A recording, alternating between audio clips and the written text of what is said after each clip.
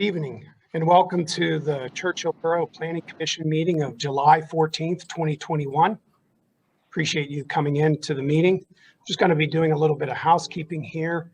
Just to remind everybody, this is a webinar format under Zoom, which enables us to have, for your benefit, a Q&A at the bottom of your screen or somewhere else on your screen, as well as the ability to raise your hand. Those who are interested in speaking tonight, you'll have an opportunity to speak, and what we ask you to do is raise your hand and we will call on those in order that we see them. When someone's hand is raised, they will be permitted to become a panelist, and then they will be asked to unmute their mic, at which point they begin to speak, of course, stating their name and full address, and they will have 3 minutes to speak. I unfortunately get to be timekeeper, therefore sometimes I will be the one interrupting you, and then I will be putting you back into the attendee. So we have right now a number of panelists doing that. I'm just simply sharing the virtual screen. As it was noted earlier, this meeting is being recorded. This meeting is also being streamed on Facebook, and for your benefit this evening, we have closed caption optionings. So if, for example, you look down at the bottom of the screen, you should be able to enable closed captioning for those who would like to have that. With that, I'm going to hand it over to the chair of our meeting, and I will go ahead and just simply share here in a minute. Why don't you go ahead, Megan? I'm going to get my agenda going, and then you can pop in here. So go ahead, Megan, and unmute yourself for the benefit of our audience.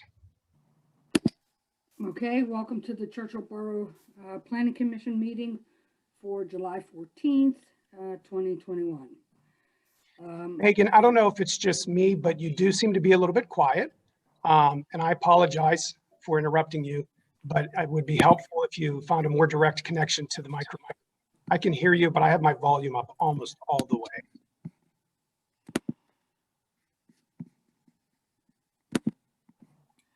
Okay, is this any better? That is an improvement. And you can see Gavin shaking his head, so that's good to know. Thanks, Gavin. Okay. I appreciate that. Well, welcome to the Churchill Planning Commission meeting of July 14th, 2021.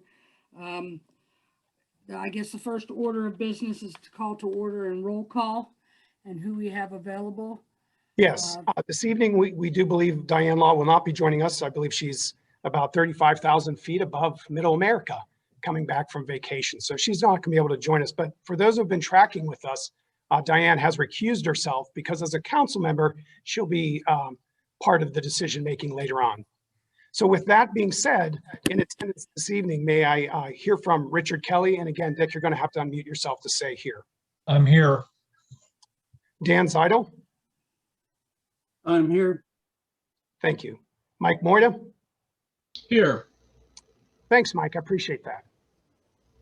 So, Mrs. Chairman, I have one thing for you. I do have an American flag, so we can actually, after we've done now the roll call, I'm going to share my slide screen again, and I'm going to simply advance it to the American flag.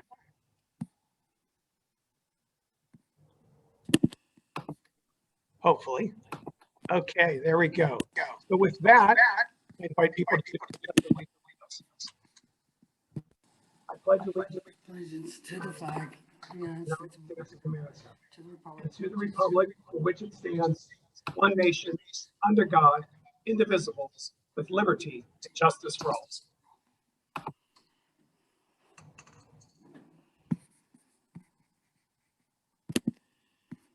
Okay, thank you very much.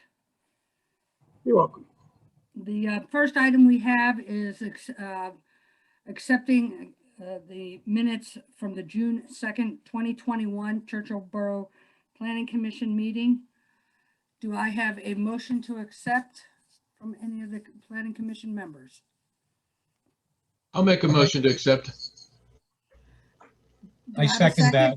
I Thank second you, that. Dick. Thank you. All in favor, say aye. Raise hand. Aye. Aye. Aye. Thank you. They are approved. Moving on to the agenda, tabled from the June 2nd, 2021 meeting, the Churchill Creek Project application for conditional zoning. conditional use approval and application for land development approval. Borough, at this time, we're going to have a short little presentation from the Borough Solicitor, Gavin Robb, to talk about the project status and outline of the process to date. Thank you, Madam Chair. I know that many of the folks who have been attending these meetings have heard this, several times. So I'm just going to sort of give a brief overview. There are two applications pending before Planning Commission right now. One is the conditional use application. The other is the land development application.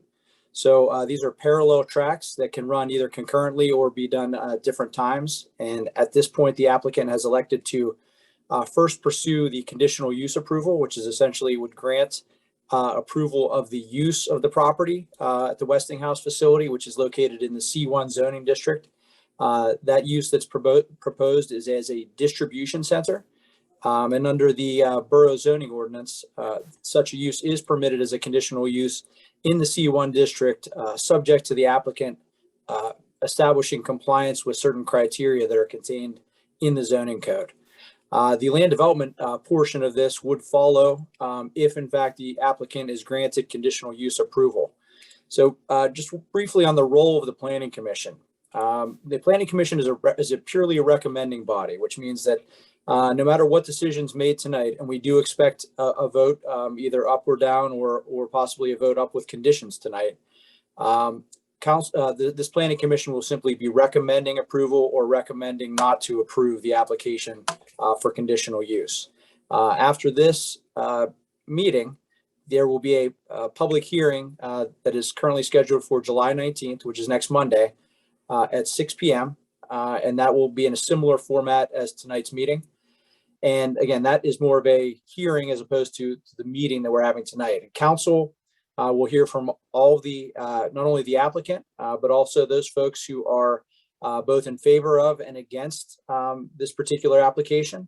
And then after however many public hearing days that we have to go through to make sure we've heard from everybody, council will ultimately make a decision to either approve or deny the conditional use application. And again, getting back to the land development, no work can be completed or started, I should say, on this project until both the conditional use approval and the land development approval are issued by the borough. So this is the first step in a multi-step process. And again, to get to the second step, the applicant has to obtain the conditional use approval from council. So tonight, we expect to hear from the applicant for an update on the various studies that they've submitted in support of their application. We'll also hear from the borough engineer to provide an update on their review as well as their sub-consultant reviews of the various studies that have been submitted. As always, we will hear from the members of the public. We'll have a public comment session after the presentation and after the borough engineer's review. And then ultimately, there is a motion on tonight's agenda, as I said, for a vote one way or the other. And at that time would be the appropriate time for planning commissioners to discuss and deliberate amongst themselves as to whether or not they feel that the applicant has met the criteria in the ordinance. And if the applicant has met those criteria, whether or not it's appropriate to add additional conditions beyond the criteria contained in the ordinance. And those conditions, must be reasonable, number one, and they must be related to the health, safety, and welfare of the public, and also, be consistent with the zoning code itself. So again, the applicant's burden here is to establish compliance with the zoning code, and it's up to the planning commission. Again, now we've talked about this before, but it's not up to the planning commission as to whether or not they like the applicant or they like the project or they think it's a good idea. It's the role of the planning commission to review the evidence that's submitted, look at the criteria that's contained in the ordinance, and determine if the applicant has complied with those criteria. So I think at this point, Madam Chair, unless you think there's anything else I need to touch on to clarify or provide additional background, I think we can move on to the applicant's presentation.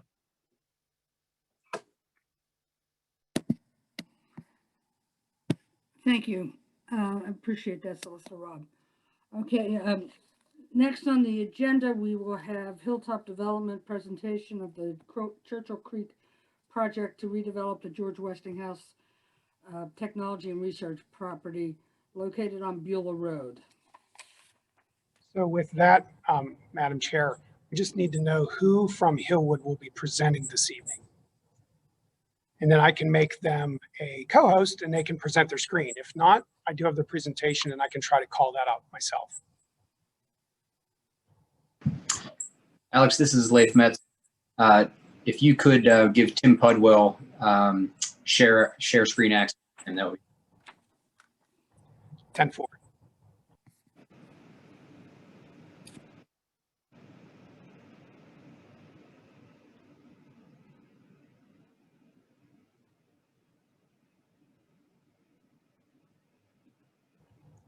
It's all yours, Tim. All right. Thanks, Alex. Let me get the screen here.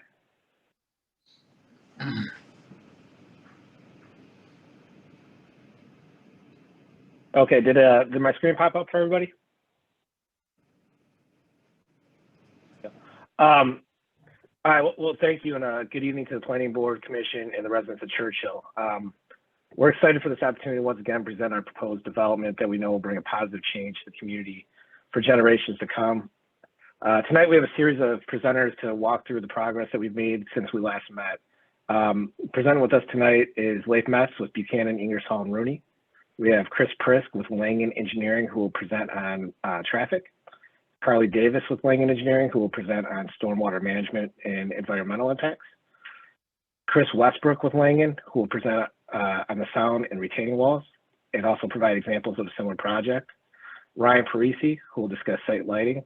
And last and certainly not least, we have Brad Griggs and Maura Kennedy with Amazon, who will introduce themselves as a prospective tenant.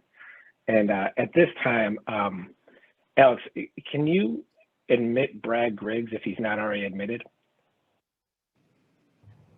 Yes, sir. Okay. Brad is going to be kicking off this next part of the presentation. So once he gets admitted, if we can just give him a second to get acquainted, and I'll turn it over to him.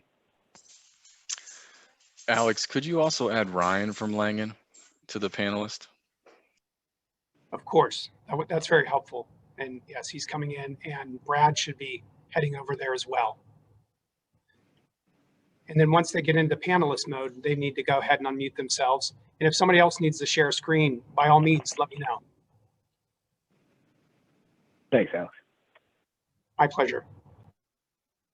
All right, looks like Brad has joined. Brad, I don't know if you're able to hear the introduction and you're up to speed. And if you're good to go, I'll give the floor to you. Perfect.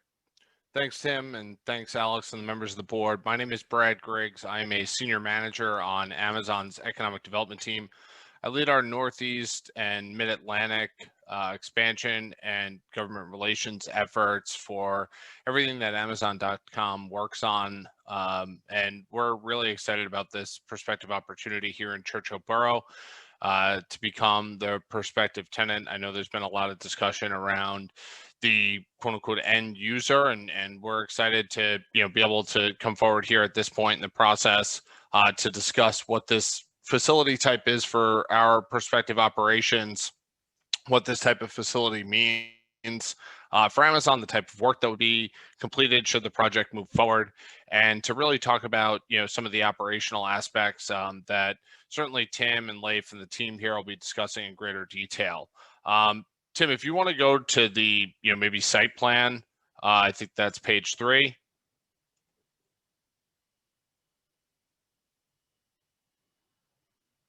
There we go. So what you're looking at here is our state-of-the-art top-end facility in the Amazon logistics network. The proposed facility that we're discussing is an Amazon robotics sortable fulfillment center. It has the primary products that are stored here as inventory are items that would fit inside of an airport security bin. It's our highest volume products. Essentially, the way this site operates is 24/7. There are trucks from our suppliers that bring the products in, they're broken down, they're sorted, and then in conjunction with the robotics that are in the inventory floor, the shelving units are brought to our associates who unpack the supplies, they stack them into the inventory racking system, and those robots then will bring them out into the inventory floor, and then they are live to be ordered on Amazon.com. as as our customers are ordering goods, then those items are brought then to a different associate who's able to take them out of inventory and start the packaging process. Those items are packaged in this site. They are labeled and ready to be delivered to our customers' doorsteps. That's how that process works here in this fulfillment center location that we're proposing there in Churchill Borough. It's, as I said, our highest end facility. These are our largest facilities in our network, but they're also the most state-of-the-art with advanced robotics, building systems. They're going to be, on the forefront of our sustainability initiatives around the climate pledge and what we're trying to do in these buildings to be as sustainably led as possible. I know that Tim and Leif and the team have talked a lot about, how much it will be to build this building.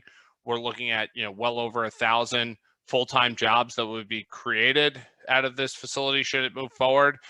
Those would be all, full-time positions starting at least $15 an hour and up, with, over 100 managerial positions making at least $60,000 a year. All of the full-time positions that would be going into this building will have comprehensive benefits starting day one, the same that I have.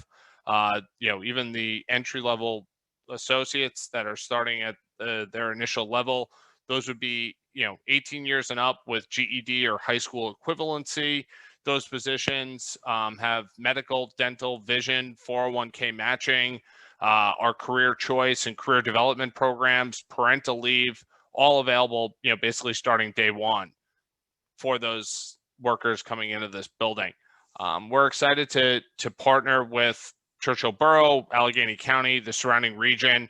We've had some great initial discussions, and we're excited to come forward here tonight as the prospective future tenant to talk about what an Amazon robotics fulfillment center means to the communities that we're going into, this state-of-the-art building and how it operates. And we're excited to hopefully be able to move forward in partnership with the Planning Commission here, with the Borough Council, and with the region at large. So thanks for having me here this evening. I'll turn it back over to Tim to continue with the presentation.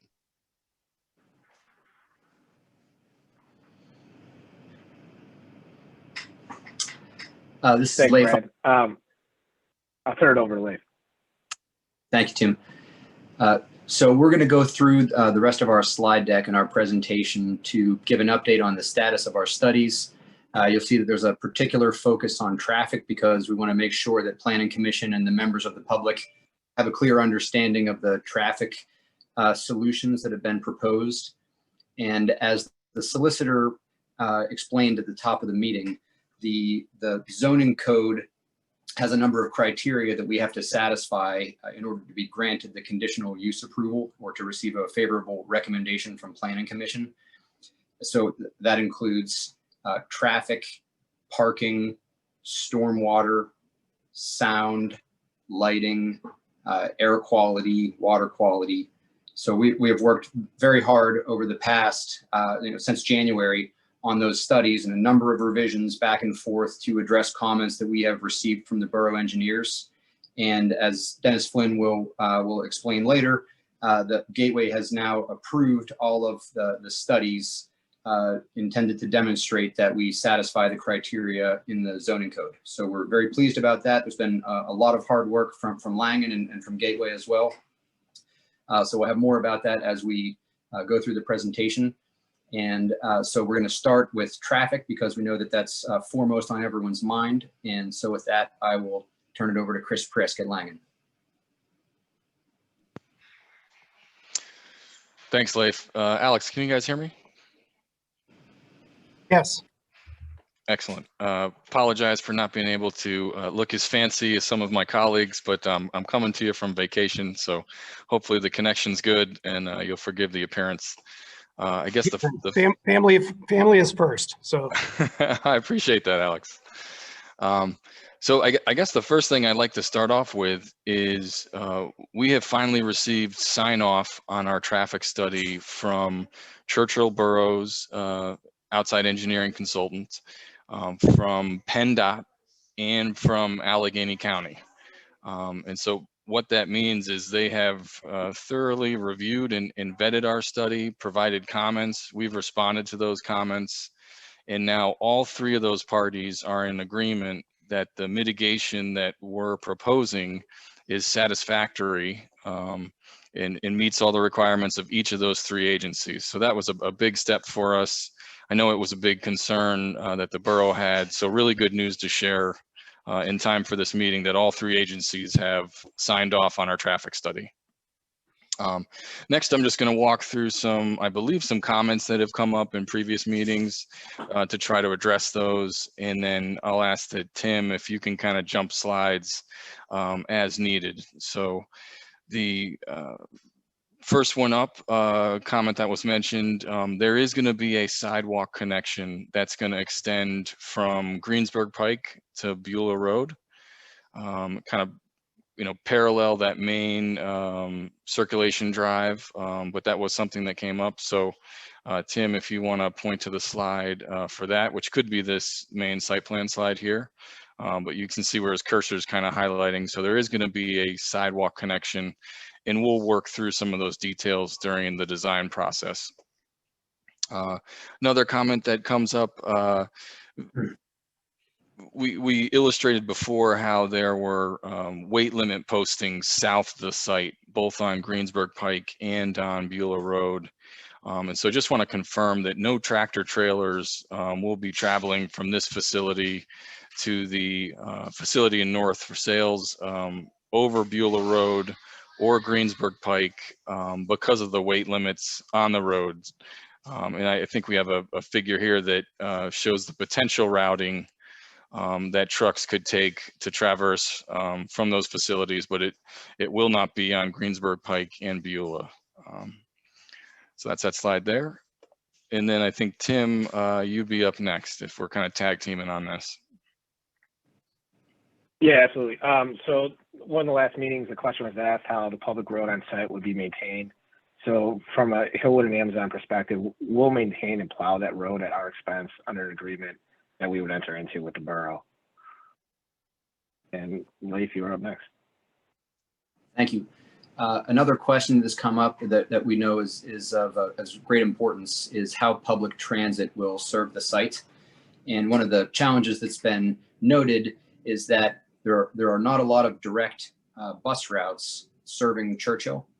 And so if the expectation is that a large number of the associates potentially working at the site in the future are coming from other municipalities in the school district, it's really hard for that group of people to take public transit to get to the site, because in many instances they would have to take a bus downtown and then transfer and then get on another bus coming out to Churchill, possibly with an additional transfer in Wilkinsburg, and that doesn't make sense. And so we've had several meetings with the Port Authority to discuss the importance of enhancing public transit for the site, including most recently a call this morning with the Port Authority and with Senator Costa to reiterate the importance of public transit to the site. So for example, there may be additional buses added to existing routes serving Churchill, and there may also be entirely new bus routes coming up through the Mon Valley, through the other municipalities in the school district to provide direct public transit routes to the site. And there will also be discussion of additional bus shelters or of a park and ride. So we just wanted to reiterate that that is on our radar. The discussions are actively underway with the Port Authority, and it's a priority for the project. Chris Prisk, I'll pass it back to you. Thanks, Leif. Last Planning Commission meeting, I think we kind of walked around a graphic that illustrated the various improvements from the traffic study and kind of called out in details what was occurring. We wanted to provide additional detail during this meeting for the Planning Commission and for the public on how some of those improvements listed in the traffic study would actually look. And so we have some slides kind of showing improvements at each specific location. And then later on in the presentation, because it seemed like there was a lot of interest in the simulation modeling that we showed previously, we have 2 different simulations to kind of walk you through so you can visually see what it would kind of feel like. So I'll start off first with the slide showing the improvements. And so this first one here, we've touched on before is this new off ramp from the parkway to a local road, which then provides you the option to kind of split off and go to the site or come back to Greensburg Pike. And why I specify the local road piece is because that's a FHWA stipulation. I know there was a few instances where people were inquiring if, you know, direct access to and from the site could be provided to the interstate. And that's simply just not allowed by FHWA. So this new connection goes to a local road, which then allows access to the site. Next slide, please, Tim.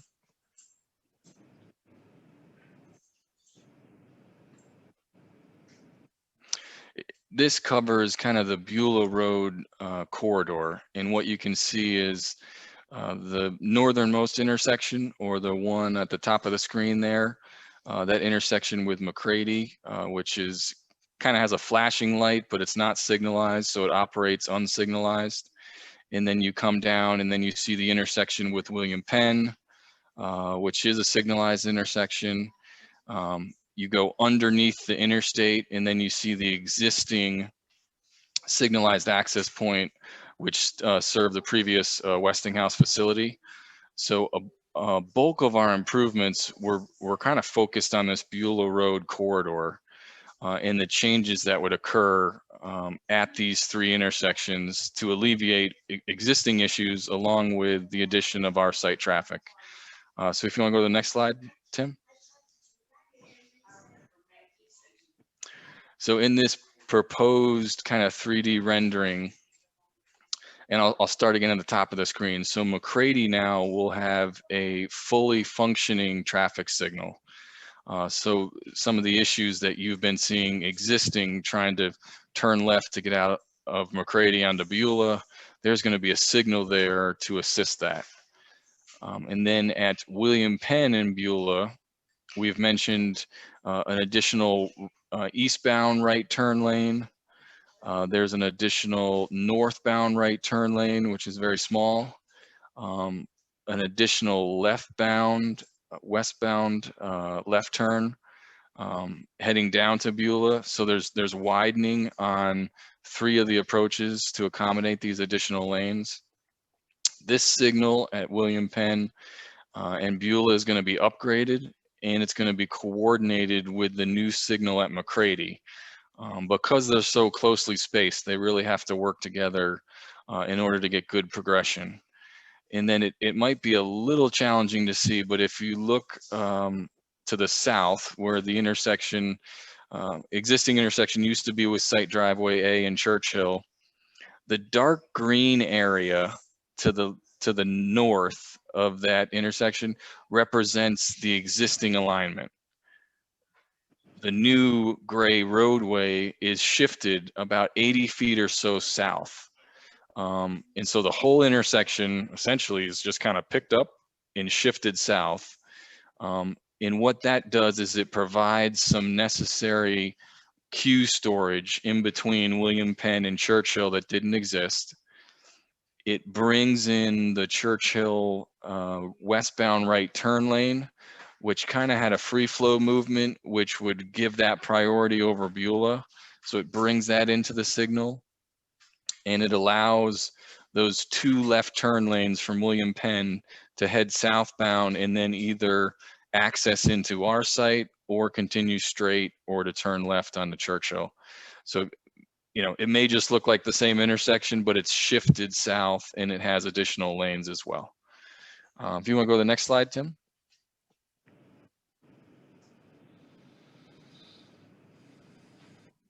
It looks like maybe this is just a zoomed in picture of what we had already discussed of McCready to the north and William Penn.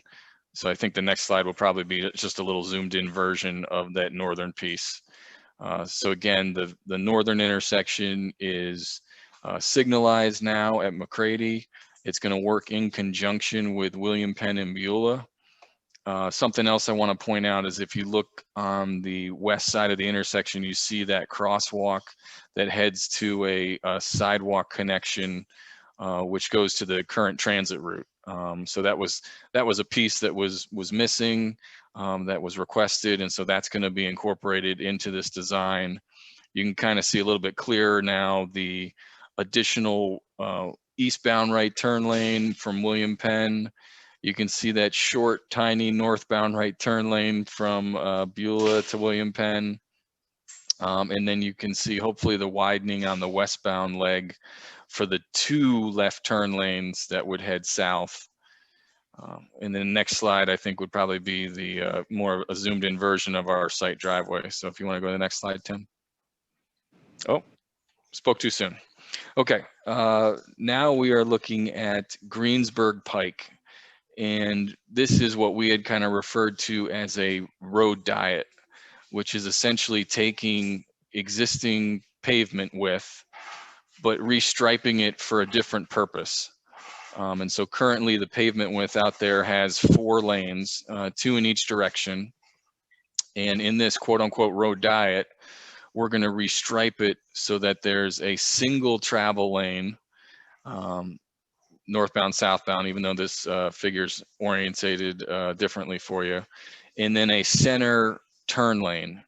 And so the center turn lane is going to serve every residence, every business along this section of Greensburg Pike, providing them the refuge they need to wait for an opening to turn left while not blocking through traffic behind them.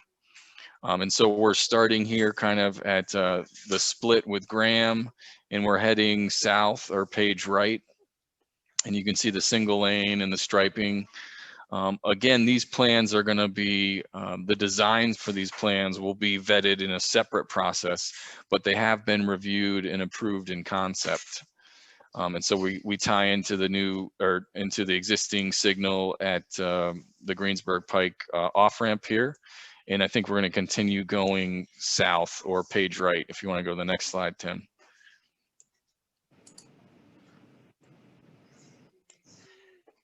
And now you see we continue south along Greensburg Pike. And then in certain spots in between different intersections, instead of having it be a turn lane that serves either direction, some are going to be identified specifically northbound or southbound. So in this case, in between the school and our proposed access, you see that it's specifically designated, northbound left turn into the school, which will be, benefit for the school, and then a southbound left turn into our site, which serves our facility. And then you can see once you get past our site, it goes back to that kind of shared 2-way left turn access. And you can see that there's a brand new signal that's going to be installed there at that site driveway as well. Go to the next slide, Tim.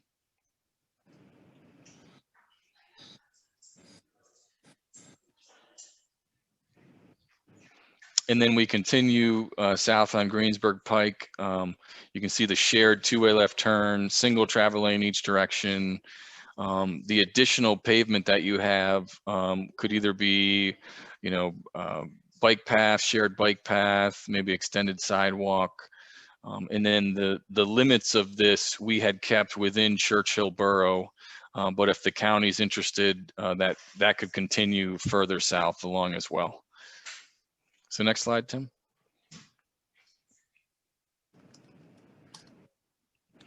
Okay, and then now we're on William Penn Highway, and this is more of a restriping, not so much a road diet. So it's still the 4-lane section, 2 lanes each direction, but there's going to be a restriping effort where certain lanes are going to function as a exclusive left turn lane. And then at the intersection of Graham, it's an existing signal. There's some phasing modifications, some signal modifications that's going to occur. And then as you work to your east, which is Page right on this figure, you can see how certain turn lanes, becomes a shared turn lane in between that again could serve residents and local roads on either side. And then as you get to the on-ramp, it's a specific westbound left turn lane for the on-ramp. So this is more of a restriping, whereas Greensburg Pike's a road diet because you're actually, repurposing one travel lane for a different use. Here, it all maintains vehicular use, but you're just changing the designation with lane striping. Next slide, Tim.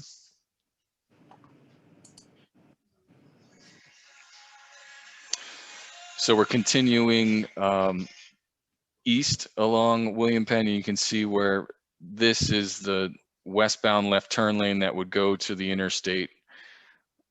The extent, of this kind of restriping effort, and then it kind of goes back to the normal 2 lanes each direction. So next slide, Tim.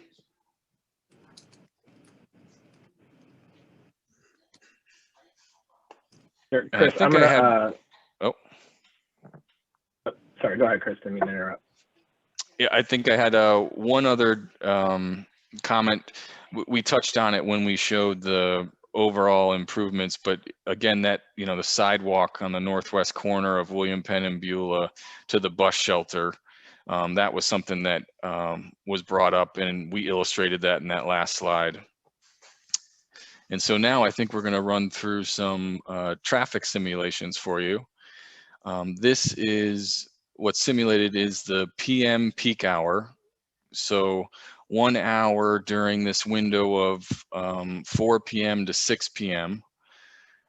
And this is the actual speed that the vehicles would be traveling. And we're starting here at the off-ramp of the Parkway to Churchill. And then our site is located to the left or to the west of this. And we tried to keep this, very slow. I will do my best to hopefully narrate and keep you interested, but we wanted to make sure that you could kind of see this in its entirety. So this is the main site access on Beulah, and you can kind of see the Google image background behind the simulation.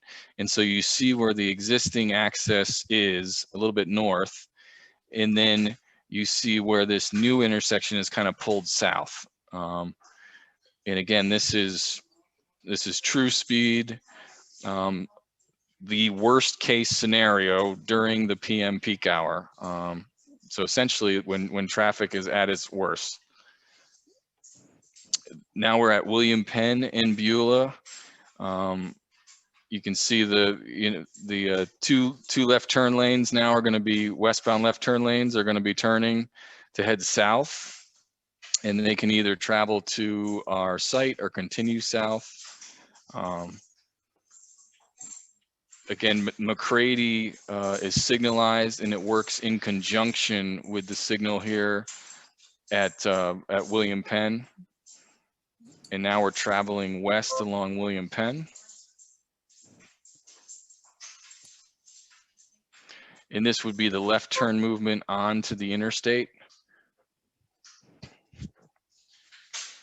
So you can see these left turn vehicles turning to get onto the interstate using that, what is now an exclusively left turn lane.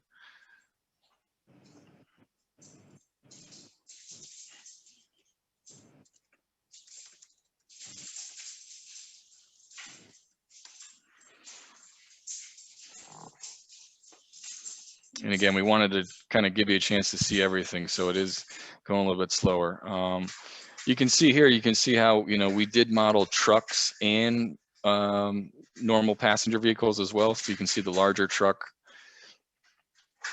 This is Graham in William Penn. And this is where we had phasing changes to the northbound route right turn lane to kind of have an overlap phase. But the queue lengths that you're seeing, the operations that you're seeing are reflecting PM peak hour worst case conditions. A little bit further over on William Penn where it hits Greensburg Pike.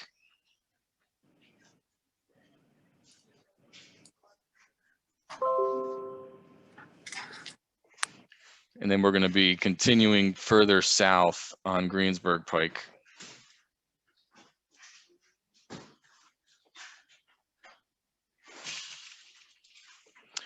And then here's where Graham and Greensburg Pike converge. Again, you can see, trucks and vehicles are modeled in this.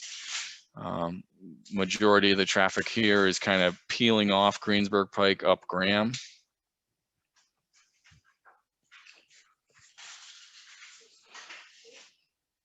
And then you're going to be heading into that section that we perform that, or proposing that road diet on Greensburg Pike.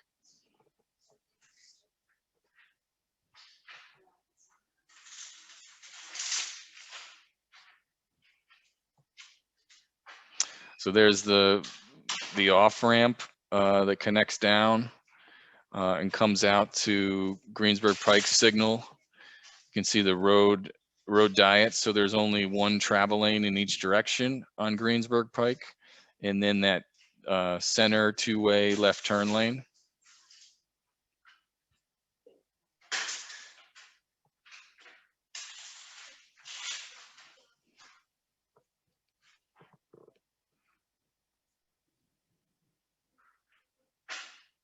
And we're going to continue further south on Greensburg Pike towards the new proposed site access.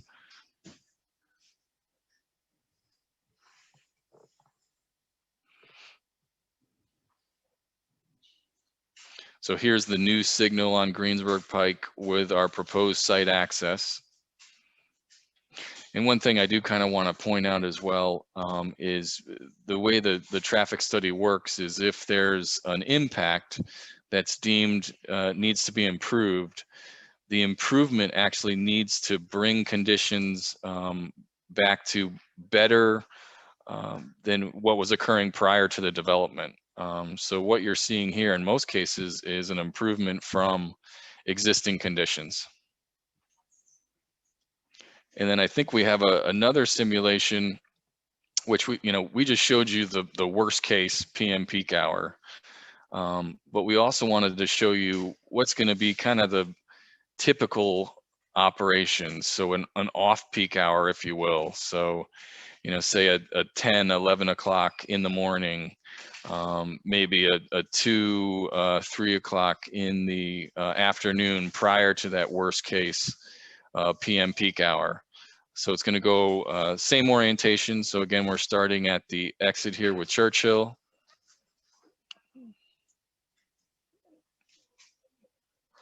And then now we're going back to the new site intersection, which again is shifted south about 80 feet, has some widening on the southbound approach. So there's an additional lane there. But these are going to be the conditions that you should be experiencing kind of during those off-peak times, which is for the most part more than the peak worst case times.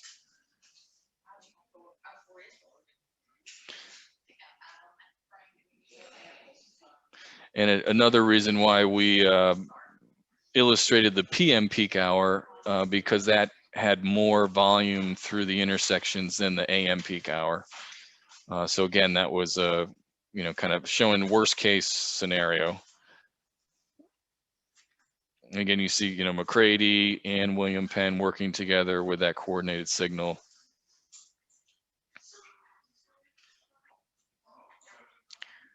And now this is the on-ramp to head inbound on the Parkway. Again, on the westbound approach, you can see the restriping effort. So there's a dedicated left and then a through and then a through right. And then on the opposite approach, there's a dedicated left and a shared through right.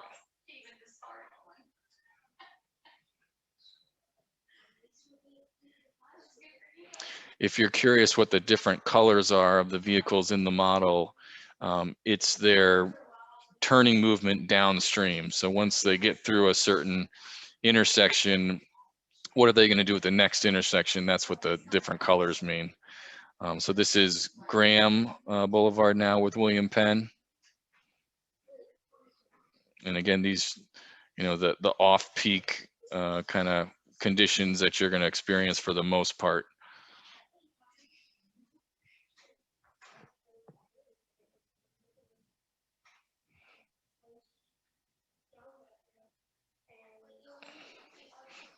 And then this is where Greensburg Pike hits William Penn. We're almost done there, but again, we just wanted to make sure we took the time to kind of illustrate all this for you as best we could.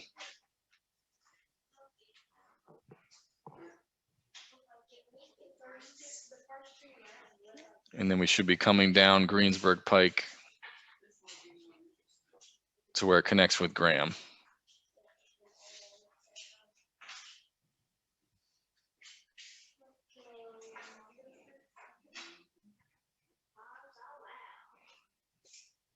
So you can see that's where the road diet starts, where Graham peels off. Again, this is a real-time simulation of what the conditions would be.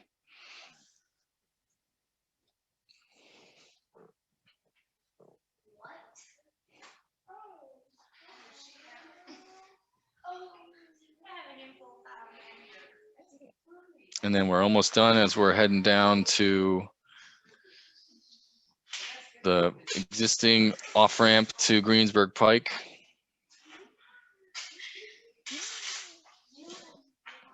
Again, you can see there's, in this off-peak model, there really isn't any significant queuing at all to speak of at the study area intersections.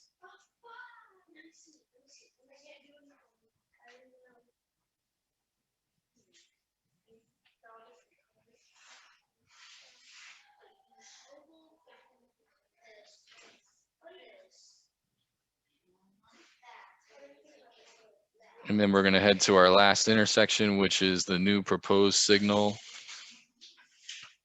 on Greensburg Pike with the site access.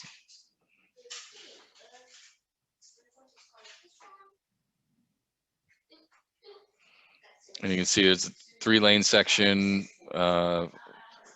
southbound left turn, through lane each direction, and then our site signal. And then I think that wraps us up.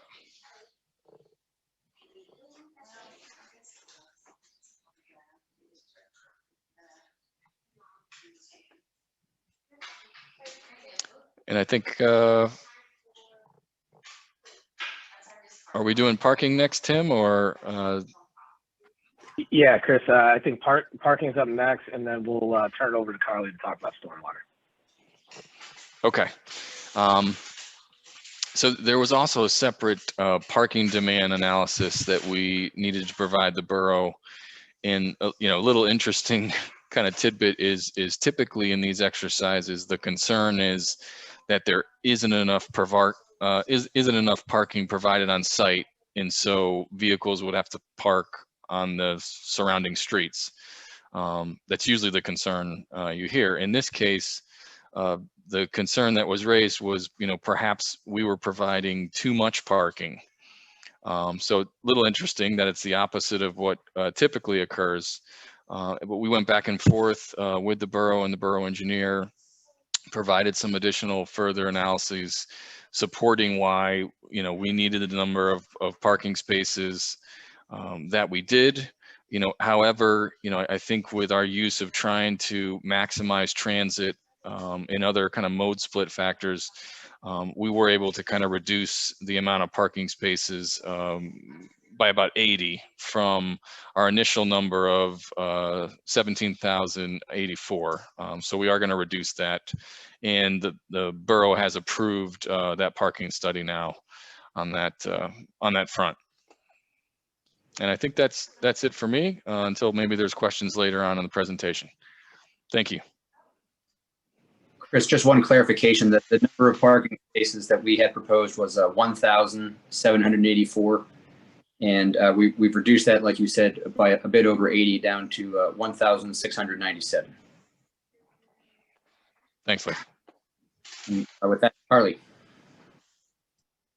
Hi, everyone. You all probably know me by now, Carly Davis with Langen in Pittsburgh, one of the PMs on the project. So stormwater was pretty short and sweet tonight. We have received our kind of approval from the borough engineers on our stormwater report to date. That kind of will get us through the conditional use. Obviously, we do have DEP permits to still get, which we'll talk about later in the presentation, but wanted to, give everyone the update that we have been approved by the borough, which we're very excited about. And that to address a question from last planning commission meeting where there was a question that the stormwater facilities are so complicated and that there's a risk of them failing if the person maintaining them or monitoring them is not there or is on vacation. So simply, this system is very robust. Yes, it's a large site. It requires a lot of management. However, those systems are not complicated. They work by gravity. It is basically tanks holding water. Water comes in, water leaves, water comes in via larger holes, water leaves via smaller holes, goes into ponds that you normally see, and then that process just continues downstream.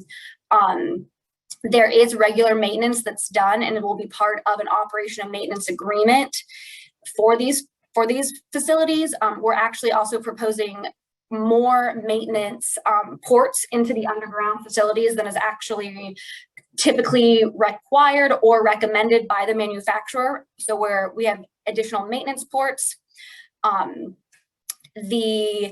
at the completion of the project and during the project, a registered engineer, so myself or another registered professional engineer, actually inspects the construction and ensures that they're being maintained or ensures that they're being constructed per the code and per the proper sequence that the manufacturer has specified.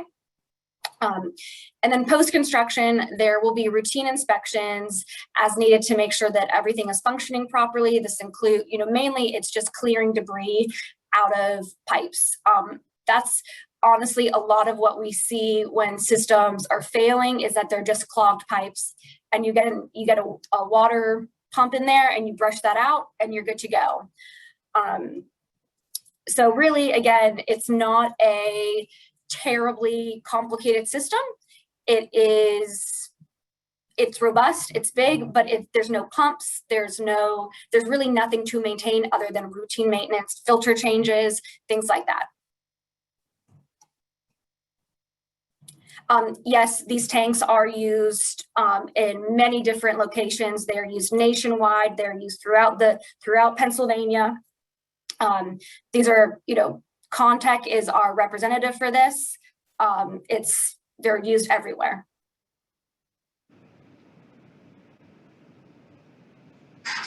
Thank you, Carly. I think that's good on stormwater, and Chris Westbrook now is going to talk about the sound walls and the retaining walls. Thank you, Leif. We wanted to provide some additional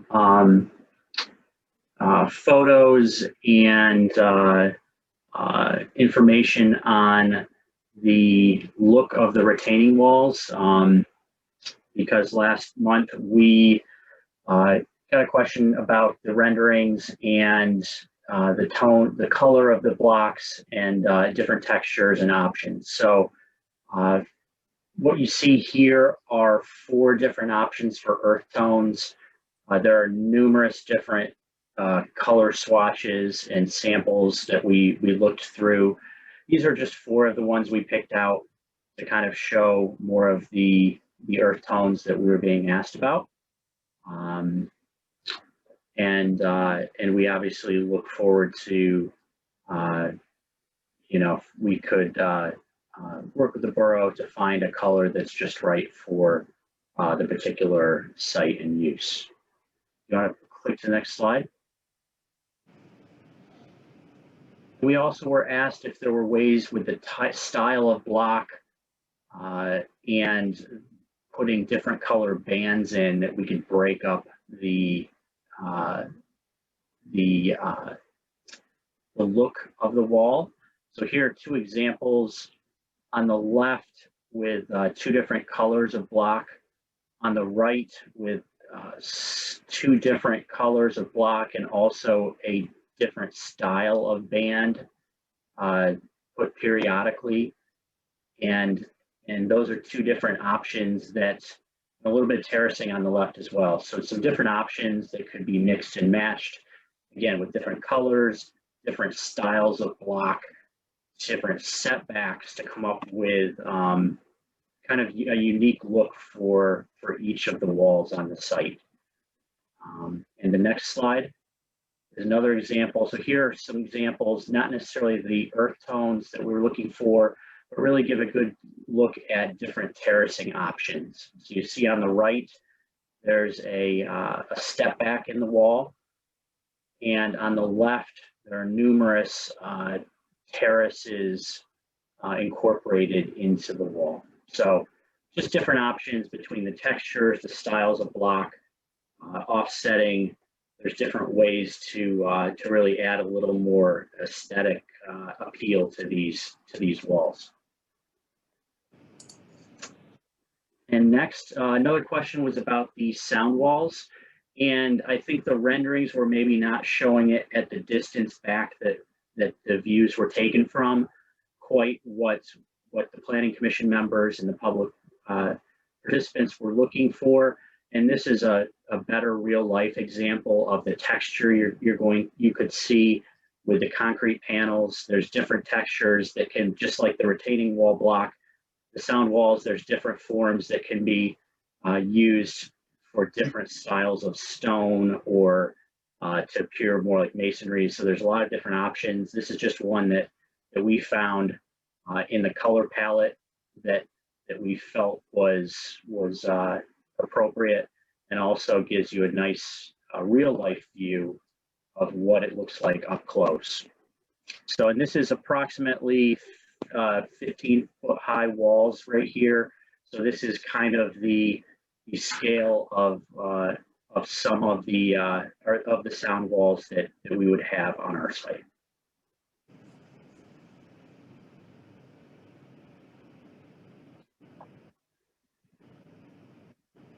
Another question. Go ahead, Carly, passing it back to you. Or Leif, do you want to start, or do you want me to go ahead on this one? I'll start. Thank you, Carly. Yep. The next thing that we wanted to talk about is trees.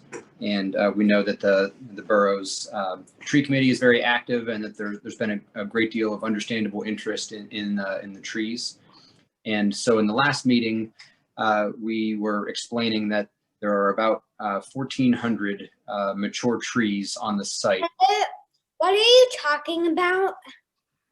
That would be clear as part of the. Jacob. This is my Hey, I'll just start that over. So in the last Planning Commission meeting, we were mentioning that there are about 1,400 mature trees on the site that would be cleared as part of the development. And we were enumerating the number of those that are either invasive species, or that are disease prone, or that are dead already, or that are in fair or poor condition. Nonetheless, explaining that we were planning to, at that point, double the number of trees we were proposing on the site from roughly 500 up to just over 1,000 trees.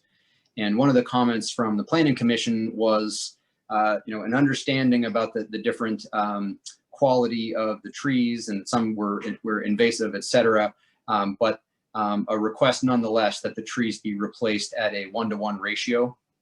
And so we heard that comment, and we're prepared to do that. So the number of trees that we have proposed on site is 1,032, and we have pretty well maxed out the site's ability to hold trees. So the additional 368 trees to get us up to a 1-to-1 ratio, our suggestion would be that we donate those trees to the tree committee to be planted in the committee's discretion, perhaps on the country club site, now that the land trust has obtained the land, is going to be redeveloping it for a park, or at the high school, or at other locations of the tree committee's choosing. So we're proud about that, about the 1-to-1 replacement. And with that, I'll turn it back to you, Carly, for the next tree question. Sure. Just going back to one of the questions that I saw pop up once we switched over, we have received approval from the borough engineer for the stormwater. We have the DEP comments to still address, which will be then resubmitted back to the borough because there will be additional things to address going through that process. There is maintenance involved, just like there's maintenance involved with a normal pond. It's just not a maintenance that if someone's not, it's not an amusement park type of maintenance where if a roller coaster breaks down, you know, we have to have someone on it, or like a daily inspection thing. The systems are big and they're robust, but they don't require that level of maintenance. It's after large storm events, things like that, monthly or probably every 6 months, they recommend changing the filters, things like that. So there is maintenance.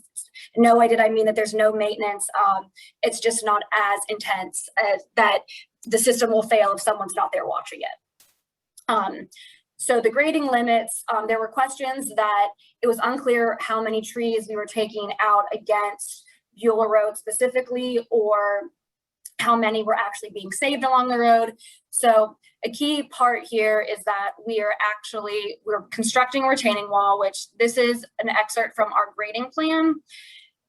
What you can see here is that this kind of black area to the north of the red circle is actual grading. So that's, you know, we're coming down at like a 2-to-1 slope. Then we transition into an actual retaining wall. And the reason why we have the retaining wall is to not have to increase that slope and take out even more trees. So, and we have that on other areas of the site as well in an effort to save vegetation. So Tim, if you could go to the next slide. So what we're showing here is the retaining wall is about 147 feet from the property line, giving ourselves about 50 feet of additional room beyond that retaining wall for clearing vegetation in order to maintain the wall and also build it. That still leaves about 100 feet that we won't be touching. So that gives us about, if you know, comparison to what the trees that we are demoing of a similar area, we're looking at about 150 trees being maintained on that side.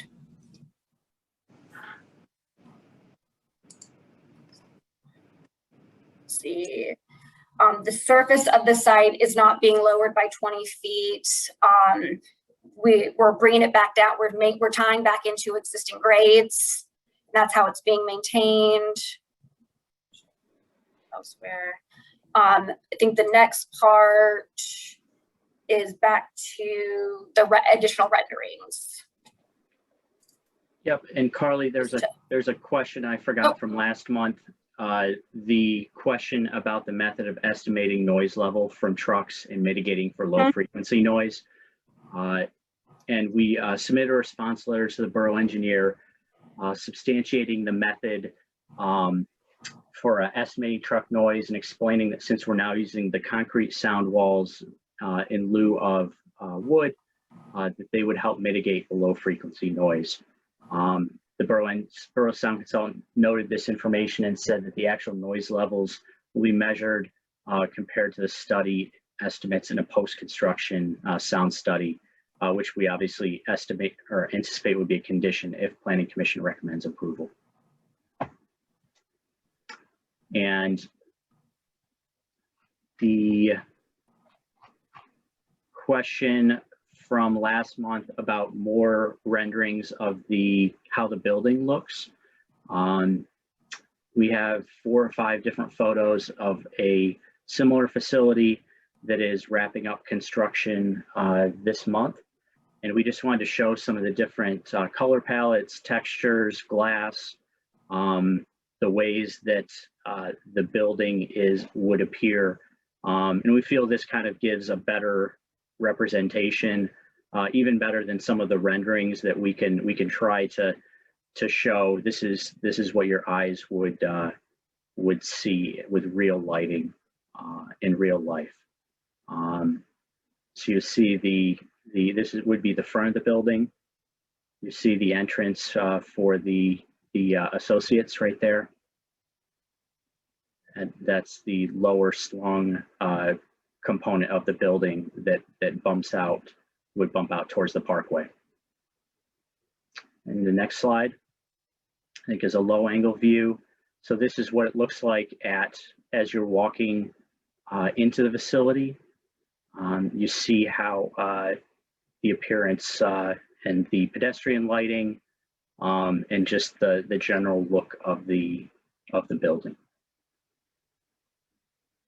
This is, again, hard to get across in a rendering. Here's a little bit of a perspective view. So you see the associate entrance in the front, and then you see the building behind it, multi-stories behind it. So that's kind of how you see that it's not a big white box. It has a lot of, you see the panels and the scoring horizontally. You see the texture on some of the dark kind of stone look similar to what the retaining walls looked like around the entrance area. You see the use of the colors to break it up and glass. So it's it's much different than a typical speculative building. And I'll pass it to Ryan Parisi to discuss site lighting. Great, thank you, Chris. Can everybody hear me? Yes. Awesome, thank you. Good evening, quick intro. My name is Ryan Parisi. I've been with Langen for 3 years, licensed landscape architect in the state of Pennsylvania, and I was the designer of the lighting for the project. Similar to my colleagues before me, we have a couple comments that came up, a couple questions that I just wanted to quickly go through and address here. First, we were asked if the lighting study considers reflected glare. It's our understanding that this comment is related specifically to light that's being reflected off the building, the paved surfaces of the site. As you saw, it was actually perfect transition from what Chris was just talking about. With the building facade is primarily concrete for a majority of the building. It's these concrete panels, except around the associate entrance, which is on the north facade of the building in this, in the way that we have this orientated. That's where we have the windows. So the majority of these windows, are not directed towards any sort of residence. That being said, we did model the building with a reflectivity equivalent to a concrete sidewalk, which is kind of an industry standard that's used, and it's similar, in my understanding, to the concrete wall panels that are proposed for the building. The rest of the parking lot and the landscaping surfaces would have virtually no reflectivity. Second, we were asked if there are house side shields on the wall mounted lights of the building. So house side shields, they're typically installed around the perimeters of the development, and this is to limit trespass on any adjacent properties. So we did not install house side shields on the buildings because essentially the building functions as the house side shield in this instance. Because even with house side shields, there is still some level of backlight that is inherent of any light fixture. So just for everyone's understanding, when I say backlight, what I mean by that is the backlight is the light that is emitted in the opposite direction from the intended direction of the light source.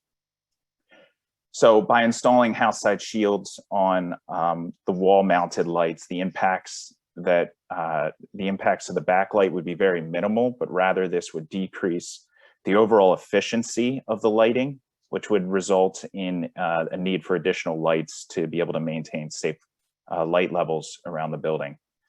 And thirdly, and it's actually the picture that you see on the screen here, is we were asked if there are glare shields on the site perimeter lighting. We propose backlight controlled optics like those that you see on the screen here, and house side shields along the site perimeter lighting. This limits the impacts of the backlight and the light trespass at the property line level to get them below the required 0.25 foot candle level. So if you're taking a look at this image now, what you see here is this Lithonia DSX2 fixture, the bottom left-hand corner, which is what we're proposing throughout the development. And then a zoom in of the optics, you can see that these are very, very shielded optics. It's new state-of-the-art technology that's used that limits the light trespass behind the fixture, like I was mentioning with the backlight. and it also limits glare. So that is what I have, and I'll pass it back to the rest of the team. Thank you, Ryan. So we're going to talk about environmental issues next. And so one comment that has come up in some of the prior meetings is about the federal Section 106 historic process. So I just wanted to talk about that for a minute. So this is a federal statute that's designed to preserve or protect historic properties. And the federal Section 106 process gets triggered in two different ways. Either if a project has federal funding or if there's a federal permit that's involved. So for this project, there is no federal funding. There is one possible federal permit. So the Army Corps of Engineers right now is evaluating whether or not they are going to take jurisdiction over the stream on the site. So there's a stream over on the western side of the site, which for most or all of its length is culverted, meaning that it's inside of a pipe, but it's nonetheless a stream. And so the Corps recently made a site visit. We're anticipating their jurisdictional determination by the end of this month. So if the Corps does take jurisdiction, that means that there will be a federal permit. And if there's a federal permit, then the Section 106 process will apply and we will comply with it. And so part of what that means is that there are consultation with a number of historic or preservation groups is required, and that process has to be completed before any buildings on site can be demolished or before any new construction can begin. So if the Corps takes jurisdiction and then there's a federal permit, Section 106 applies and we will comply with that process. And the alternative, if the Corps does not take jurisdiction, there's still a historic process to go through.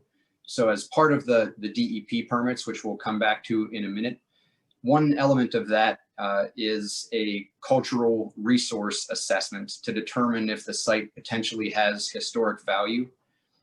And we would need to work with the State Historic Preservation Office to determine any appropriate mitigation measures for the historic qualities of the site. So that might involve things, for example, like finding the blueprints from the buildings or finding any artifacts from Westinghouse's time there and donating those to the Heinz History Center, having a plaque commemorating the importance of Westinghouse on this site, or having some type of an exhibit on the site, about the prominence of Westinghouse and its importance to this region. So things of that nature. But that process with the State Historic Preservation Office also has to be completed before we could demolish or construct any buildings. So either way, whether we're in the Section 106 process or whether we're in the State Historic Preservation Office process, there will be a later historic process that Hillwood would need to go through before any site work could commence. Carly, if you could take it on the next element in environmental. Sure. So there was a public comment about, or there has been comments about the Allegheny County Health Department and whether permits are needed. We received a determination from the Allegheny County Health Department on July 7th, 2021, and that's been submitted to the borough, that no permit is required because the thresholds for requiring a permit are not being met by this development. Thank you, Carly. Another environmental comment that has been made in some prior meetings is that the 2 DEP permits that would be needed for this project have not been obtained yet. Those 2 permits, they're referred to by the chapter in the Pennsylvania statutes. So there's a Chapter 102 permit, which relates to earth moving, and there's a Chapter 105 permit that relates to stream crossings or wetlands. So we're actively working with DEP on both of those permits. So at the top of the meeting, the solicitor was explaining how there are 2 different applications that we're working through with Planning Commission right now. There's the conditional use approval, and then there's also the land development approval. So tonight, what we're talking about is the conditional use approval. The DEP permits are part of the second phase. They are part of the land development process, that they are not part of the conditional use process. And just as an example, another project that just this past Monday was approved by Borough Council for a conditional use is the Trek Development Project to develop senior housing on the former Schaefer School site. And so they were in the exact same position where they've started the process with the DEP, but they do not yet have their DEP permits. And they explained, just as we have, that that's part of the second land development plan process. And so, understanding that, Borough Council approved those conditional use, their conditional use application. So we're in the exact same posture here. We recognize that we need those permits before we can start construction or moving any earth. We will go through that process, but those are not part of the conditional use hearing.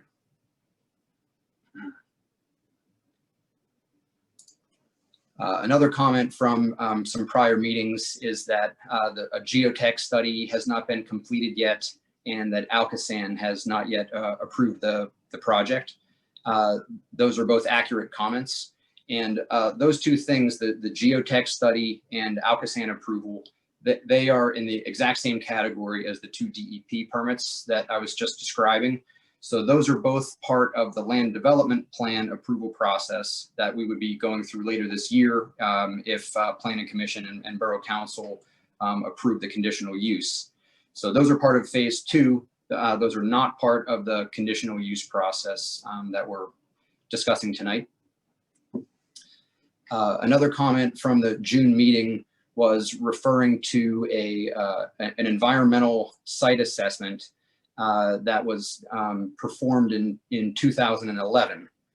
And we have not seen this study, but the public comment was describing it as having taken a number of soil samples from the site and having concluded that some soil needs to be remediated, but not all the soil, and estimating the price tag for that process at about $3 million. The environmental remediation cost estimate that we have provided is larger than that. It's $8 million to $18 million. So I think the comment was aimed at saying, you have overstated what the environmental remediation cost is. It's only $3 million. So again, we haven't seen that study or had a chance to review it. But in our estimate of the environmental remediation cost, the vast bulk of the cost is in asbestos remediation from the buildings on site and does not relate to remediating contaminated soil. So if the soil remediation has a $3 million price tag, that's consistent with the estimated environmental remediation cost that we have presented to Planning Commission. And Carly, I'll turn it back to you to talk about the curtain snake. Yes, so part of our DEP permits are doing two kind of database searches. One is called a PINDI, which is the Pennsylvania National Diversity Index. I believe I got the N right. Basically, it does a search of the site for any invasive or any natural or endangered species that we need to be aware of that could potentially need to be mitigated for. The only one that was flagged was a potential presence of the Kirtland snake. Via that process, the PA Fish and Boat Commission instructed us to conduct a habitat assessment on the site. There are two firms that are allowed to do it per the DEP and per the PA Fish and Boat Commission. We contracted with Ecological Associates. They performed a habitat assessment, and that showed up about 33 acres of habitat for the Kirtland snake. And over the course of the last 2 months, we've been doing field studies, which include placing plywood boards all throughout the site in this habitat area that are fertilized and basically make the snakes want to come to it. And they're inspected daily by just going and seeing, have these snakes come to this fertilization. This is the method that the PA Fish and Boat Commission states needs to be followed. And at the same time, all of these stipulations as far as the frequency of inspections, et cetera. after 2 months of surveying, which is and in the correct time frame. Timeframes are limited to mating seasons. We did it in the correct time frame, and no snakes were identified on site, or no Kirtland snakes were found on site. So we intend to submit that to the PA Fish and Boat Commission in the next few weeks and get that clearance from them. So again, we've cleared our way through not endangering any species that are endangered. The other one to hit on is what Leif talked about earlier with the PHMC and SHPO. The January 2021 cultural resource assessment, or the historic site letter, was generated because of the cultural resource assessment that we actually contracted with to do that assessment. So we're very well aware of what's going on with SHPO and the PHMC. We know the Section 106 process. We know that it requires a memorandum of agreement and that all consulting parties will be included in that process. It's just a matter of whether the Army Corps of Engineers takes jurisdiction and they lead that effort. So we're very aware of those two pieces. We're quite confident we've got the clearance for the endangered species section. We've just got a little bit more work to go through for which the public will be involved with for the other component. I think Leif probably up next. Tim, I think that's on to you to talk about fire safety.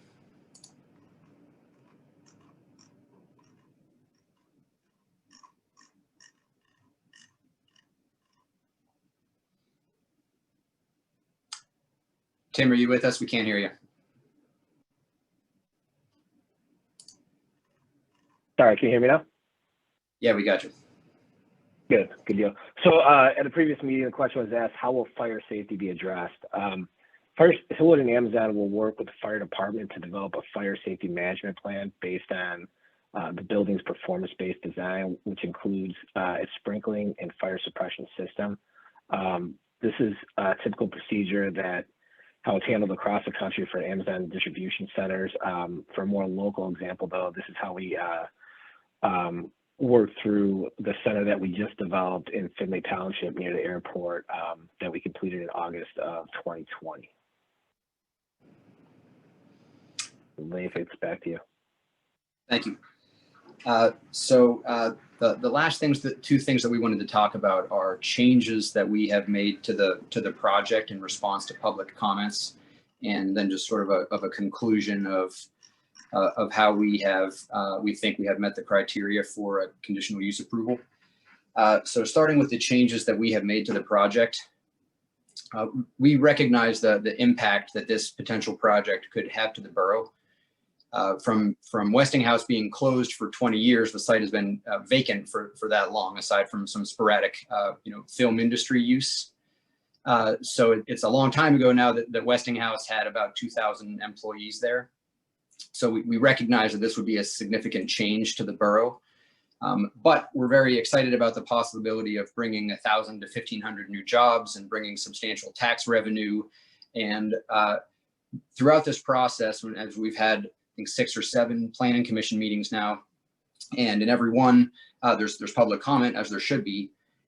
So we have, I'm sorry about that. We have listened earnestly and worked hard to try to address those comments as well as we can. And so I just wanted to mention some of the more significant changes that we have made to the project in response to public comments. So the first one is that we were initially proposing a significantly larger facility. It was a 3.6 million square foot facility. And so one of the early comments was, this facility is too big. Can you please find a way to reduce the size? And so we heard that comment. And so we have reduced the size of the facility by about 20% down to 2.9 million square feet.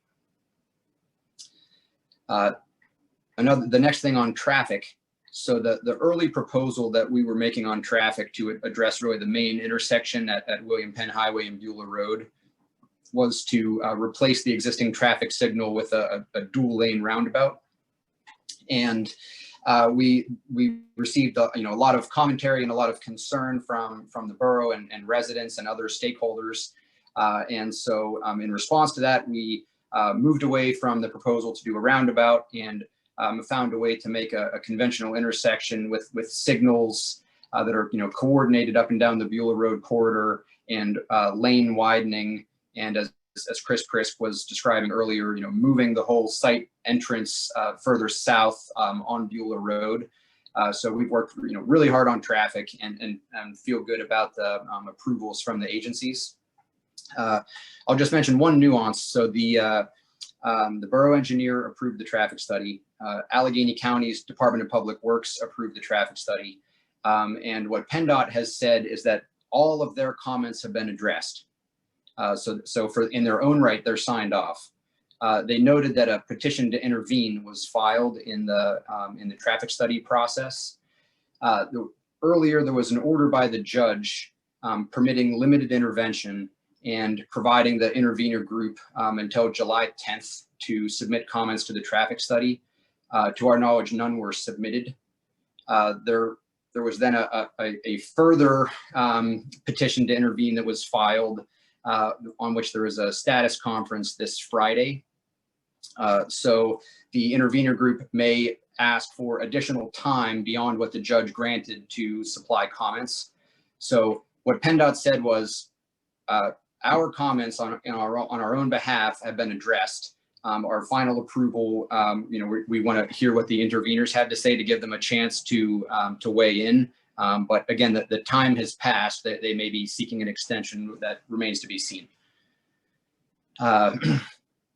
On the trees, as I was mentioning earlier, our original proposal was about 500 trees. So we've increased that now to 1,400 trees. So we've nearly tripled the number of trees that will either be on site or donated for off-site use. There were also comments about the number of native species. So we've increased that from 9 up to 16 different native species of trees. So we think there's really going to be a nice palette of trees on the site. As Chris was mentioning earlier, there were requests for additional sidewalks. And so we were not anticipating having sidewalks on the site. So we have now adapted so that there's going to be a sidewalk all the way from Greensburg Pike, all the way across the entire site to Beulah Road. In addition, we've added a sidewalk at the William Penn and Beulah Road intersection from sort of the northwest corner where the crosswalk currently just sort of dead ends. So to connect a sidewalk from there over to the bus shelter on Beulah Road, kind of opposite McCready. We've worked hard on the aesthetics of the sound wall. We've changed them from wood to concrete, and we're happy to have further discussions with the borough about the exact look and feel of those. On the lighting, we were originally proposing 40-foot tall lamp posts, and so we've reduced those to 24 feet to mitigate any light spillage. And as Ryan was explaining, we have nighttime friendly fixtures that have zero uplight, so to preserve dark sky. On stormwater, the requirement for the development is that we reduce runoff by the runoff rate by about 20% compared to current. And as we were describing in more detail in the June meeting, we have about doubled that requirement. So our reduction of the stormwater runoff rate is 40% compared to the 20% threshold. And the last thing is that we have offered to dedicate a conservation easement over a meaningful portion of the southern part of the site to preserve some of the green space that's there now. So we worked hard. I hope that those overtures are appreciated, but we are hearing the comments and we are trying to react and do what we can to improve the project. And I think we have improved the project through this process. So in conclusion, as the solicitor was explaining at the outset of the meeting, the borough's zoning code has 7 requirements that we need to meet in order to receive approval for a conditional use. So the first one is a traffic study that has to be approved by the borough engineer, and it has been, as well as by the county and PennDOT, as I described. The second is that the building can have a maximum height of 125 feet. So we are at 80% of that. We're only at 100 feet. The third condition is we need to have an approved parking study, which we do. And so we've worked hard to reduce the number of parking spaces, and the borough engineers have signed off on our calculations. The fourth criteria is an approved lighting study. And so the borough has approved our lighting study, and we're complying with the requirements that the light is, does not exceed 0.25 foot candles at the property line. And in most instances, it's much lower than that. The fifth criteria is an approved sound study. So we have submitted a sound study, which the borough's sound consultant has approved with the note that they want to have a post-construction sound study to verify. The sixth is the environmental impacts. And so we have submitted air quality and water quality studies that have been approved by the borough engineer and its subconsultants. And the seventh and last criterion is that we use environmentally positive design where possible. And so we have worked hard to do that. And you heard Brad Griggs from Amazon earlier on in the meeting describe some of the additional sustainability initiatives that Amazon has, and what a priority that is to Amazon kind of company-wide. So that concludes our presentation, and we respectfully submit to Planning Commission and to the public that we have met the criteria for conditional use approval. Thank you, Madam Chair. Thank you. We appreciate your input, and we thank you for the presentation. It was very informative. At this time, I'm going to ask Borough Engineer to see if they have any comments or responses to the presentation and give an update. Thank you, Madam Chair. For those of you that may not know me, my name is Dennis Flynn. I'm the Borough Engineer with the Gateway Engineers. Throughout this process, Gateway has reviewed numerous versions of the plans, as well as the resubmissions and revisions provided by the applicant. That has been done in accordance with the conditional use application, and to ensure that the borough ordinance and engineering standards have been met. Our goal in this review is to make sure that we are protecting the borough and its citizens related to the impact of the proposed development to the fullest extent possible within the bounds of those sound engineering standards that are reflected within the borough code. The conditional use criteria has been outlined by the applicant, and those studies that have been reviewed are traffic, the parking demand, stormwater, sound, lighting, and air quality. Each of those studies were reviewed. Gateway had experts who reviewed specifically in the traffic, parking analysis, and stormwater. And then we did utilize subconsultants who specialize in the fields of sound, lighting, and air quality. Traffic impact study, as has been stated, was also reviewed by PennDOT and the county in conjunction with Gateway's traffic team.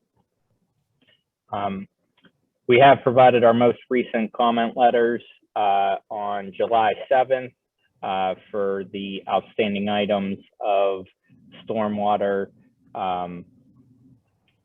traffic, and then we did have another letter following the final revisions of the parking study, as has been outlined in the applicant's discussion.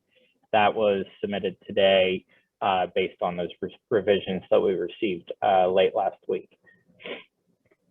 At this time, it is our opinion, based on the review, that the applicant has adequately identified the potential impacts as a result of the development, and they have provided the proposed mitigation efforts for each of those impacts to the best ability, based on, again, the borough ordinance and those engineering standards for each of those studies.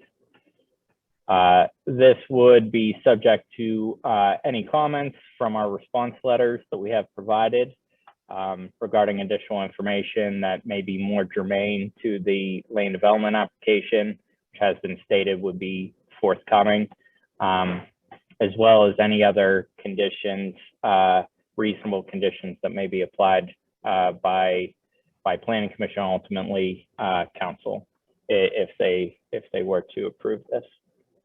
As the solicitor mentioned, numerous other reviews would be necessary prior to the applicant beginning any construction activity.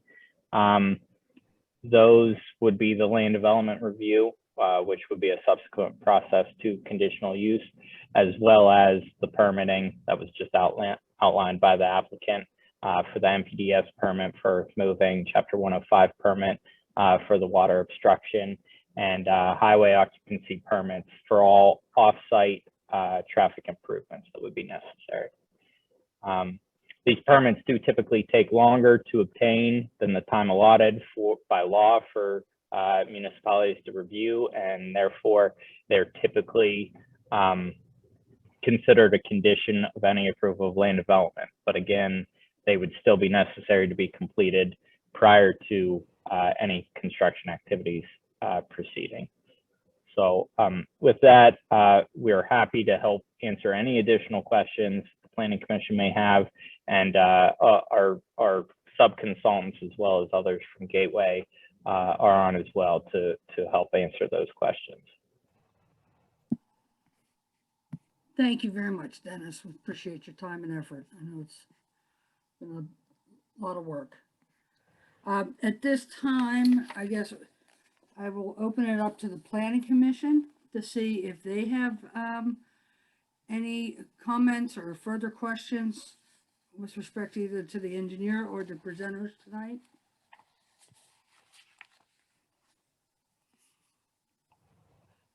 I'll start out with one question. I heard from Hillwood that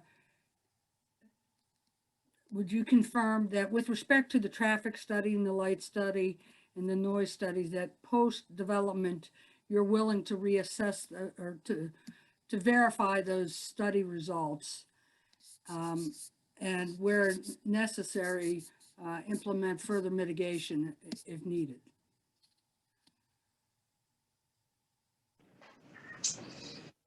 Yes, Madam Chair, we are willing to do that, and we'd like to have an opportunity to work with the solicitor and with Gateway to establish sort of a process and the parameters for doing that. So we all have a roadmap forward, but yes, we're going to do that. That's a fair request. Yes. Okay. Thank you.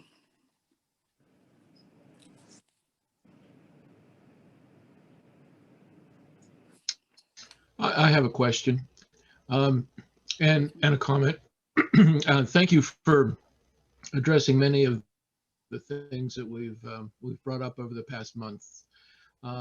There seems to be some nuances that may or may not be documented in what was submitted, and I was wondering if perhaps some sort of summary list of what was reviewed tonight would be published to document the things that have been promised.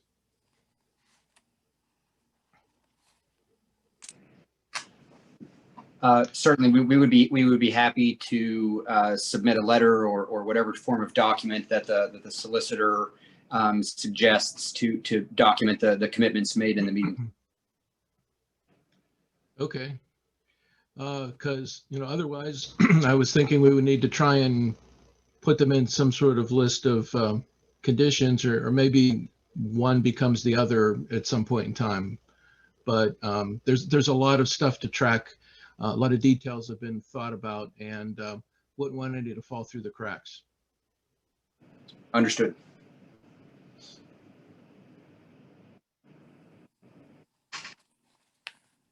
I have a couple questions on the traffic. I've been reading the comments from the public as we go along. A number of the citizens have stated that in these simulations, there are no trucks or very few trucks. And I did notice that myself as we were looking at the simulations. So I'm just going to list my questions and ask that the developer respond to them. The second is, I wasn't clear when there was a diagram that showed the trucks coming from here to North Versailles. And I think there was a comment that there will be no trucks on Beulah Road or Greensburg Pike. And obviously they have to be on one of those roads. So my next question is, where will the trucks be going when they leave the facility? And how will the trucks be getting into the facility? The next question is, I'm just looking for confirmation. The only trucks that will be coming in and out of this facility will be tractor trailers. Is that correct? Mr. Griggs made some comments that seem like, you know, it might be more than tractor trailers. And I just want to clarify that it will be only tractor trailers. So those are my questions. Chris Prisk, could you take those questions, please? Sure thing. First off, the simulations are based on the volumes in the approved traffic study. And so that study does have trucks and employee vehicles. What we've tried to emphasize, I think from the very beginning, is that this facility generates the majority of employee traffic with a personal vehicle. And so the percentage of trucks during that worst case peak hour is really only 5%. So if you're saying you're not really seeing too many trucks in the simulation, that's because you know, proportionally there really isn't. Yes, there is trucks, but you know, predominantly 95% of it is going to be employee traffic during that hour. So that, I think that hits on the first thing with trucks in the simulation. And then just to clarify, there will be trucks on Greensburg Pike and Beulah north of our site. But I think I tried to specify that there was a concern of trucks heading south on Greensburg Pike and Beulah. And so that's not going to occur from our site. So the trucks will be heading north on Greensburg Pike and Beulah from our site. And the study is based on predominantly trucks coming from the interstate to our site and then heading back to the interstate. And then I think there was one more in there that if I missed it, Leif, if you want to prompt me. Just other than employee traffic, will the traffic be limited to tractor trailers as far as trucks coming and going? If you're referring to the end user has a few different facility types, and one of those facility types is known for the delivery vans. Mm-hmm. That is not this facility. So it's employee vehicles and then tractor trailers. Okay, thank you. Yes, that's correct. This facility would just be tractor trailers and personal vehicle traffic. Okay. Thank you. I thought of another question for Chris about roadways. I noticed in your diagrams that the existing sidewalks along William Penn and Beulah weren't shown. Was that intentional? As in, you know, are they going to be maintained or not? You're very perceptive, Mike, but I think we were trying to just point out the fact that we wanted to show the additional sidewalk that we are indeed going to be constructing. So we are not going to be removing existing sidewalks. Those will remain in place, but we just wanted to highlight the fact that we were going to make that missing connection that you guys don't have right now, heading north on the west side of Beulah. That might have been presumed. I just wanted to make sure. So, yeah, thank you. Of course.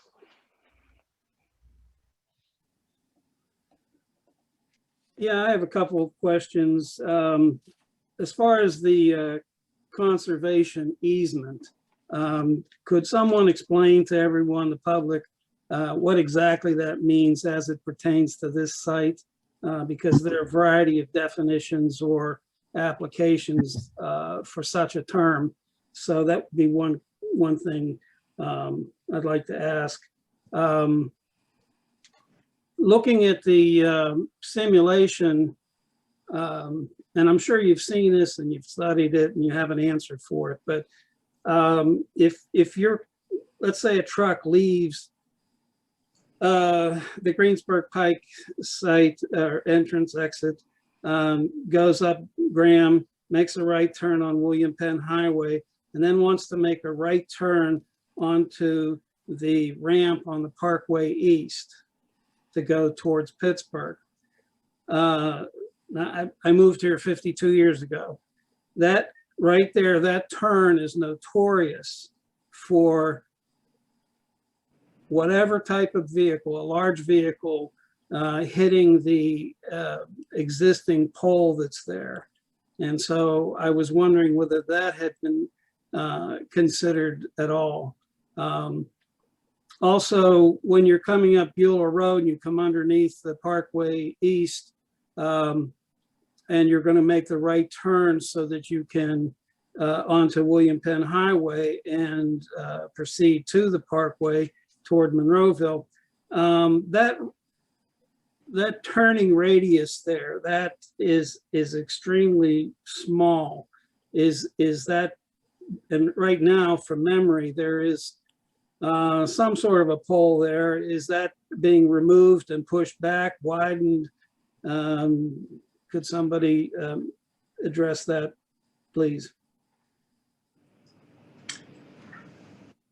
Chris, you want to take the traffic questions, and then I'll circle back with the conservation easement. Sure.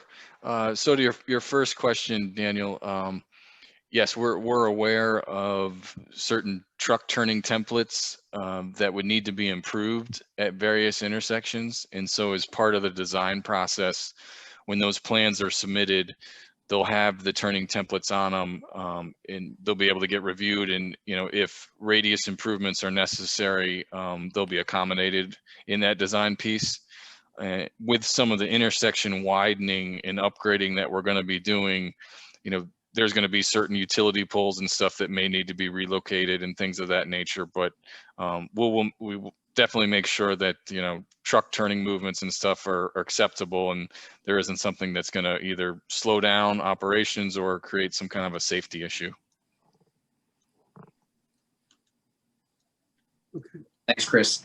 And on the conservation easement question, what we mean when we say that is there'll be an area of, I think our current calculation is in the vicinity of 13 acres, but we can finalize that, if we're approved later in the process. But on the southern part of the site, and that would be, publicly dedicated forever as a conserved area. So meaning it would just be left in its kind of natural state and just preserved as a permanent green feature. So that's what we mean. But it would still be owned by the property owner. That's true. Not the borough. That's right. It would be owned by the property owner. That's what we intended. Okay. I'd also like to sustain what Mike mentioned, because there's a lot of good faith involved in all this. And from my own personal experience, I agree that things need to be written down in some sort of final format that can be, so it doesn't get lost in the sauce and lost over the time and, that sort of thing. That, I mean, you all know what you're doing and everybody else involved, but time has a way of doing funny things with commitments. And I think the public, and I think those people who serve the public would be concerned that what is being said will actually be carried out. Not saying that you wouldn't, but it's just good business to have, I think, something formalized. Yes, we take the comment. We agree with you, and we would be happy to enter into an agreement or to have conditions to the approval based on the commitments we've made in the presentation tonight. So we're happy to enter into a binding commitment to do those things, and we'll stand behind them. Okay, thank you. Mr. Zeidel, I would add to, there are certain processes in place. Ultimately the conditions of approval, if this application is approved by Borough Council, we will very specifically document all of those conditions. They would become binding and part of the approval. In addition, with respect to the land development portion of this this process, if that if that application is also approved, and there can also be conditions attached to that particular approval, that is all then sort of wrapped up in what we call a developer's agreement.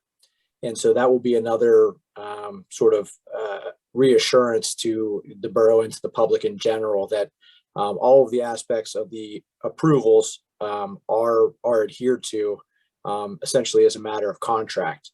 So there are, in addition, an operations and maintenance agreement. So we will be tying these things down in addition to the fact that the approved plans ultimately, when they're in final form, will be recorded and the developer will be required to adhere to all of the specifics of the final approval. So it is sort of at this point, because it's such a large development, it's sort of understandable that there would be those concerns. But as you know, as these issues sort of get whittled down and as the design gets closer to final form again, which occurs sort of in the next stage of the process, we would very carefully make sure that that's all documented and enforceable on behalf of the borough. I appreciate your saying that, and I think that whoever is listening to this meeting, it's important that they understand that as well. So thanks, I appreciate that.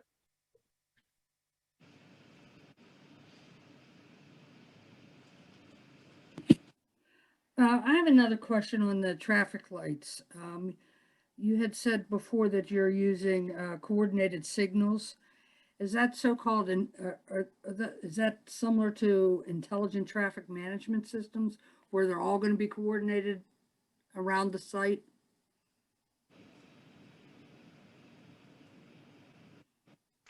We're going to work with the borough engineer to determine what type of coordination is preferred. There's a few different types you can implement. It could just be time-based. It could be something as, you know, as you mentioned, but we'll work with the borough engineer to figure out what's the preference to keep those signals in coordination. Okay, thank you. Chris, would another safe presumption be that there'll be pedestrian crossing equipment with those signals? Yes, good assumption.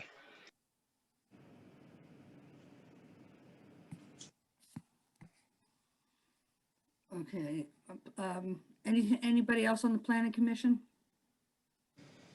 Any further comments? Okay. Next, we'll move into the public comment portion. And at that, with everybody's patience, we appreciate it. I would like to, at this time, request a 5-minute recess, just for a break to get up and walk around and get something to drink. We'll reconvene at, it's 8:53. How about sharply at 9 o'clock? And we'll have start the public comment portion. Is that agreeable to all? Yes, it's important we do that for the closed captioning. We need to give that person a break, and I'm sure other people could use a break as well. Meanwhile, we have 136 participants, including panelists. We have answered about 84 questions, and there's about 55 open ones. So if anyone wants on the panelists to take a stab at answering any of the open or re-answer some of the questions answered to this point, they could do that if they don't feel like taking a little walk, or do that as the public comment period begins. So give us 5 minutes, 9 o'clock sharp, we'll start again. Thank you.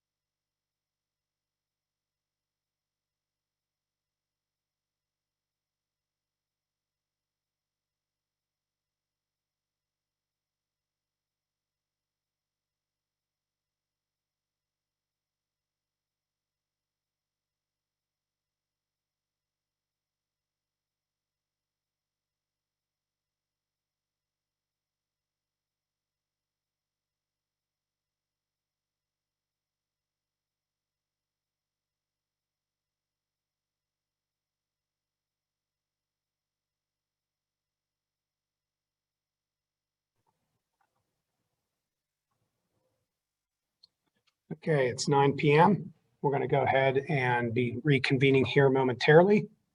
Again, back to the questions, full disclosure. I'm not an attorney, just trying to just answer questions. Others are encouraged to answer questions.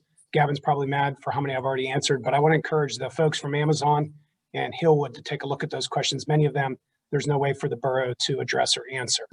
Meanwhile, I'm going to go ahead and share the screen for the agenda as we get everyone back in order here. And we're at the part of the meeting where, as the chairman noted, we'll be having public comment. So here's how public comment is going to work. Only Churchill Borough residents and taxpayers are permitted to speak. They're permitted to speak to up to 3 minutes, and I will keep time. You may hear my alarm go off in the background. I do apologize in advance because I will have to stop you with a hard stop at 3 minutes.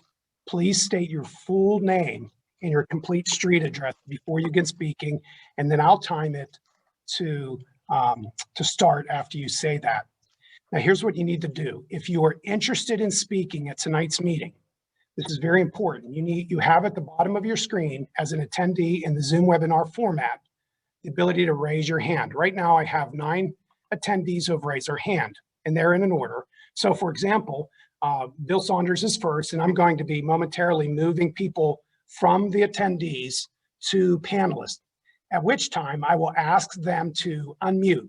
They will begin by saying their full name, street address, and get their 3 minutes. And then I will, at 3 minutes, cut them off and then invite the next person to unmute. The person who spoke at first will be moved from the panelist where they were moved to so that they could speak back to the attendees. So momentarily, they will be up to do that. You will be permitted to share a screen. However, you have to bear with us. There could be some technical difficulties, so just be patient because we have enabled panelists to be able to share their screens. Obviously, I have the ability to stop a share if necessary. So right now, I see is up to 13 attendees who have raised their hands. Meanwhile, we will work for those who have called in this evening and don't have the ability to raise their hand or see that function. We'll try to bear with us and be patient, enable you to speak after all of the hands that have been raised and all those people have been addressed. I do apologize for advance for having to cut you off, and I will likely mispronounce many names in the process. With that, Madam Chair, do I have permission to begin the public comment portion of this meeting? Yes, please do, Alex. Thank you. So again, just be patient. I'm going to try to make this as efficient as possible. I'm going to be promoting people to panelists. You will see that when you get into the panelist room, you'll have the opportunity to unmute yourself. I may have to ask you to do that. So just bear with us as we get Mr. Saunders over there to speak first. So Bill or William Saunders, would you go ahead and please speak by stating your full name and address, please? First, thanks for letting me speak. Appreciate that. My name is Bill Saunders, and I'm at 8 Holland Road. Churchill is being asked to approve rerouting Churchill Road to accommodate the truck traffic going north on Beulah Road. Moving Churchill Road 80 feet south to meet the proposed new warehouse, Beulah Road entrance, is not only unnecessary, it will generate Churchill Road will effectively become a feeder road for the warehouse. It will guarantee that it will become a feeder road. This will mean that backups will occur on both Beulah and Churchill roads. This will be a major nuisance to local residents. Projects that create a nuisance are specifically prohibited by the Churchill zoning code. I'm gonna say that again. Projects that create a nuisance are specifically prohibited by the zoning code. If this project must go ahead, leave Churchill Road in place and place signage at the intersection prohibiting 18-wheelers from entering Churchill Road. Promises that they might do that or not do it is not good enough. Moving Churchill Road will also destroy the community garden that is currently across from the Westinghouse entrance. Why does this property have to be sacrificed? Did Hillwood purchase this property from Churchill? Why do we have to keep bending over backwards for a project towards that many residents have voiced their very deep hostility towards? The commission owes the residents a detailed discussion of this new element of the traffic proposal. These issues should be discussed at an open public hearing.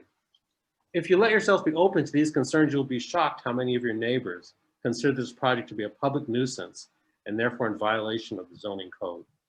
Thank you. Thanks, Bill. Appreciate that. I moved Lisa Edwards over as a panelist. Lisa, if you would go ahead and attempt to unmute yourself, and you will speak name, address, in 3 minutes, please. Okay, can you hear me? Yes. Okay, my name is Lisa Edwards. I'm at 2292 Elm Hill Road.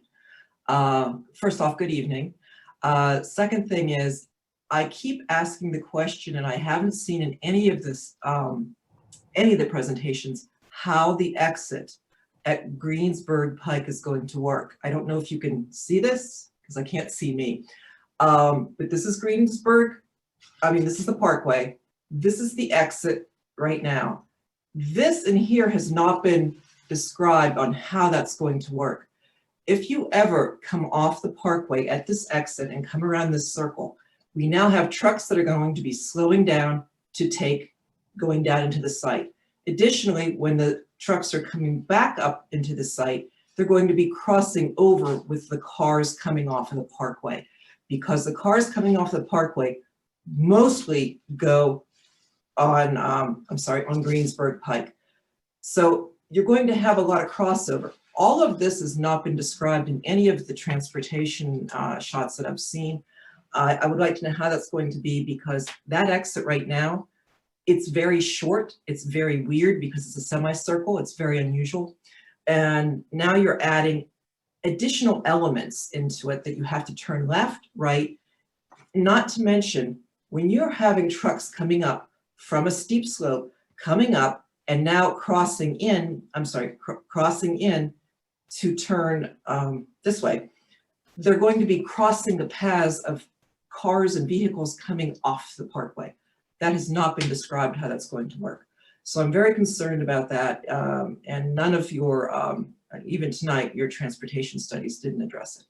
So you've known my other concerns I've had with the noise that will be generated by the trucks off-site. And it's been quite clear that Hillwood says that's not our concern. So that's unfortunate, because the jack brakes that we hear, the retarder brakes that we hear all the time, is going to be vastly increased, not to mention when the Squirrel Hill Tunnel goes under construction, that all these trucks are going to move into the overnight hours, not being spaced out, 15, 10 per hour. It's going to be more jammed up at night. Anyway, those are my comments, and good evening. Thank you, Lisa. Appreciate that. Next, Jill, if you would go ahead and unmute yourself and speak, please. Jill Stewart. Hi, my name is Jill Stewart, and I own the property at 2507 Greensburg Pike, backing directly to the proposed Amazon site. And my question, I have many questions, but based on tonight's presentation, my main concerns are the traffic on Greensburg Pike. We've never, as long as I've lived there, which my family moved there 60 years ago, so I was, raised there, and my son currently lives there. But we've never had an issue turning left into our driveway, and I don't know what kind of increased traffic you expect that's going to be necessary to make there a third turn lane. And if that's the case, what happens to our guests that come and park along Greensburg Pike to visit us? Because the driveways are small and there's nowhere for them to park, and we are allowed to park there. And in addition to that, we have a special needs neighbor that gets picked up and dropped off by one of the buses. And if it's one lane each way, what happens to that? I mean, there is no safety in that.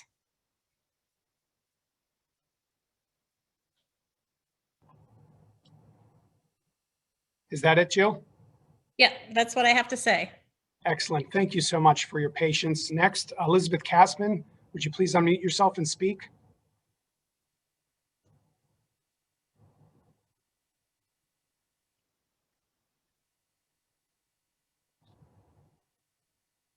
My name is Elizabeth Kassman. I live at 8 Holland Road. Gateway has explained that in their reviews, they presumed that all the assumptions in Hillwood's documents were true. This means that they were checking for internal consistency, not factual validity. However, Hillwood's documents contain many unsupportable assumptions and are often framed the questions and limited the analyses in ways that the outcomes look favorable to the applicant. I will submit documents elaborating this contention. Gateway evaluated Hillwood's responses to Gateway's comments on Hillwood's impact studies in a letter to Alex dated July 2, rather than listing the instances that Hillwood said that it would complete a design analysis later. I will list the numbers of Gateway's comments and refer the commission to a written document that I'll email to Alex entitled July 14th Casman. These are Gateway's comments that Hillwood said it would address in the future. Comment 13, sewer receiving capacity. 26, missing NPDES permit. 29, improper slope with inflow pipe to basin 2. Comment 30, bad design of emergency spillway for basin 3. Comment 32, placing an outfall from basin 1 on top of existing utilities. Comment 40, missing calculations concerning the potential for a dry pond to flood. Comment 44, inconsistencies in the hydrologic and hydraulic analysis report. There are several other notable unsatisfying Hillwood responses in addition to the things that they promised to do in the future. Hillwood failed to resolve Gateway's comment number 12, questioning why the 56-foot retaining wall is placed in the 100-year floodplain of the unnamed tributary to Sawmill Run. Hillwood responded that the stream sees no increase in water elevation or peak rate discharge during the 100-year 24-hour storm. This skirts the issue entirely. The issue is running water being channelized by the retaining wall. The wall should be moved back and out of the floodplain. Babbage Acoustics was hired to review Hillwood's sound report rather than address the question of what the fault noises level to attribute to the trucks. Babbage says actual measurements will be gathered when the facility is in operation. This is too late and also besides the point. The model's purpose is to inform the commission's decision before the vote. Babbitt's review of the noise study is worthless and Gateway should demand its money back. So Gateway found Hillwood's submissions acceptable. I think upon reflection, you must agree that there were serious unresolved issues. The commission must not vote until all the information and designs have been submitted and evaluated. Promises for future work or remediation are not sufficient. What if they can't fix something? A vote now would be rushed and inappropriate. Thank you. Thank you, Elizabeth. That was amazing because that was like 2 minutes and 59 seconds. You might have heard my alarm go off while you were doing that. Just a couple things. Please, everyone, do your best to speak into your microphone and speak loudly and clearly. Though we're using closed caption, it's a little hard to understand everything that's being said. Currently in the queue, I have Mark Sampson. Mark, would you please unmute yourself, state your full name and address, and you have 3 minutes, sir. Hello, I'm Mark Sampson, 2417 Greensburg Pike, and over my shoulder, you see a lovely view that I have from my house down into the Westinghouse facility. It's got some beautiful trees right now that get to stay there because I own them. But behind me, if this plan is approved, will be a rather large building. And I wanted you to see that because Mr. Saunders rightly brought up earlier this idea of nuisance. And he reminded you that the Churchill Code forbids any use which constitutes a public nuisance. The wording of this seems to indicate specifically to restrict development that interferes with our enjoyment of living here in lovely Churchill. Definitions of the word nuisance sometimes include things like annoying or unpleasant or obnoxious. Which of these terms doesn't apply to light pollution, traffic, noise, all of the things that you've been hearing for months from the citizens? Can anyone seriously conclude that hundreds of more vehicles in this area will not constitute something that is unpleasant or obnoxious or unpleasant to those who live here? It's important to remember that a nuisance does not require that everybody in the borough be affected. For instance, if one person creates loud noises at night, the police will come and address that person, even if it doesn't bother those on the other side of the borough. It doesn't matter if some people are affected and others aren't. Not everyone has to be impacted for something to qualify as a nuisance. The fact that this distribution center will be annoying and unpleasant and obnoxious to adjacent properties defines it as a public nuisance. Mr. Metz has spoken tonight about assurances for the borough should things that that they've promised not turn out to be. Mr. Metz, do I get a contract to compensate me for my losses and inconvenience when the traffic turns up to be much greater than planned, or the light is far more significant than planned, or the noise is far more significant than planned? It's great to provide assurances for the borough, but what about us who bought the property? Thank you for your time. Thank you, Mark. Next up will be Murray Bilby. Please go ahead and unmute yourself, state your full name and address, and you're welcome to turn on your camera like Mark did in the previous presentation. All right, Murray Bilby, 2424 Churchill Road. I'm having trouble with my camera. It worked on Monday, but it's not working tonight, and I apologize for that. My original, I've got an additional point I need to bring up and address it to the Amazon guy. And I'm glad he's here tonight because I need to find out. We got 49 docks. And I've studied Amazon quite intensely in the last few months. I've gone through at least a number of books, including Stone's last one. So I have a little bit of background.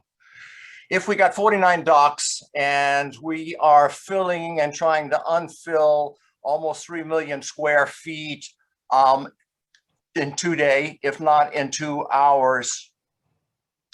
And if we assume that it's 24/7 and we've got one truck every hour at each dock, that's going to give us somewhere around 1,200 vehicles. Even if we say it takes 2 hours to load or to unload a truck, that's going to be 600, which means you're going to have 1,200 vehicles coming and going in a 24-hour period. That's about 49 per hour. I don't see anywhere near that number of vehicles in the traffic study. Now I need to address something else concerns the roadways. Tonight, I want to highlight the increased cost to the borough to support the Amazon distribution center as is currently configured, beginning with the request that the Churchill not take over the Greensburg Pike exit road. As an exit road used exclusively by the Amazon employees and the semi trucks that are delivering the stock to that humongous distribution center. And it is their latest generation, and they measure them by generation. The added cost to the borough plus the added risk to the borough for accidents will far exceed any additional tax collections from a distribution center. First, it is actually a private road serving only Amazon semi-trucks and Amazon employees. There is no logical reason for any Churchill resident to take it and then suffer the inconvenience of driving in front of it and dealing with those semis when all you got to do is take the next exit. Much easier. Second, the cost to the city to salt and clear the snow in the borough. The cost to maintain the high retaining wall because it's going to be down low to where the current parking lot is on that section now. And the drainage along the parkway side, it's all going to fall on the borough. And the borough is going to have to paint the lines and take care of it. It's all kinds of deals. What we need to address is the damage to the roads by the 18-wheelers. Somebody's going to have to pay for it. If the borough takes over it, the borough's going to do it. And they're going to have, in the reports that we put on the Churchill future site that someone posted earlier today about the exponential damage to roadways by semi trucks. Okay. Thank you so much. I appreciate that. Next, we have in the queue, Ken Balke. Would you please go ahead and unmute yourself, state your full name and address, and you have 3 minutes, sir. Okay. Thank you very much. Ken Balke, 2007 Hampstead Drive. I chair the tree committee for the borough.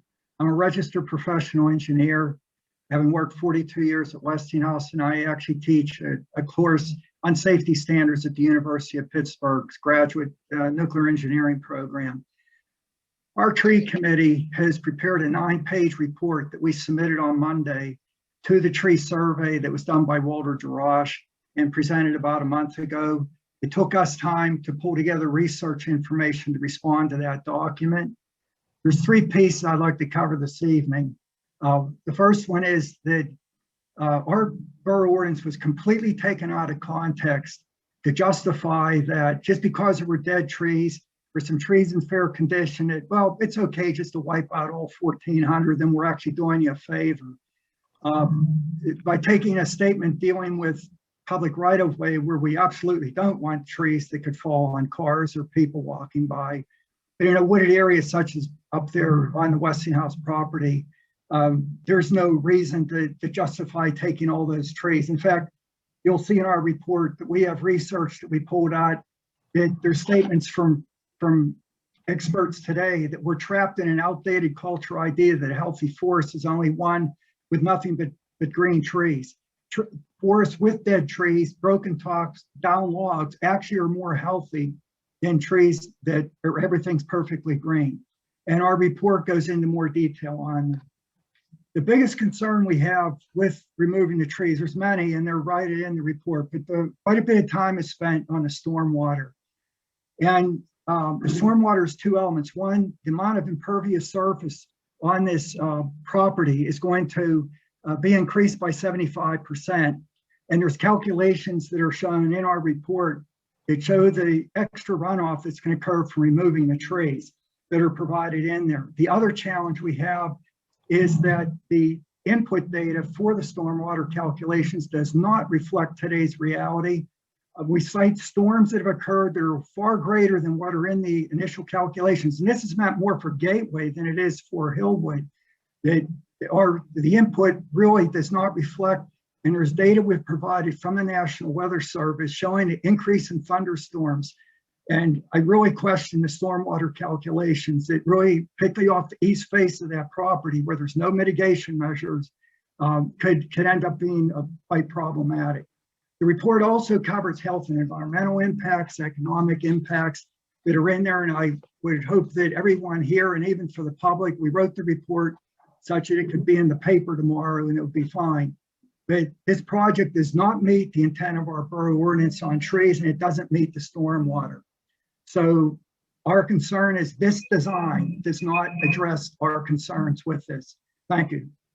Ken, I apologize. I didn't see while you were talking that report via email. And for anyone who's interested, I have posted that online. I did just now present it to the consultants, including our team and Leif and Tim and their team. I can't thank you enough for that. But again, it is online as we speak. And thank you for doing that, for reminding me. It was one of my to-do list things. And I apologize to you for not having it up on Monday when I did receive that.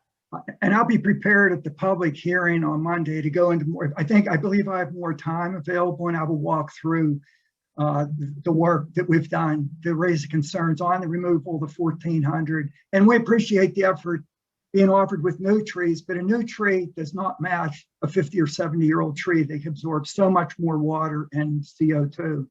So, but I'll provide more details in the public hearing on Monday. Well, and I'm glad you brought that up. As we transition to the next speaker, Kathy, you want to get yourself ready? I'm going to call you up here in a minute, but yes, there will be more time permitted at the public hearing on the 19th. Just everybody needs to be respectful of everyone's time. And we want to get as much information and comment as possible. So Kathy Bordner, if you would please unmute yourself and begin to speak by stating your name and address, and I'll give you 3 minutes.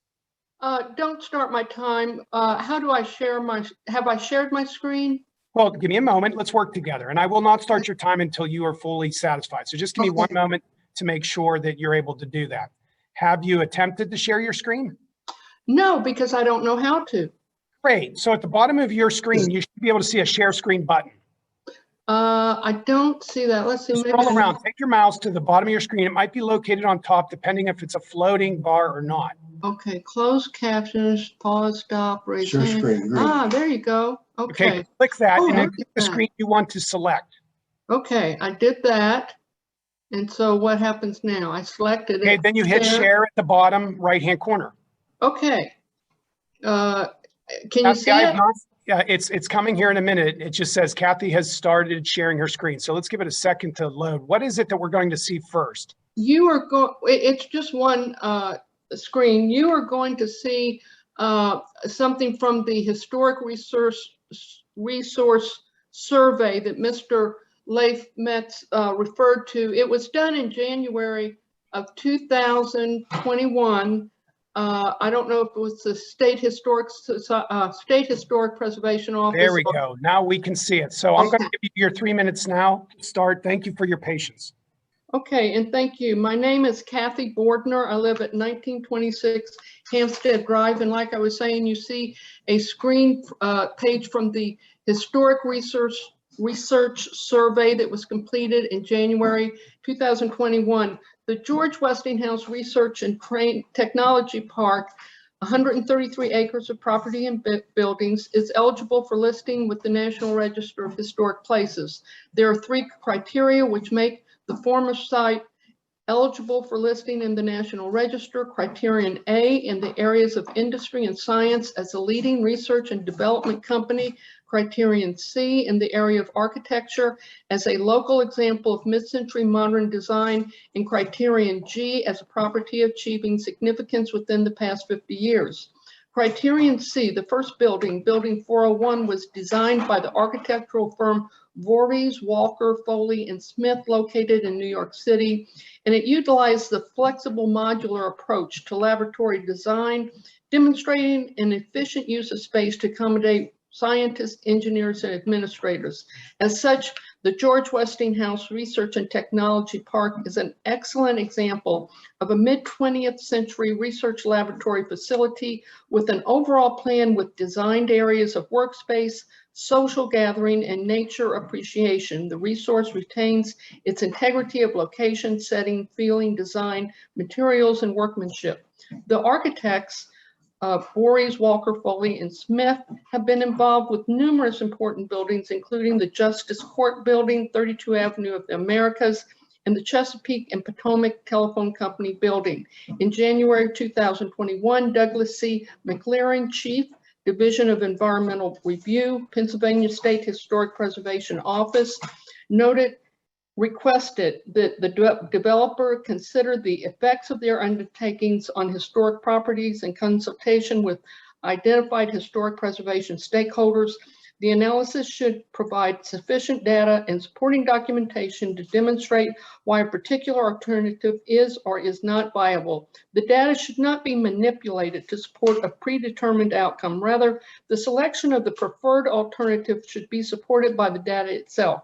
Specific questions to be answered: is there a known tenant and are used for the proposed development? What alternatives to demolition have been considered? Has the reuse of the buildings been explored? Can the new proposed development be constructed on a different part of the parcel, allowing for the retention of the major buildings of the complex? Can the proposed new construction be smaller in scale, thus reducing the need for demolition of the majority of the built environment? Has Hillwood done any of this? Are they acting in good faith? Thank you very much. Kathy, so go ahead and unshare, go back to that bottom screen and just quit share. You'll see a button pop up beside it. And if you have issues with that, I can do that myself. Oh, it's up at the top. Okay, I think I did it. You did it. Okay. So, wow. Yeah. We've Okay. accomplished that. This is very important because the public hearing must be successful. In order for it to be successful, everybody needs to know they can do things like you just did, and you'll have more than 3 minutes. So this is a very important achievement. Thank you for working with us. Next person, please, will be Valerie Walters. I suspect that might not be who's there, but go ahead and unmute yourself. And I'm going to move Kathy along. So go ahead and mute yourself, Kathy. And I'm going to slide you over. Yeah. Yeah.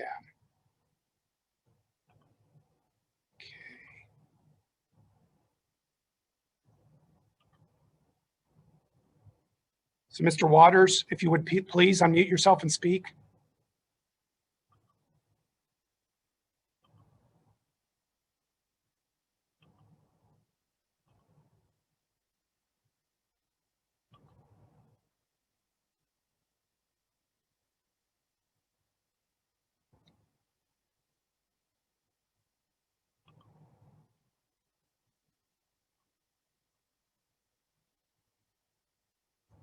Okay, one more time here. I'm not sure where he went on us. or she went. Mr. Waters, please, or Mrs. Waters.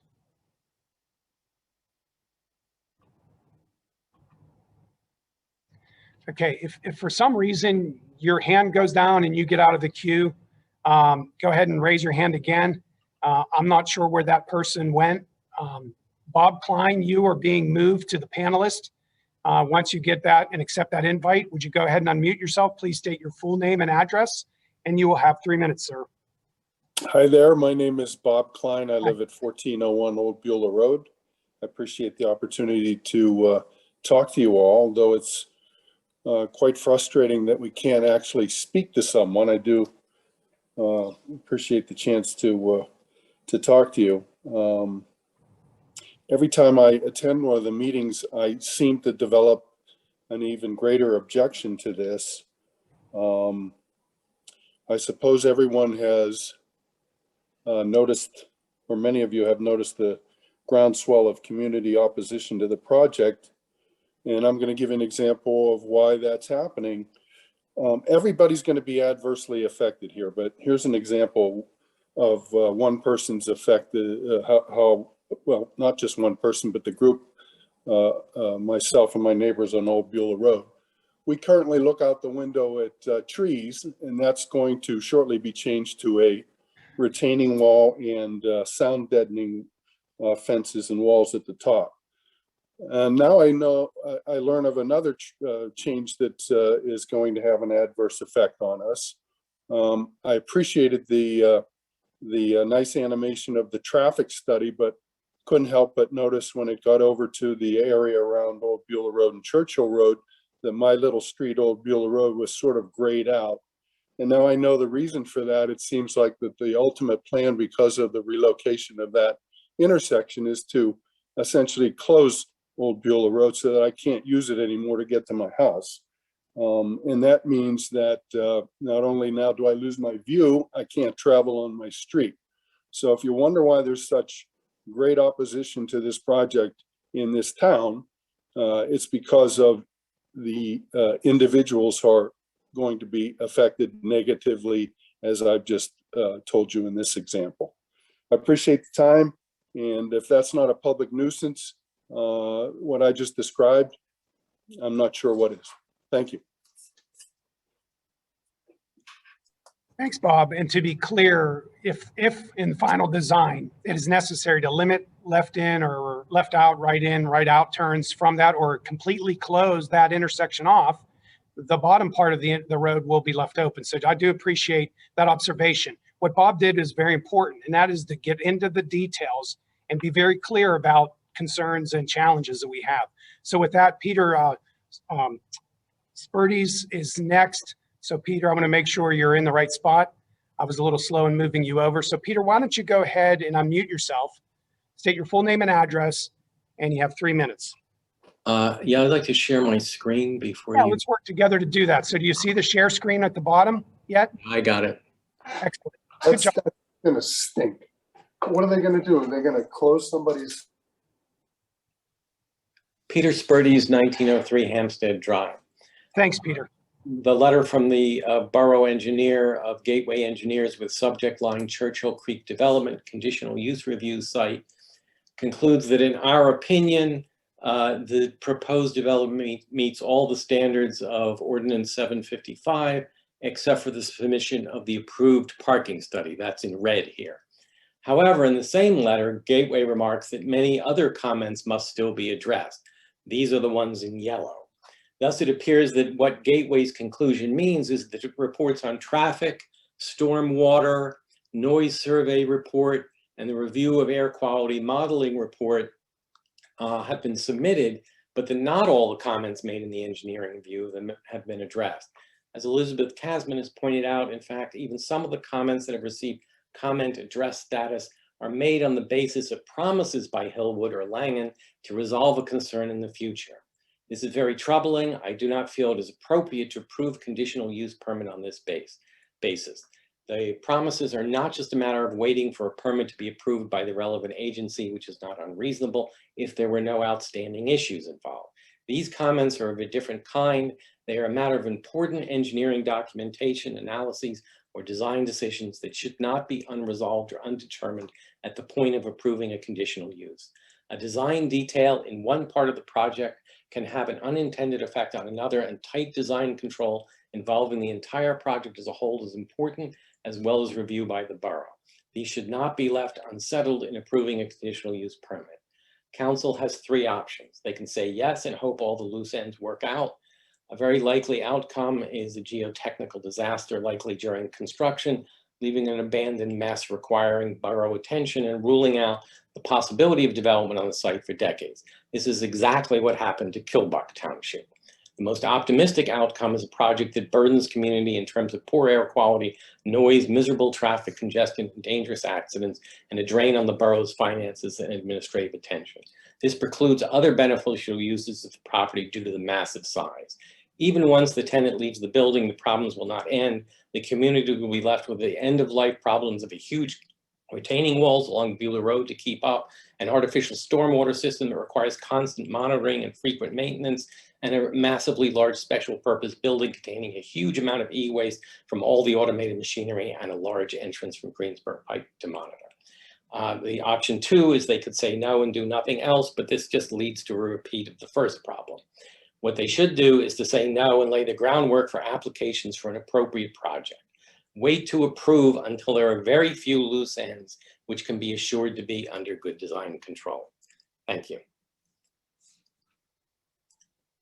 Thank you, Peter. So if you want to go ahead and stop sharing your screen. And with that, the next speaker is Susan Sterrett. Susan, would you please unmute yourself, state your full name and address, and you will have 3 minutes. Hello? Yes, we can hear you. Okay, I don't know if my We can see your screen as well. It says Image and Reality in the Churchill Creek Project. Okay, so my name is Susan Sterrett. I live at 1903 Hampstead Drive. My talk today is going to talk about, well, I should say that I worked as an engineer and I've been reading all of the applications, spending many, many hours over them. And this is my conclusion. Image and Reality in the Churchill Creek Project, it's not as advertised and not as compliant with the code, is my conclusion. Now, I think there were some positive attitudes towards this project, and I think they were due to an image that's not true, and we now know it's not true. When the text amendment was approved, there was a claim that all the buildings must be demolished and that there was contamination that had to be taken away, and that the borough was required to accommodate a distribution center due to that should be non-exclusionary, sorry, zoning, that this would be a 20th century facility, which some people took to mean innovative design employing green infrastructure, and that the project design would meet stringent conditions of conditional use process in addition to normal code requirements. So now I'm going to go through what the image is versus reality. The reality we know now, for instance, about the claim that all the buildings must be demolished. Well, no. We now know that over 400,000 square feet of it can be remediated and paid for by state funds. Also, we know that some of the buildings and gardens were eligible for listing in the National Register of Historical Places. I disagree with what Hillwood said about how easily they can deal with this with just a plaque or something. Hillwood was notified in January, as Kathy Bordner explained, that they're required to consider alternative options. And explain why the alternative of using what's there isn't feasible. This is the first time I think I've heard Hillwood mention that in its presentations. Image that when Hillwood says it, that they're going to take all the contamination away. Well, actually, the soil is going to be mixed with other soil and debris on the site and held together by a massive retaining wall. A resident with professional expertise in this area, Dr. Kasman, has noted that the effect will be essentially a leaky landfill. Image, when the text amendment was approved, that the borough is required to accommodate a distribution center. Well, I point out that Churchill Borough's comprehensive plan is a multi-municipal plan, and I question that that's necessarily part of our borough. Another image that many assume that this 21st century facility would have green infrastructure. It's going to destroy green infrastructure, and there's not even the use of basic innovative passive things that have been used for 50 years or more, such as geothermal heating and cooling by putting pipes underneath in the ground. Another one, that the project design would meet stringent conditions of conditional use process in addition to normal code requirements. To quote from the code, about distribution centers, it says that it's permitted if they can establish compliance with the criteria contained in this section and the general criteria set forth in 3431. First, the criteria contained in this section that they don't meet, they're required to prepare an environmental impact study that includes water quality. I don't see either of those things. I don't see an environmental impact study, and I don't see a water quality study. The time is up. Okay. Thank you. And again, keep working with us on Monday. We'll have more time, Lord willing, or possibly if we have to continue the hearing to another night. And as you can, and you do know, please submit this as an attachment, and we'll move this on to the appropriate people because we need to address these comments. So thank you for that. Eric Rotzinger, you're next. If you would go ahead and unmute yourself and begin speaking. Go ahead and mute yourself there, Susan, so we can move you from the main screen. Eric? Okay. Hello, I'm Eric Rotzinger, 2373 Hollywood Drive. My sincere thanks goes out to the members of the Planning Commission and the Borough Council for their many months of incredible dedication and personal sacrifice in the interest of all the borough's residents. There are rare opportunities in which a project can make a transformational change. Over the past many months, we have heard much discussion about Hillwood proposal to build a modern, energy-efficient distribution center on the Westinghouse property. There are many reasons why we should do this. One, abandoned for over 20 years, the Westinghouse buildings are loaded with asbestos, lead, mold, and chemicals. Without remediation, this site poses serious environmental problems. Two, it is easy to oppose a project with misleading statements that stoke fear and give no realistic alternative. Simply put, no other feasible use for the property has been proposed given its massive demolition and remediation costs. Three, I have commented many times over many months that we needed to rely on the process governed by the conditional use ordinance. The process required reliance on the professional work of engineers, consultants, and other experts, as well as the relevant science and facts. Four, Hillwood has submitted numerous professional engineering studies demonstrating all of the zoning compliances. All of these studies have been finalized with and approved by the borough's engineers and other professional experts. They have also been reviewed and passed on by relevant governmental agencies. As part of this lengthy process, acceptable mitigations and project changes have been agreed to. Five, we have heard the latest reports on these studies tonight that summarize an impressive journey.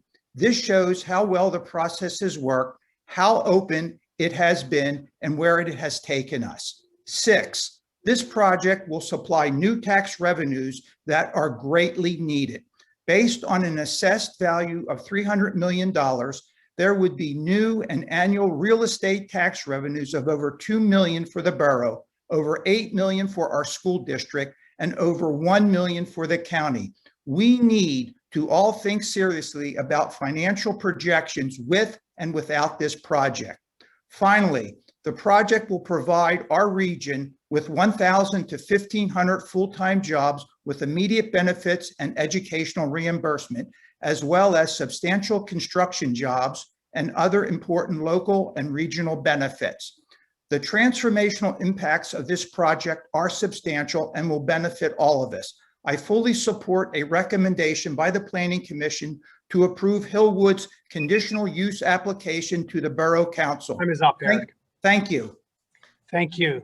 Mr. Glenn Waters, I believe I'm having trouble getting you over, so I'm going to hit the allow to talk, and I need you to unmute yourself, Mr. Waters.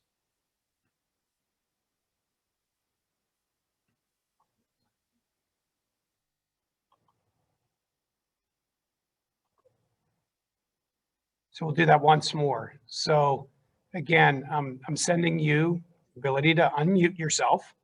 You should be able to unmute yourself by hitting the speaker that has a line drawn through it somewhere on your screen. It's probably on the lower left-hand side, or it might be floating somewhere on the top. If that's not able to work, we'll be patient with us. And I'll give you one more try.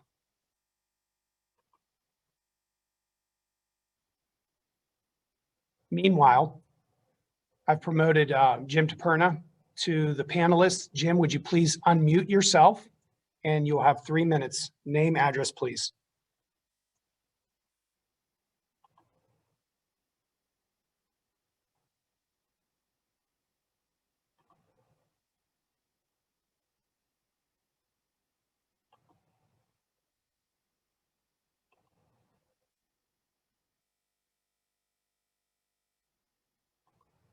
So James, I'm hitting you. Jim, I'm sending you an unmute. I'm asking you to unmute. So you should be seeing that you are now a panelist.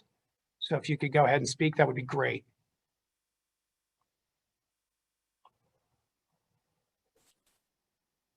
Okay, you're unmuted. Go ahead and speak. Hi, are you referring to me? Yes, sir. Oh, thank you. I didn't know I was in the queue yet. So, yeah, my name is Jim DePerna. I live at 1616 Branning Road. And I would like to make a few observations. First of all, I've been asking for clarification on the zoning changes that were made in the conditional use criteria in order to allow this project to proceed. I was a member of Edgewood Council when the Westinghouse Air Brake industrial property was converted to a commercial shopping center, and I'm familiar with the situations there. And I was always told that during those debates that you cannot just change the zoning in one zone, because that constitutes spot zoning and is illegal. That there are other ways to do it, but apparently Churchill Borough has not adopted those ways. So I've been asking this question, never hear anything from the borough solicitor, but it's an important question. And I've asked the Pennsylvania Department of Economic Development to evaluate it, and I hopefully will have some input from them for you folks shortly. I also had a question about the traffic study. I understand the project's been downsized, but on the previous traffic study from Langen, they indicated that the peak traffic would increase from 19% to 48% at the Churchill Parkway entrance on Churchill Road at Holland. And that is, that's not just a nuisance, that's probably a disaster and will turn Churchill Road into a parking lot. In addition, the recent comments I've heard about basing the tax revenue that will be accrued from this project on the construction cost of 300 million estimate is somewhat optimistic, because as we know that there's always a factor applied, at least 25% to the assessed valuation, if that is to be the value of the property, and so that we should make our estimates of tax revenue based on something realistic, and it's not $300 million by a long sight. In addition, although the Republican committee here is very quiet, we are hopefully going to take a position on this development here shortly, and I will let the Borough Council know what our position is as soon as I can get the meeting organized. We are somewhat concerned. Is that 3? Yes, sir. I appreciate that. That is 3. Okay, thank you. So I'm going to give one more try to Mr. Waters, please. I'm going to ask you to unmute yourself and go ahead. If not, I see that Kathy is in the queue, so maybe Dave Bordner wants to speak. So I'm going to be promoting Dave over to panelist here while we wait for Mr. Waters to unmute himself and participate. Jim, if you want to go ahead and mute yourself, I would appreciate that. Thank you. Okay.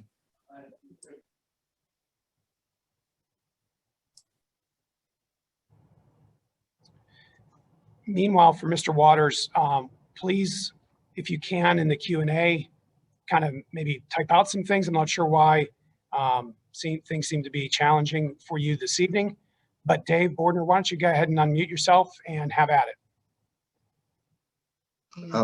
We're trying. I understand.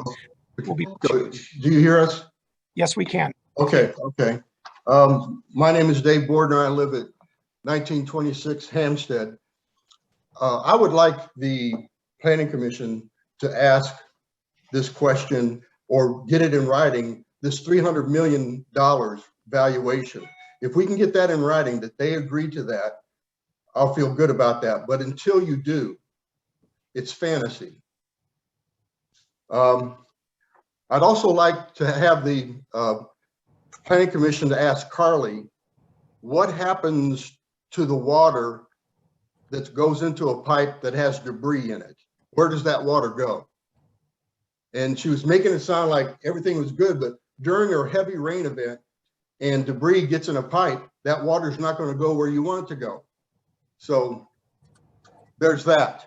And I hope Mr. Griggs is still here, and I really appreciate it that if he stayed around, because I'd like to know how many of his 2.9 million square foot Amazon facilities has 400 homes within 1,000 feet, because I haven't been able to find it. That's about a third of the residents, 1,000 residents in this borough that are within 1,000 feet. And one last thing, I'd like to make sure my main purpose of commenting tonight is I'd like to address the notion that the proposal Hillwood has made is the only chance Westinghouse has to be developed. Hillwood has driven this narrative since before the text amendment was approved, and it's been repeated by several council and planning commission members. Hillwood would like us to believe that there's a toxic waste site over there, but that's not true. And people have already spoken on that, so I'm just going to move on. The reality of it is that site is valuable. It's a valuable piece of property because of its size and location, and the current trends in retail is away from brick and mortar in-person shopping to online e-commerce model. Many companies like Target, Walmart, UPS, FedEx have the same model. There's not a lot of large parcels of land near population centers that are available for development, and that makes the old Westinghouse site a valuable property with great potential. So think about it's not the only choice. There's a trend out there. You can pick a plan that's reasonable, something smaller, something that doesn't take all those trees out. That property is valuable, and you need to know that. You don't have to accept a bad plan because it's the only plan.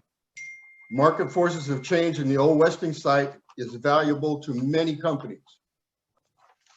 I'm done. Excellent. Thanks, Dave. I really appreciate that. So Mr. Waters, I'm going to give you another chance to go ahead and unmute yourself. Meanwhile, I see 3 phone callers who are in, and I'm going to individually permit them to speak. So I'm going to unmute them momentarily, but I'm going to give Mr. Waters one more opportunity by inviting him to unmute. And for those of you who feel his pain, I think Murray and a couple of others, you've endured what it's like to have technical difficulties, with computers during the public meeting. So we'll give him one more chance. Okay. Meanwhile, there's a phone number ending in 2394. So if your phone number is ending in 2394, you may speak now.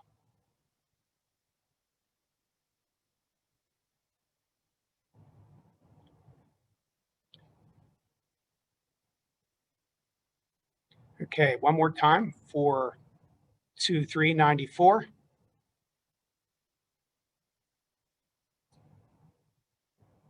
And if what you'd like to say is you don't have anything to say, you're welcome to do that as well. Okay. Go ahead. I have nothing to say. I'm listening to the informational meeting. Thank you. You're a sweetheart. Thank you. Meanwhile, the next would be the phone number ending in 9764. 9764, would you go ahead and speak? If you'd like to talk, please do.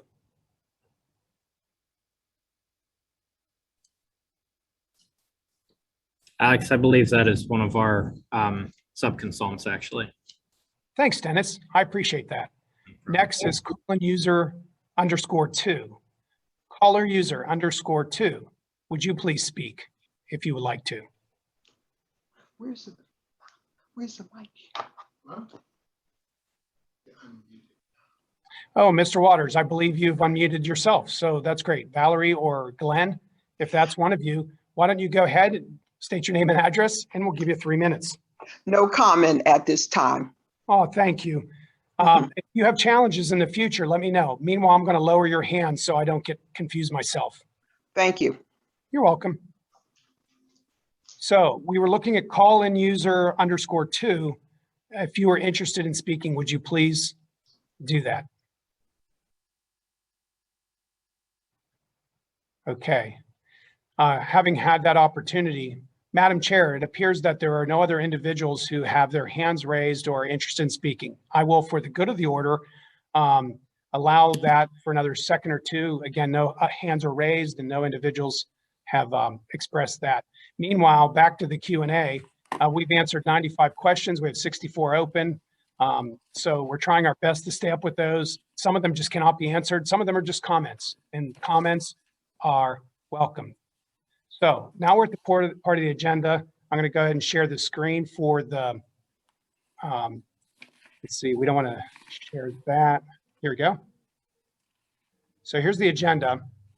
So what's going to happen next, Madam Chair? We've discussed this, is we're in item number 6. And with your permission, I would like to share the screen that we have prepared with the memorandum regarding potential conditions of approval. May I go ahead and do that now? Yes, please. Thank you.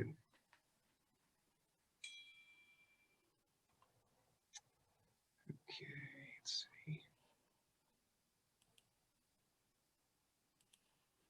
I apologize. I have so many screens up. I have to probably go ahead and shut the screen in order for me to do that. Okay. So let's see if I got the screen up now. One moment. Okay. So this is a memo that's been prepared by staff, including myself and Mr. Flynn as borough engineer. And just for those who are trying to orient themselves, Lord willing, you have a screen where you can see this. It's kind of maximized on my screen, but apologies to those who are watching on a phone or a small tablet. It's a memo dated today, actually. We had to do some updates. The first part of it is very simple. I'm not going to take time. It's the exact language found in the Churchill Borough Ordinance, Chapter 304, 37.1. It's a part of our zoning code related to distribution centers in the C1 and C2 districts. This was, of course, added by Ordinance 750 last November. It includes the requirements related to the conditional use. So we followed this closely. This is sort of, if you will, the precedent setting part of the zoning ordinance that we must follow in order to create conditions. So I'm only going to drop through those. There's no need to read those. The Planning Commission is familiar with those, as are many of you who have cited these throughout the evening. And I'm sure Langen and Amazon are quite familiar. Hillwood, they're all familiar with these as well. So again, these are the requirements of that. And these have been addressed numerous times throughout the night. Now, what you're going to see now is a highlighted portion of the screen, and that begins with potential conditions for conditional use approval drafted by, as I said before, the consultants, technical engineering review staff, and borough staff. So what we tried to do was create a visual for all of the Planning Commission to contemplate at the same time that the public is seeing them, so that we can have a discussion. And what we'd like to do is have the Planning Commission consider these. I'm going to, for a moment, stop this share to help people understand where we're at in the meeting. So I'm going to go back to the agenda so you can see that. What we're contemplating is under action item number 6 of the Borough of Churchill July 14th Planning Commission meeting is either a motion to recommend to the governing body, which in this case is the Council of Churchill, the approval of the Churchill Creek project with conditions, or a motion to recommend denial. Regardless of the decision that is made tonight, on July 19th at 6 p.m., a public hearing will take place because the role of the Planning Commission is advisory. The governing body, Borough Council, is the area where the final decisions be made after the public hearing is ended. 45 days after that ending, the Borough Council must render the decision. So what we're doing is we're discussing staff memorandum regarding the conditions. These are not final. These are merely a recommendation. If they are choosing to move forward with those, they will be advanced through the next process where council will have an opportunity to add more conditions or delete conditions or refine conditions. The final conditions, if it gets to a point where the council approves after the hearing, the conditional use application submitted by Churchill Creek will be memorialized in a developer's agreement sometime in the future. So what you see tonight may or may not be included in that final developer's agreement. There may be additional ones included in the final developer's agreement, if indeed that gets to that far. And there may be ones that you see tonight who, again, are not included, or ones you don't see that will be included. With that, I'm going to go back to the share screen and go back to the memorandum. I just wanted to clarify, what we're trying to accomplish tonight. So now you'll have that screen back, and it begins with the highlighted section called traffic. This is the part where the Planning Commission itself needs to feedback amongst themselves and to their borough consultant and solicitor and myself, if necessary, to ask any questions. So take a moment to look at what we have proposed under traffic. I believe we have these numbered, and please refer to a number if you have questions. So I'm just sliding down for your convenience. These have been submitted to the Planning Commission. Again, as of today, a draft of them was submitted previously. The Planning Commission has not deliberated on these. That would be a violation of the Sunshine Law. So for the most part, be patient with them as they review. Madam Chair, would you please facilitate the remainder of the meeting? Okay, thank you very much, Alex. These were, these conditions or points were a compilation of the engineers and staff of the borough, the various consultants as well. And some of which are meant, or all of which are meant to address specific concerns of borough residents. With that being said, we'll just start off with the traffic as you had listed first, which goes back to the number one of the ordinances of the 7 criteria that have to be met. Is that the traffic generated at the site will not have a negative impact in the neighborhood.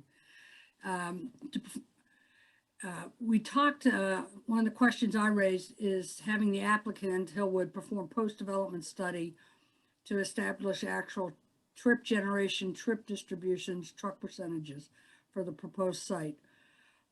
I believe that they did agree to do this post approval or development. So, yeah, so to be clear, what we're doing is we want these to be our conditions. Whether or not the applicant will finally agree to them will depends on how far they get. In other words, if you or the council in addition together come up with a set of conditions that the applicant is not willing to adhere to, it kind of means all bets are off to one level, right? So this isn't saying they have agreed to it. What you're saying tonight is this is what we want them to agree to, and we believe to be reasonable conditions to protect the public health and safety of the community. So that's what you're reviewing tonight. Right. No, so if I could, I think it's important to remember too, number one, that even if there's discussion regarding these conditions, the vote, we're not going to know the vote until these folks vote.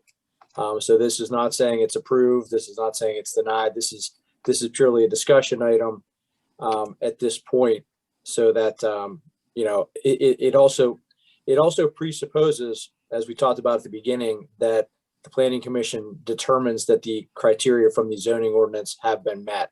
So that is essentially the initial determination that's got to be made. And then if they make that determination, then this discussion will essentially finalize what those additional conditions beyond compliance with the code would be required as part of the approval. Mr. Solicitor, I have a question. If after this evening, in general form as they're presented on the screen, the Planning Commission approves with these conditions. Do you think we'll be able to post this draft maybe by the hearing on Monday or sometime? Because I would imagine as we move it to council, the council will get, yes, they voted, and here's their list of proposed conditions. Yes, our goal will be as soon as tomorrow, but no later than Friday, hopefully, to take whatever input we get from the commission. And again, under the assumption that they would approve conditionally tonight, we would have the final approved set of conditions that you'd be able to post. It would also be provided to the applicant and to Borough Council, certainly prior to the public hearing at the very least, so that they would know exactly what took place at this meeting tonight. Thank you. Okay, thank you. So if Okay. one, Madam Chair, I could read the ones you've already read through, pretty much the first one. The second one deals with the traffic signal at Greensburg Pike.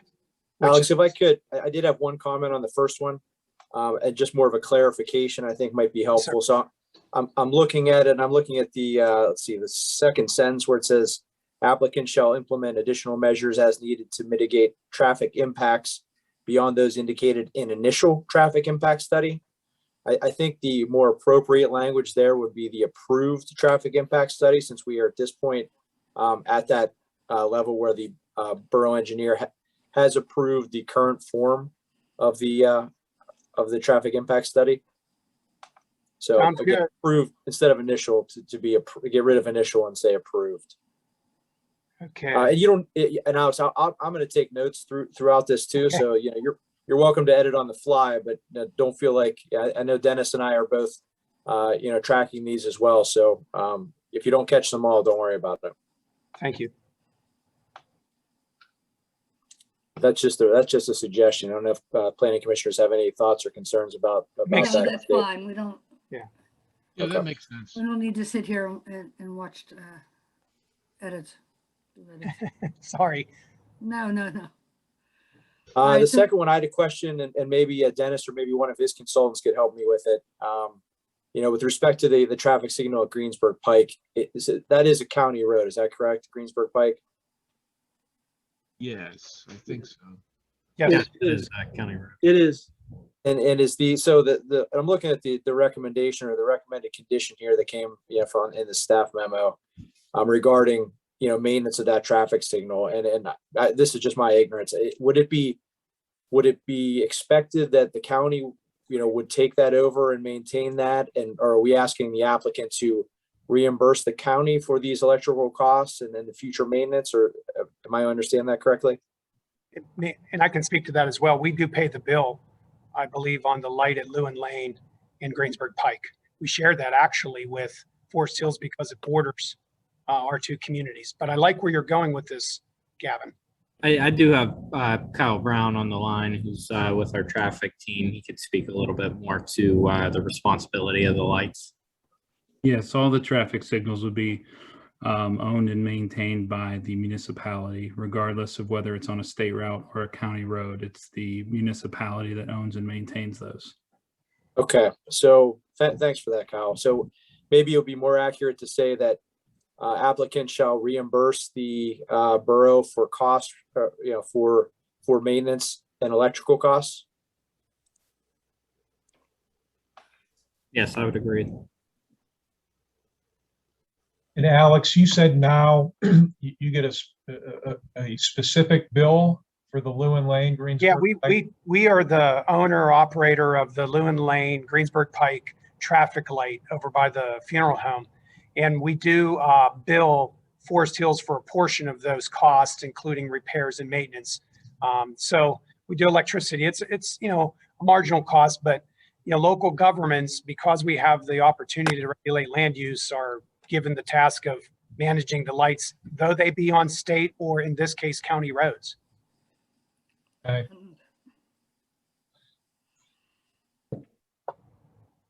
Krista's All right. texting me. She says 50% is what Forest Hills kicks in. Okay. So on item 2, as Gavin suggested, it may be that that condition, if we're inclined to approve with conditions, that condition would be to the borough to be reimbursed by the applicant for That is correct.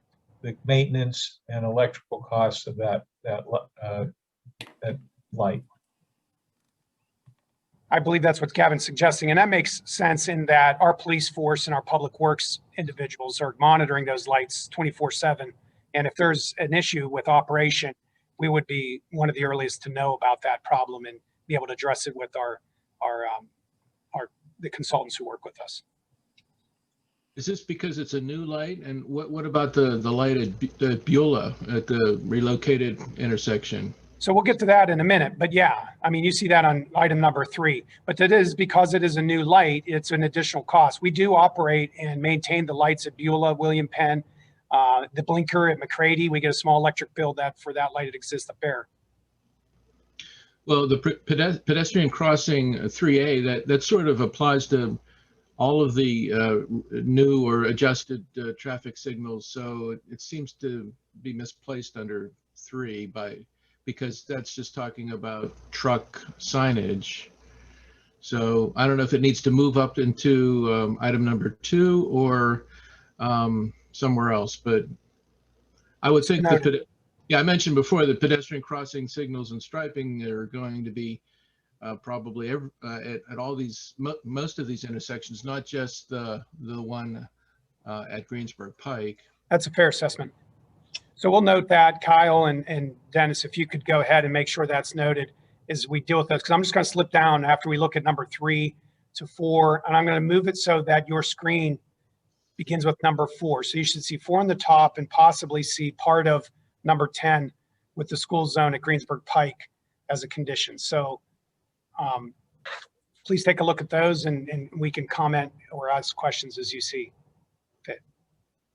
Well, for number 4, I was under the impression that the sidewalks would be connecting from driveway B, not to Greensburg Pike, not from the slip ramp. That was sort of a new revelation, and so maybe that needs adjusted somehow. What we're saying is they go from driveway A at Beulah Road to driveway B at Greensburg Pike. We want to make sure that walking and bike facilities are connecting both ways. It would not connect back along the slip ramp because of the federal highway restrictions of bicycle and pedestrian access. Right, but there's two things under item 4 that maybe need to be separated then, because number 4 is starting to talk about the slip ramp, and then it slips into talking about a sidewalk that's not going to be there, but over at the Greensburg Pike driveway. So noted. Yeah, Mike, I think if we just get rid of that first section and just leave it started with applicant shall construct, I think that gets us there. Yeah, I agree.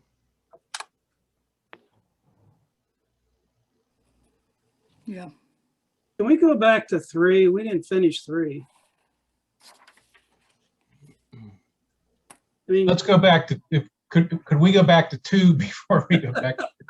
Sure. I'm just curious, if we own the light, say at the entrance on Beulah Road, if that light gets wiped out by a storm or something, are we responsible for replacing that light currently? Yes. So currently we try to go after if there's an automobile involved after insurance companies, but yes, we're responsible for acts of God or acts of man. All right. Okay, back to 3, Daniel. Yes, sir. Truck route signage explicitly marked on site and continuing through highway access. I'm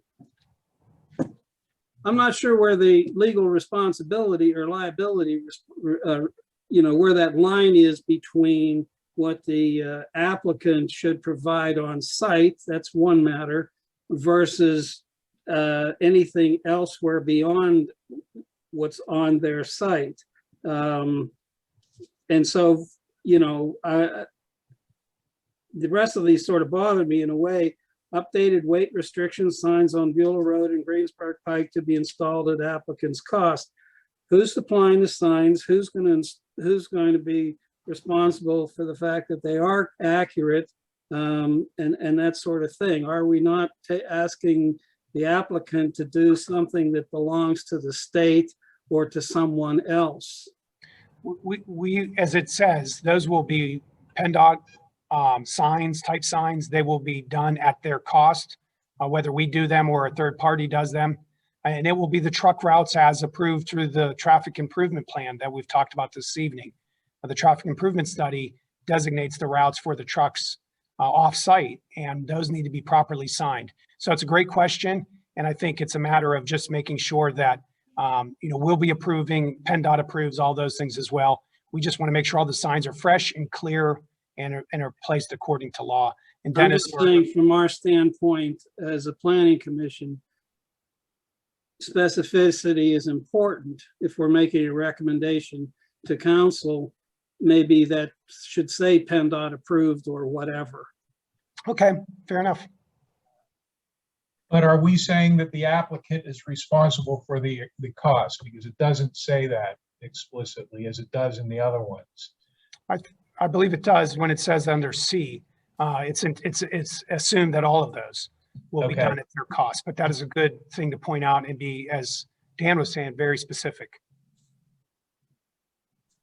In other words, if C ends with to be installed at applicant's cost, applies to all. That should, well, then that should be bumped up to the introductory clause there, truck route signage.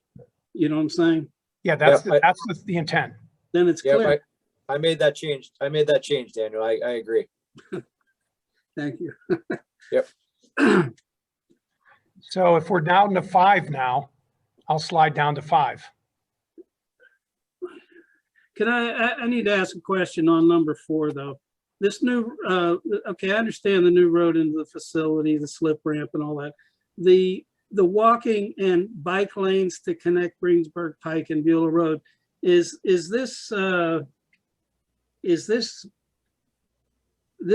being requested, and from what I understood Leif to say earlier, they're going to do this at their own generosity. Would that be correct?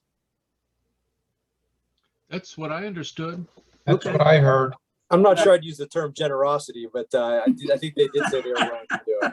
I'm sorry, they have my thesaurus with me, so. Well, this goes back to a point that has been raised in the Q&A a number of times. People have made comments that what good is a promise if it's just that?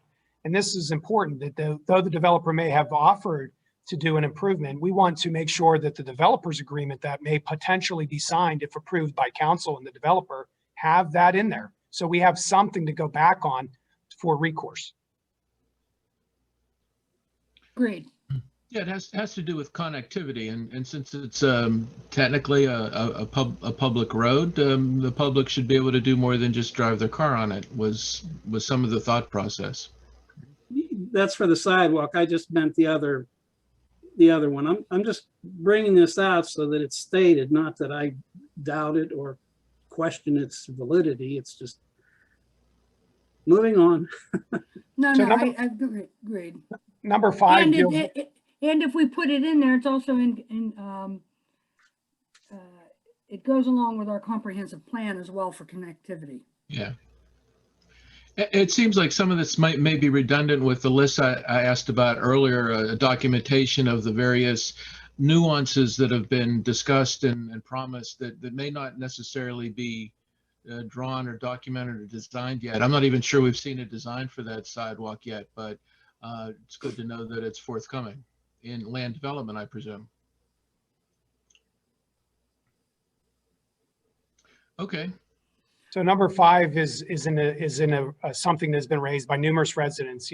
What's in it for us? We're going to take this road, which obviously benefits greatly the applicant, and that's a great cost to a burden to a borough that only has about 14 miles of road right now, and you're increasing that by like 7% just with this one facility. So this contemplates them being involved in that, and that's what we would like to recommend you consider this evening with your decision.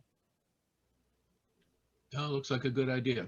Yeah, again, I think that goes along with what we've talked about before. We don't mind having the slip ramp and into the facility, but a new road is an additional cost. So again, I'm just not being difficult. I'm just asking questions. This new road, when I was a young person and worked as a laborer and carpenter back in the day of Amor Construction and Glunt and Catronell and other home builders in Churchill, my recollection might be wrong, but it seemed to me back then that home builders were part of a development of a street, but the borough took over the street, and the home builders built the houses and sold them and moved on their way.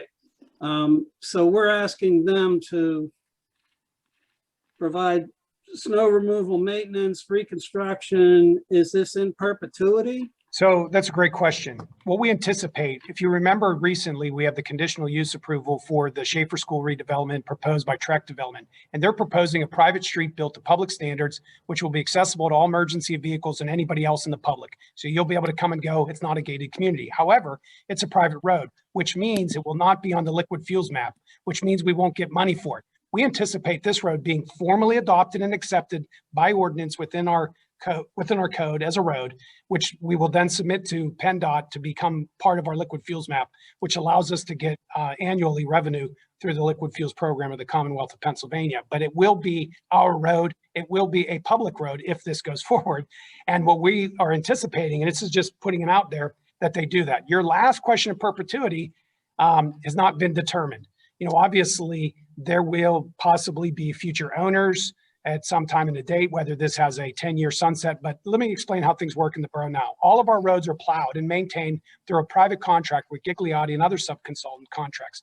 So we kind of see this as a kind of an easy maneuver so that this doesn't get added to the Vigliotti's contract. It gets added to a contract that's managed by the end user. In this case, it sounds like it's Amazon. So yeah, how long it lasts, we don't know. It will be theoretically public. It will be adopted by the borough, and it will get liquid fuels revenue on an annual basis, as do the other roads, except with that condition that I mentioned previously with the Schaefer School redevelopment and Trek. I appreciate that explanation. I think it was worth the time it took to make that. Thank you. Well, is it wise then? I mean, I think this is a good condition. I think all of it's good. But I think, you know, following what Daniel said, we ought to add a little clarity to it. And that is, you know, is it to be the owner of the property to be perpetually responsible for the maintenance of that roadway? I certainly am willing to put the word perpetuity on there. We'll have to see if that's feasible and realistic within the law. Well, I mean, you know, there is no sort of bright line rule. The only bright line rule is if we're able to sort of come to an agreement. It doesn't have to happen at this level, again, because you know, this is an advisory set of conditions. But ultimately, I could tell you that if the applicant would be willing to accept a condition like that, you know, whether or not it's, you know, quote unquote legal or supported by any particular statute or regulation, is not really material. It becomes a contractual obligation essentially, if the applicant would agree to it. But certainly, you know, the Planning Commission could consider some sort of sunsetting, as you mentioned, Alex. I don't know what the appropriate time period would be for that, and that's obviously up to Planning Commission as to whether they want to do that. I did have one other question about the heavy highway standards, and maybe it's a Kyle question or Dennis. I'm not sure, but you know, the obvious, I think, answer is probably just there's going to be a lot of tractor trailers on it, so that's why it's got to be built to heavy highway standards. Is there like a certain, you know, regulation, or is there a certain, you know, any kind of trigger for heavy highway versus a regular borough road, and maybe just if you could explain, or just in layman's terms, what the difference is? I imagine they're thicker and et cetera, but I don't know if Denny, you could handle that.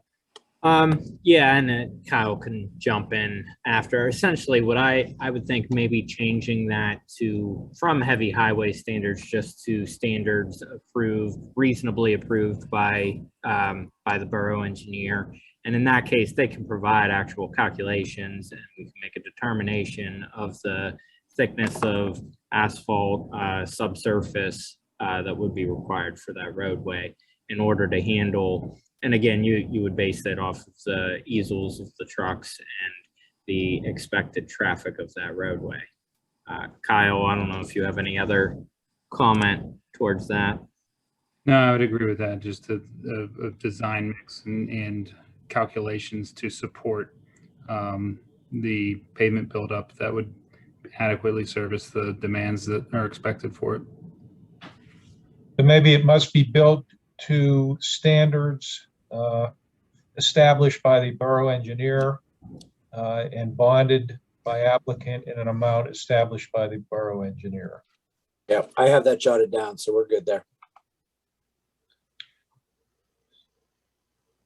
I think we should put a time period on it.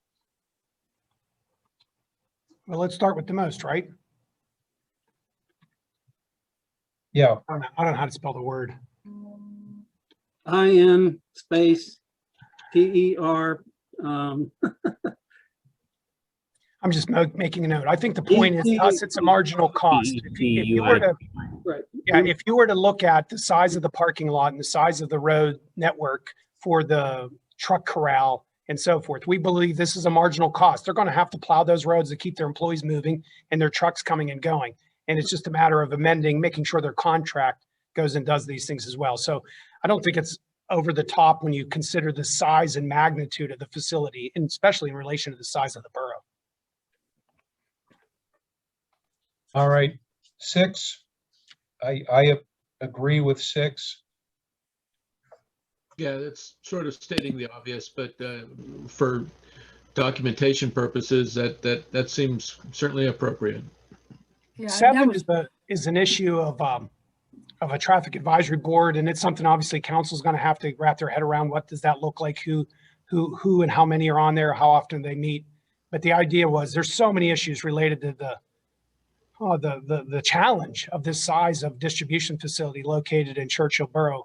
We have to continually be vigilant, and we believe one of the ways to do this is suggesting this traffic advisory board. I don't know if Kyle, you want to chime in here, because I think this is one of the ideas that you had brought to the table. Yeah, I think to the point that you'd mentioned is that there's a lot of, we're looking at big picture items with this traffic study and this subsequent HOP that would follow.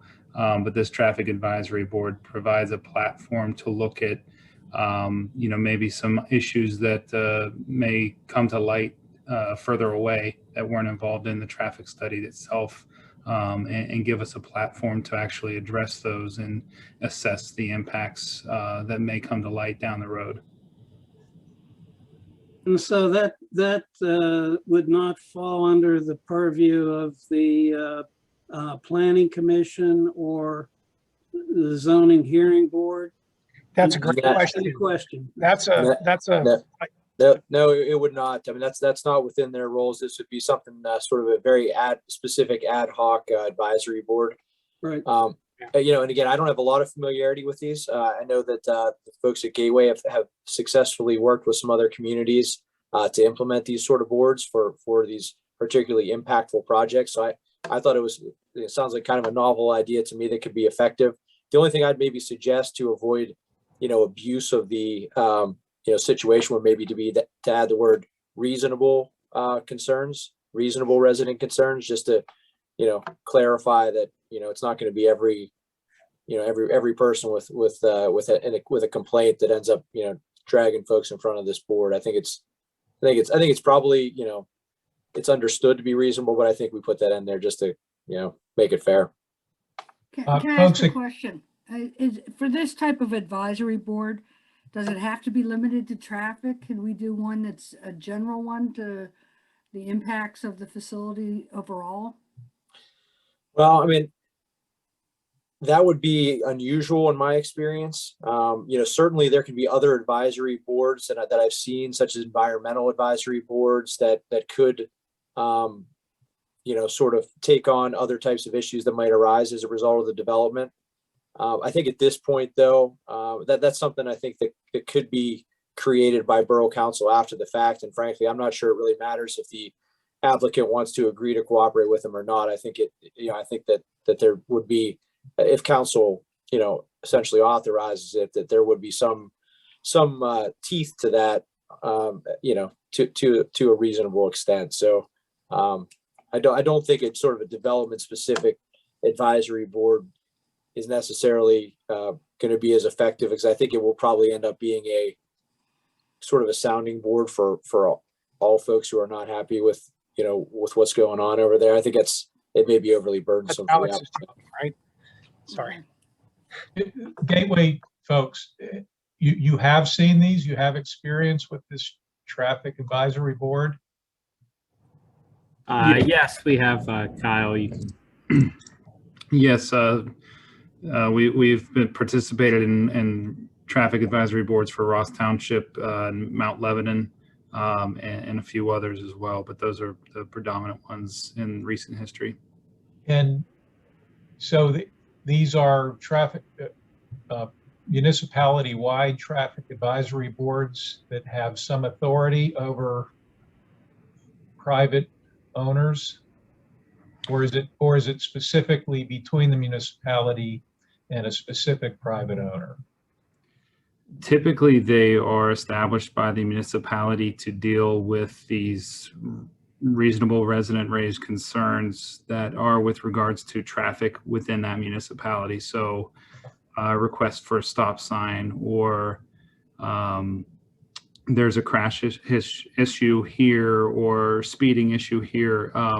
Those concerns, it's a way to field those concerns and address the ones that warrant being considered and looked at. But do those traffic advisory boards have the authority to, I can see the point of what you're saying, but then the municipality takes the efforts to address whatever problems arise. Are there situations where the municipality imposes burdens upon a private property owner to address those things? Not traditionally. I think that would be the uniqueness of this particular condition is that it's looking at the implications of this development over time. Okay. Yeah, Dick, I think that the idea behind this is really to make sure that there's an outlet or an avenue to maintain a line of communication, to try to address, the real life impacts that might occur, that might, not otherwise get aired. Okay. All right.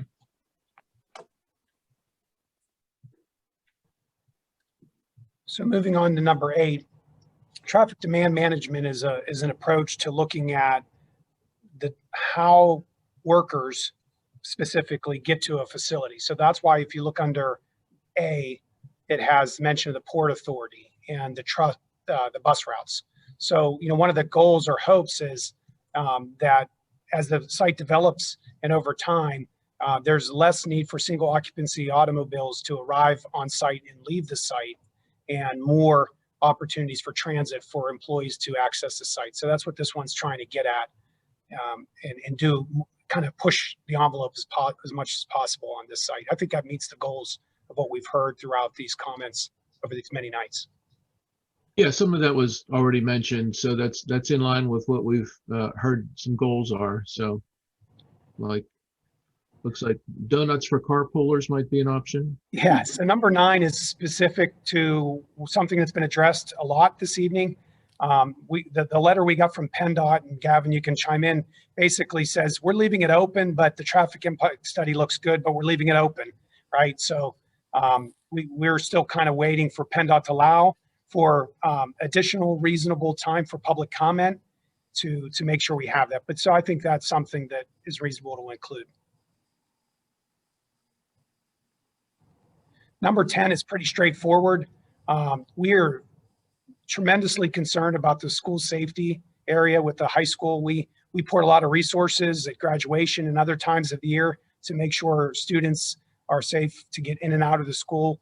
And what we anticipate is using intelligent traffic transportation systems that kind of, for example, it's posted in a speed zone that is in front of a school that you can only go a certain speed. It would be nice to have signs that interact with the drivers and say, here's the speed limit and your speed is this. So we can increase safety through that. And since we're messing with the Greensburg Pike with potential road diets and reconfiguration from 4 to 3 lanes, we thought this would be a good proposal to consider. Alex, what I was thinking as far as the language here, because I think you do want the school district to be taking the lead on something like this, because they're the ones who are going to be in probably the best position to ensure that their students and parents dropping off students, et cetera, are safe and protected. I'd suggest something more along the lines of applicants shall cooperate with school district to address signage and safety issues, something a little. I know that sounds a little bit general, but there may be multiple ways and better ways to sort of skin that cat, and I think that requiring that level of cooperation would be the better route to go.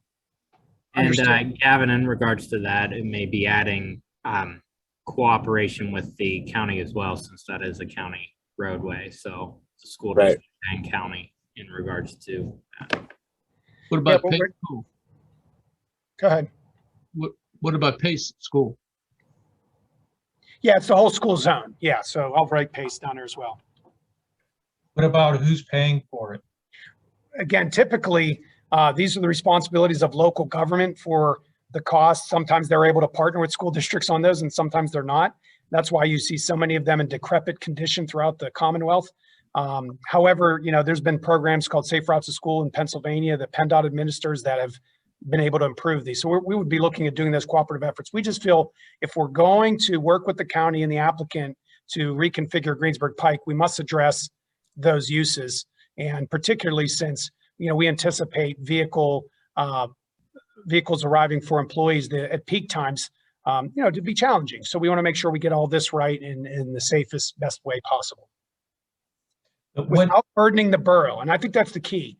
We didn't ask for this. And if this is going to happen, we want to make sure the applicant is at the table with it. So you're suggesting adding at the cost of applicant at the end of this too? Well, I'm just saying this doesn't put any burden on the applicant. This just says this is what we're going to do. And if we want to make the cost burden out of the applicant, then we should say that. We can add that. Yeah, I don't want to labor the point, but I think pretty much the assumption here is the reason these are being addressed is that that's the thought going forward. And I apologize for not making that clear. And thinking about Greensburg Pike, I don't have a solution. Maybe some discussions will happen during land development, but it was brought up earlier that the elimination of parking along Greensburg Pike due to the road diet is going to be hard to get used to, and I'm sure people are going to try to park in those margins, and I don't know how you change that because they're used to it. But again, it's just something I anticipate being a discussion point as we move forward. Indeed. So number 11 is at a macro level, trying to do our best that whatever we're installing here is consistent with PennDOT District 11 Traffic Management Center. We believe the future will be achieved with traffic efficiency through intelligent transportation. So hopefully that's what we're doing here, and that's what we're trying to do. So whatever signals go in are ready-made for whatever District 11 would like to see. Many of you know how much stress there is on the volunteer fire department here of Churchill with traffic accidents right above me here at the Borough Building. And it's enormous that we deal with that facility all the time. And when that happens, as many of you know, when the Parkway shuts down, people come through the borough on Nottingham, on Lewin Lane, on Greensburg, Churchill Road, all kinds of roads because they can't move on the Parkway. So they use back roads and other roads. And we've got to have a good TMS or TMC system to communicate with Central that, things are really breaking down here and we need help. Yeah, I would only maybe add, Alex. I mean, I think we want the sort of PennDOT and the county to be driving the ship. I think when it comes to what they want to require as a best practice here. So we want to say, subject to PennDOT and county approval or requirements. Yes, no doubt. We don't know what they are. They do. Right, that's what I mean. Just having that sort of a one-off, like you got to install X when that may not be what the Gateway or the county or the PennDOT, want as part of this. I think it's maybe we leave ourselves a little bit of a carve out to have some flexibility. Yes, sir. Yeah, I like the idea of saying to best practices, which may include Yeah. cameras.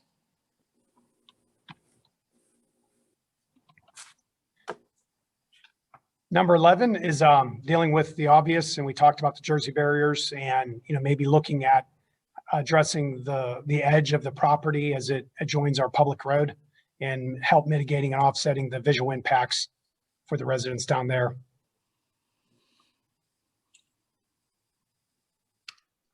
Question on that, again, that's a state road, so PennDOT would have to be, let's assume PennDOT owns those Jersey barriers. The applicant can't just go down there. We understand they were installed by Westinghouse. There was a slide for years ago that Westinghouse had on their hillside, and with PennDOT coordination, I'm sure, being it's SR 130, they installed those Jersey barriers. Yeah, but since then, there's been modification of those barriers and replacement, I think.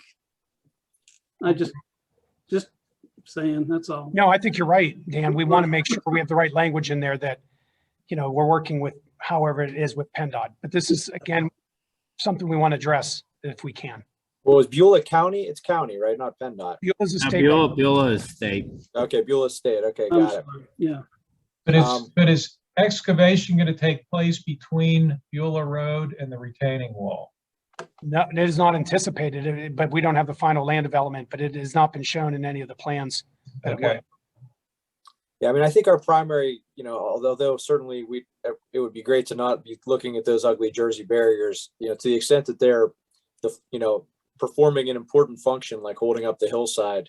I think we want to be real careful about, what we're requiring there. So certainly, I think, instead of shall replace, we may want to play with that language a little bit and say, cooperate with PennDOT. 'Cause I imagine that looks like it's in the PennDOT right away, or at least, a portion of it. So, maybe cooperate with PennDOT to improve appearance of barriers or something. Subject to analysis and approval by PennDOT. Yeah, or Like upgrade or you haven't seen replace. a geotechnical report or anything of that nature yet either.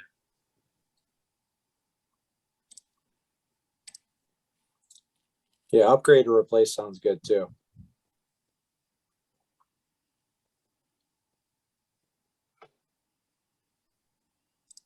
I'll leave number 13 to Kyle and Dennis if they have any thoughts on how we do that.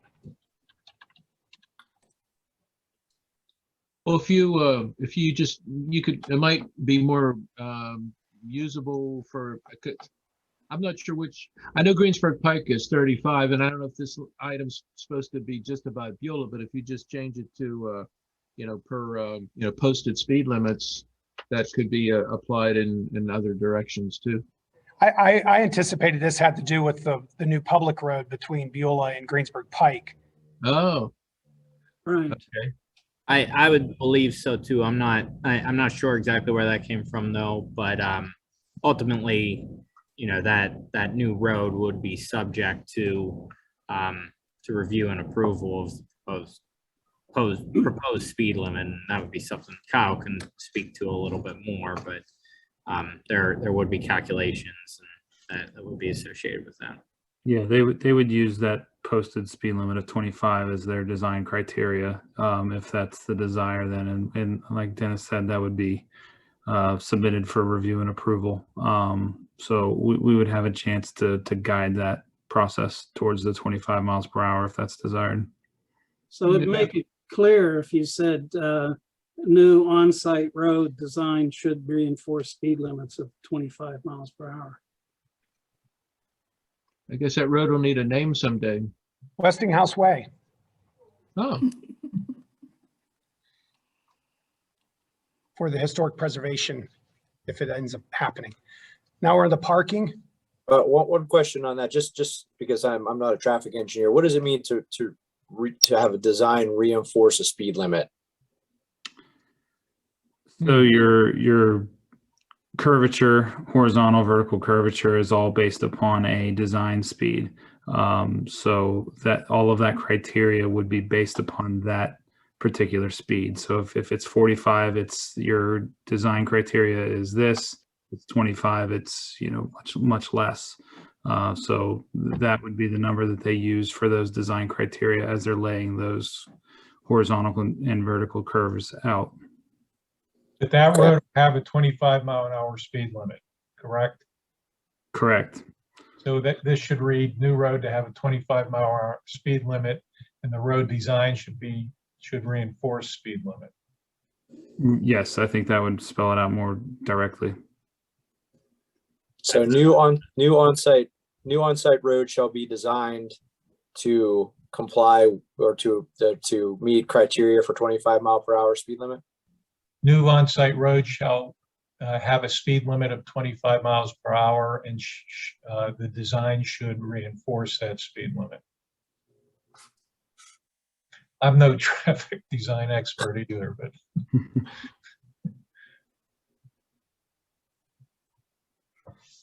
And Cal, I hope you got all that.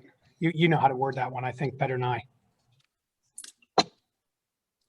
Yeah, mine's a mess. I'm not gonna be able to recreate this one tomorrow. I'm counting on Kyle for that one. So on to parking again, Gavin or Dennis, can you clarify, because there seemed to be some confusion tonight. One of the public raised the letter, Dennis, that you had written related to the status of the parking study as submitted by the applicant. Can you provide an update based on what we know tonight of where they're at with the parking? Yeah, and I kind of spoke very quickly through that. Our initial review that was completed about 2 weeks ago, at that time we had not received those updated information regarding the parking study. We did receive that late last week, so that letter that they were referring to was the previous letter. We did submit another letter today after we had received that information regarding the updated parking demand analysis. It came from Kyle. If there are any specific questions regarding that, but they did follow our comments and our requests for evaluating the parking demand to verify that the parking was right-sized or correctly sized in terms of being adequate. So in the Q&A tonight, there were a number of questions related to the total number of spaces in relation to employees, and you might want to peruse through those if you have an opportunity, but I'm sure it's going to be an issue that we address time and time again. That high number of, if there's 1,700 parking spaces, but a maximum of 1,500 employees working over 3 shifts. And even though there's overlap with 2 of those shifts, right? One coming and going, how do you come up with the total? So I know you know all this stuff, so keep at it. And I just want to give you that heads up. It's in the Q&A. Right, and that was specifically why our comment existed, that we did want them to provide that further backup information. And with that further backup information, as was stated, they do believe that they can reduce it by about 80 spots. And again, I don't know if you want us to get into it right now, but we can speak to the specifics of our request and the items that they address regarding the necessary parking demand. Yeah, I just thought it was more important to look at that, since that was the the question raised earlier. And are we talking about any one of these things, or is this general discussion about parking? That was general discussion, I think. Yeah. So just wanted to make sure because there was confusion this evening of what was submitted and where we were at in the process. So looking at the 3 points under parking. Number 3 is redundant. That's stated up above in number 8 under. Yep, you're right, Daniel. We'll ditch that one. The first one, Alex, maybe I know you had some input on this from prior experience or observation. Can you help the Planning Commission explain kind of what the corral is and how that would work? There's a lot of concern about idling trucks and the placement of idling trucks. We had visited 3 Amazon facilities in Ohio that happened to be previously 3 malls in suburban areas. And what we observed is in prominent locations on those facilities, anywhere between 24 and 48, but about 36 idling tractors. Some of those idling tractors were using generators and others were just running on diesel. And I don't know if they were turning on and off every 30 minutes or whatever, but it was very disconcerting to see those as a prominent feature of those facilities at each of those sites. We're looking for that not to happen here. And here's a concern we have. There's not a nearby truck stop to Churchill anywhere nearby. So they really need to have their needs met at the site. Plus, quite frankly, we don't want them to go to a truck stop and come back and forth, right? That will increase the truck traffic by doing trips back and forth between loads. But between loads, a guy drops off or a woman drops off a load, waits to have a new load to leave. They need to be accommodated. So what we anticipate is some kind of something to enable them to get their wireless, their cable, and all the other features of the modern truck driver to their vehicle, whether that's some sort of facility that comes from the facility, like some sort of plug-in or something that takes care. The idle air is the concept of taking that exhaust if they have to run on diesel. So I don't know if we want to use best practices. I believe idle air is like a copyrighted kind of product, but the goal is, we've heard over and over again, there's no tolerance in this borough to have 24/7, anywhere from 24 to 48 tractors idling for hours waiting for pickups and deliveries. The state law only requires that applicants provide signage not to idle. And we don't think that's enough to enforce the standards we want to have in this community. We can't have trucks idling. So if there's better language, I'm game, but this is where I want to start with. And so they will be idling so that they can continue to have the juice to run their electronics as they're sitting there? Is that the reason they idle? Yes, if it's 2 or 3 hours, between when they drop off and pick up to leave, yeah, they need to have those conveniences met. That's why there were questions before even about restroom facilities inside the building. Those drivers need to be accommodated, and we do not want them to be discouraged from staying there and then go make some extra trips in our community. This might be addressed somewhere further down the list here, but I would think in the not too distant future, they're going to be electric, and they're going to want to plug in and be recharging in addition to all those other things you mentioned. So some of that infrastructure might be a good idea to get started now as opposed to later. And I also recall one of the meetings, the applicant did say they were going to have some, I forget what they called it, but a comfort station within the facility for the drivers. Very important. Yeah, I'd mention also that a diesel truck is not a gasoline, combustion engine. And they have special issues when the weather gets bitter cold. So they just can't, it's not so easy of just, going out and flicking your key and boom, it comes on. That's why they don't shut down at truck stops in the dead of winter. Just mentioning that. No, that's correct. And the state law, I think, recognizes that.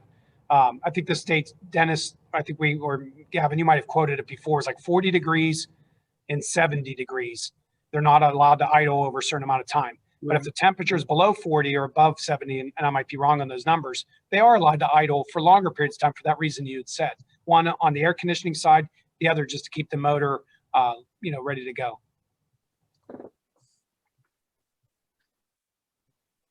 So how do we address all of that in one bullet point? Well, this is a starting point. That's a good observation. What you're doing this evening is, if you choose to approve with conditions, and these are the conditions, this gets us into the door of having a very meaningful discussion with the applicant. And then once council gets another bite at the apple after the hearing, to get somewhere close to the final agreement. So we don't need to tonight, come down from the mountain with the commandments on stone. But what we do need is a general outline of what those commandments might be. Well, Okay. I think we need to broaden this, because when I read this, it's not, I just thought it was, electric plugins or, give them a facility. So I think we need to broaden this a bit by saying that they're going to establish, I don't know if corrals, maybe what's thrown me off or whatever, but I think it's got to be, adequate facilities. Well, I think if you describe what you're trying to accomplish for those trucks and avoid, it regardless of what technology will solve that, we don't have to know what this technology is. We just need to state what the concerns are and what we want it to avoid. We say something like implement best practices subject to borough approval to limit truck idling. Yeah, I think so. Well, there's two things. One was the concern of the prominent aspect of them. I want them to be corralled, kind of like not in the main feature. When I come off that ramp, for example, at the Greensburg Pike, I don't want to see 36 trailers, tractors just humming. Let me describe it clearer. With those other facilities, these tractors were parked where employees are parking. So if you can imagine the typical 20-foot by 12-foot traffic stall, having those areas with these trailers kind of in odd arrangements because it was whatever the driver did. It was so out of place. It was like a sore thumb, and it was obviously an oversight of design. It was as if whoever the end user wasn't part of the original design and never could see this occurring. Now, that was not in a peak time. I don't know what happens during peak times. It could be more tractors. We need to make sure that somewhere that's thought about. And it may be, and they just need to help us see it. But I like the language that you guys have said, which is trying to do best practices for handling this issue. We know the drivers need comfort and they will have downtime. We don't want them to do it on the front door, on the front porch, so everyone can see it and quite frankly hear it. I don't want to bike or run or walk on a road that has 12 of these sitting there humming. They need to be hidden, out of sight, and they need to be contained. Can I ask Gateway or maybe Kyle in particular, the plan as it currently stands, does it designate and I hate to put you on the spot if you don't have it in front of you, but do we recall if it designates a truck parking area separate from the employee parking? I don't know offhand, but I recall them saying something that there was a corral of some sort, but I don't know if it's to the extent of what we're talking about here, if it's just a place for them to be as opposed to a place for them to be accommodated more substantially. I'm looking at the My drawing. understanding, go ahead, Dick. Yeah, I'm looking at the drawing and it looks like all the car parking is between the building and the highway, and everything lateral to the building and behind the building looks like truck parking. So it looks definitely like it's. That's correct. And so I'm sure those plans in Ohio said the same thing. And so but that's the difference between a plan and reality. We know, because we've seen these in other sites, that the reality is the tractors end up being in designated employee areas and they're just idling. And I'm just saying, hey, if we know that and we've seen that and we've observed that, let's get it on the plan before it becomes the reality. Yeah. It can't hurt. The one point regarding that plan, so the spots that are shown behind the side of the building, my understanding were for trailers and trailer capacity. So additional trailers could be set there, not necessarily the tractors. And that's where Alex is pointing out the tractors that are dropping off those trailers then may need a place to go. And there was nothing that was specific towards where those tractors would be placed, to my knowledge. So maybe we require a designated tractor parking area. Yeah, or no tractors parking in the car parking. I mean, I'm looking at it. Looks like, it's car parking spaces. So no tractors in the employee car parking lot. Right. Yeah, I think to Alex's point, it was to just designate an area, because if it's not there, there's not somewhere nearby, there's not a truck stop for them to go to, along the highway right nearby. So that would be kind of putting that specific corral with a technology there so that they could connect in lieu of idling. So designate traffic parking area separate and apart from employee car parking lot. Sounds good to me. Yeah. Okay, so we'll sort of create two. There'll be the best practices for idling, and then a new number 2 is the tractor thing I just said that hopefully I can say again when we got to write it down, and then we can move on to old 2, which is now 3. And we got rid of old 3. And do we want to add a new one that says the the facility should have comfort facilities for the drivers? Because I know they committed to that at one of the meetings. Yeah, I mean, what, is there like a standard comfort facility? I don't know if Kyle, it's not maybe another Kyle question or Dennis question, or maybe that's something we'd have to research a little bit about accommodations for temporary, or for drivers on, between loads or something. Yeah, they used a term when we talked about it, but I don't recall what it was. Yeah, I think we need to massage the language to include that. I want to make a comment here. We're at the 11 o'clock hour. I want to give our closed caption person a break. But we're in the middle of this, and we're not going to break the meeting because we need to get through this and plow through it. We're not going to solve it tonight, right? So what we're just trying to do is just get a general framework of conditions to begin the process, if it is that the commission wants to move forward. So why don't we, please, let's take a quick break. Madam Chair, if you're amenable to that, I want to just give my closed caption person a break. Okay, So 5-minute break? yes, no more than that. Thanks. Okay. See ya.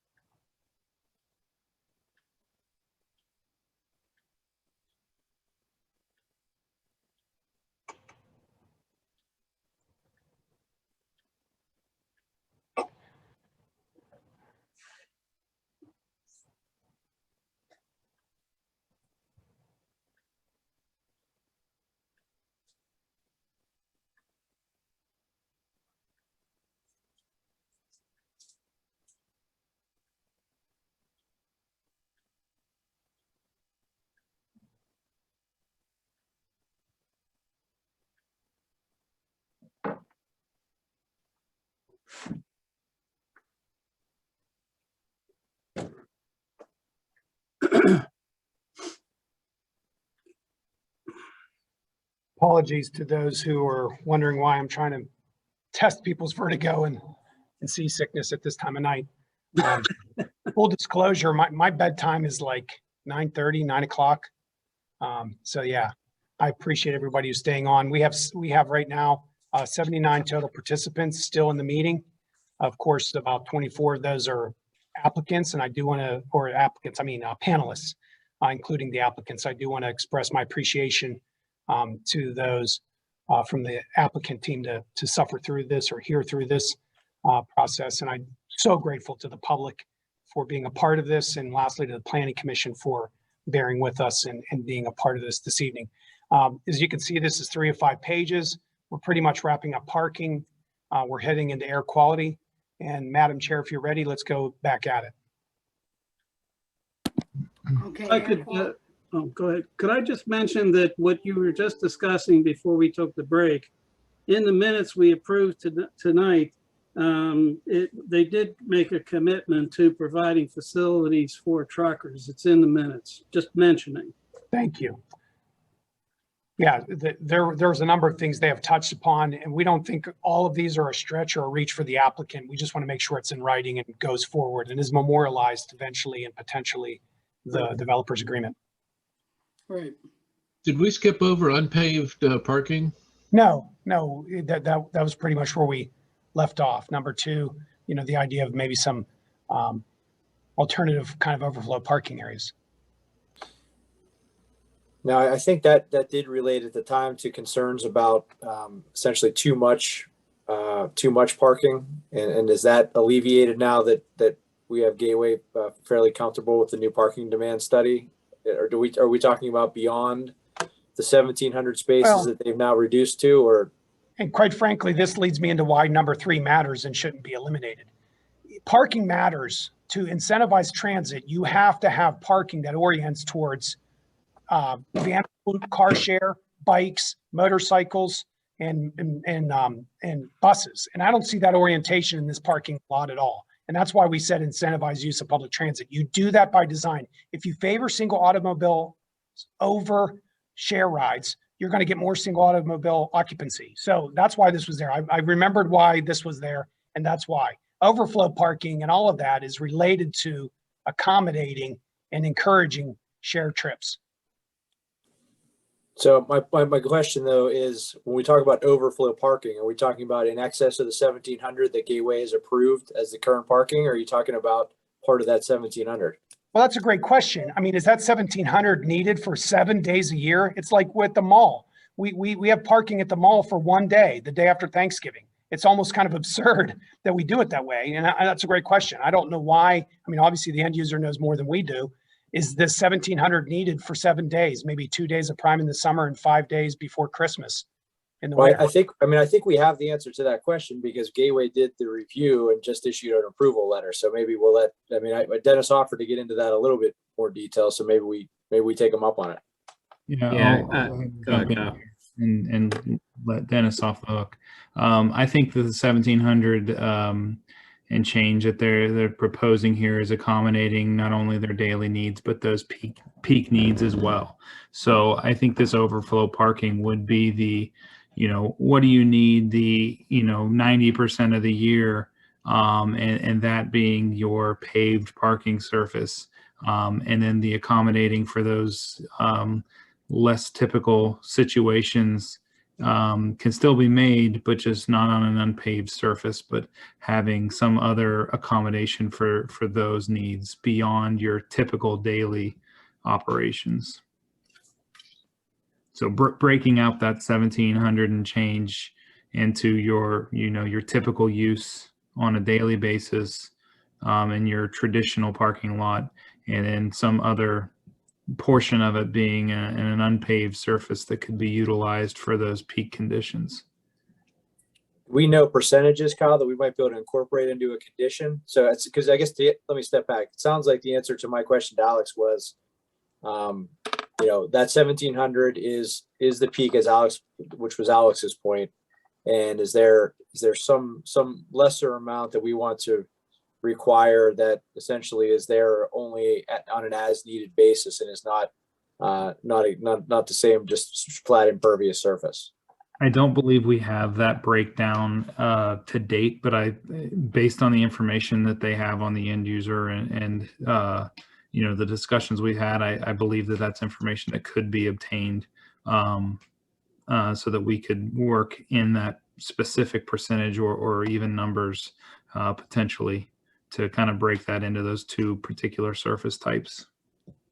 Okay, so maybe it's okay as is. Yeah, or even if you did just want to add in kind of based on additional analysis or based on approval by you know, the borough engineer, essentially, so that you are kind of that they would provide that additional information specifically to show that breakdown, and then with our review and approval. Makes sense. Kyle or Dennis, what kind of unpaved surface is possible these days that is maintainable, and particularly if you need the peak use like in the wintertime? How does what do people what's been invented lately?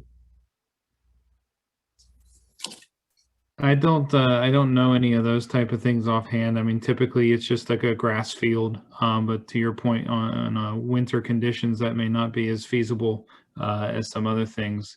Well, I have a few that have been out there, and they're typically more of something where there's just a grid of either a grid of kind of concrete pavers, or they do make a harder plastic kind of paver so that grass still grows up through there. It appears to be a grass field from the naked eye until you stand on top of it or walk through it, and then you realize that there is something of structure and something of substance underneath there. It's still not great in certain times during the winter or at certain portions, but there are a number of different technologies that can be utilized for that. So I don't think it would be recommending one specific technology. That would just be another thing that they would kind of they would work with us or provide something to us to approve regarding that overflow. Well, okay, I understand the intent and the desire. It just strikes me as a long shot from a maintenance standpoint if some of that peak is in the wintertime. So we'll see what happens.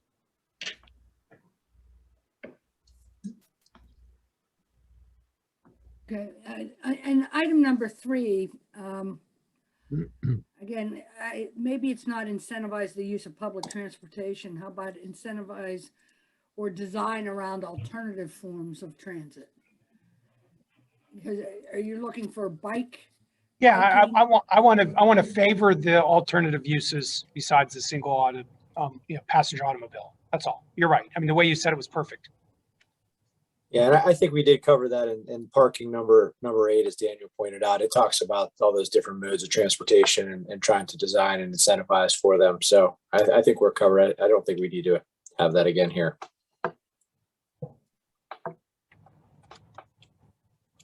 Well, the only, it does say incentivize alternative modes of transportation. They can't control the Port Authority, so we can't just say public transit. No, but they can put the bikes on the back of the parking lot or put them up front near the door. So when it's, there's weather issues or whatever, people can easily not have to walk some more distance. They're closer, they're preferred. Agreed. Okay, air quality. So one of the question and answers is, I'm looking at question and answers. Somebody had asked, and Gavin, this is a question for you. Is six months, if the applicant is Hillwood, and 6 months the end user or owner is Amazon, does that apply to them in number 1? Like who? Yeah, these conditions will run with the land. So essentially, whoever the ultimate tenant will be responsible for complying with them. Thank you.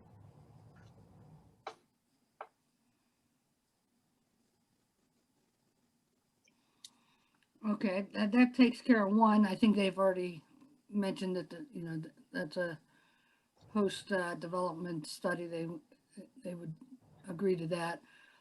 install permanent air quality monitors and cooperating with Allegheny County's program. Are And many these of you guys get required? alerts. Yeah, many of you get alerts about air quality, orange colored days and those kinds of things. Well, the county health department has scattered around the county monitors. And I think there's maybe possibly one in Forest Hills down towards Ardmore Boulevard. We want to make sure if possible, if the county sees need to have one here, let's get one here, get one closer so that we've got good data in our own community about our air quality. Okay.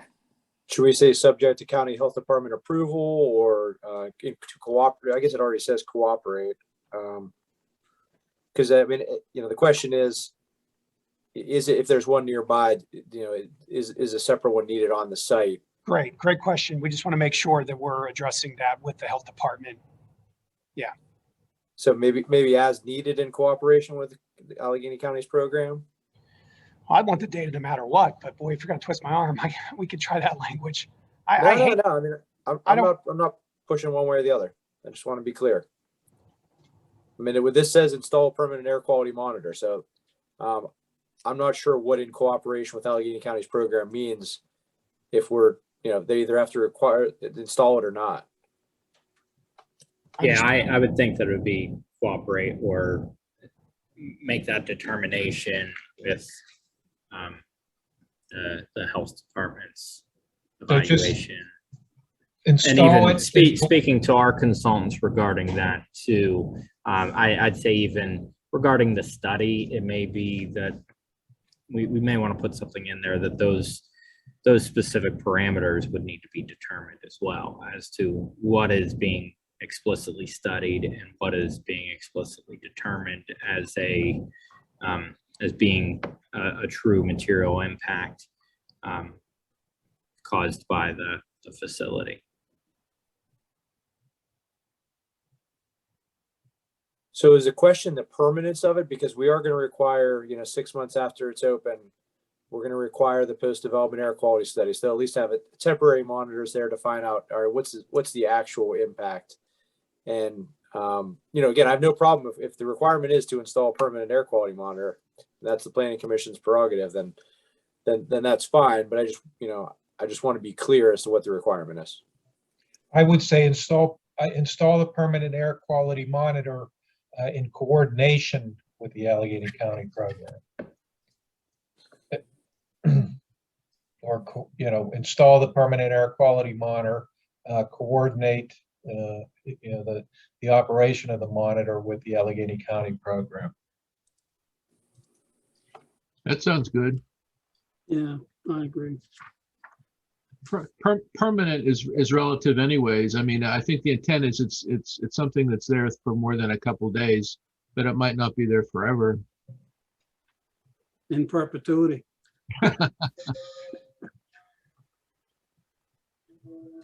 So we're getting rid of permanent? No, permanent. Install permanent air quality monitor and then coordinate operation of the monitor with Allegheny County program. Okay.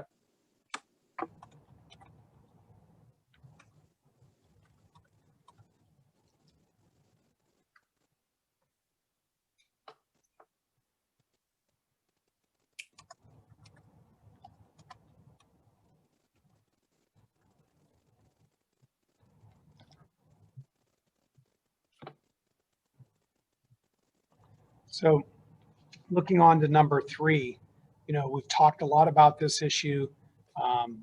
It kind of speaks for itself. The loss of mature trees is high, and we need to find ways to mitigate that. And we know that planting new trees isn't a one-to-one because of the size of a mature tree and its capacity to clean water and air and stabilize soils. So we want to try to push on this as hard as possible. I have a question on that.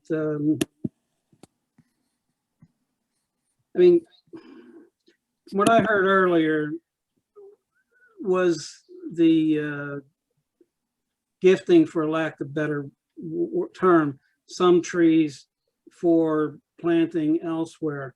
And And if that's the attitude of the developer, that's great, fine, leave it alone. It's just odd to me that the municipality or Woodland Hills School District or the land trust would benefit, from the, from some such a requirement. What does that have to do with the development of this property, other than, again, going back to the word generosity of the developer? It just strikes me a little funny, that's all.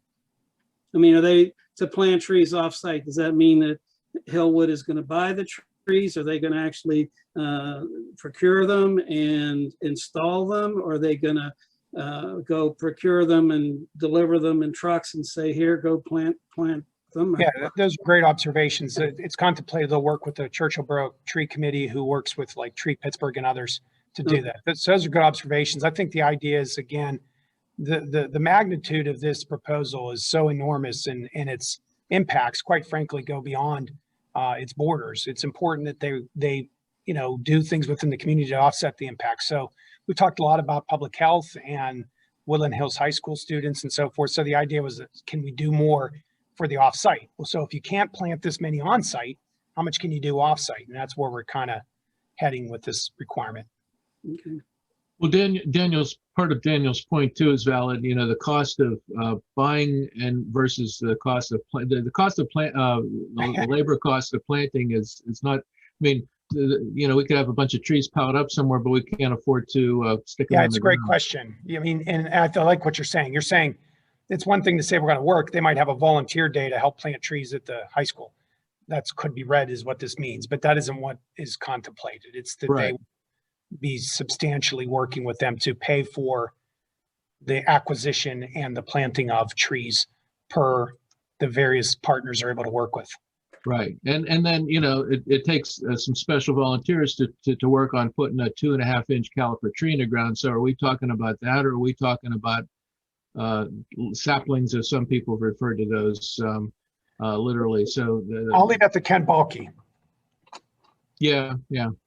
Well, and then, in my work past, I wrote a lot of specifications for projects. I mean, to plant trees may be more specific, such as to supply and install. That would be more clear as to what we're suggesting here.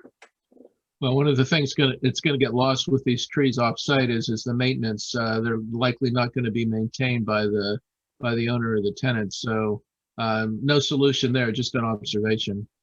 And also, would it be helpful to put all the points about trees in one place? They're kind of scattered about this document. There's some in landscaping, I think. Yeah, that's a great observation. And that's partly because the trees are kind of ubiquitous in improving environmental issues or dealing with environmental issues. So yeah, we could look at that as we do a final edit. And again, we're looking at conceptual draft comments to advance, if you want to advance this to the borough council. Understood. Well, so far they're all good ideas. Yeah, So were we left with? It should go under environmental, if you ask me, but I don't care. Is the concept then reimbursement of costs to acquire and install? Yeah. Or acquisition and planting? Procurement and planting. Procurement and planting.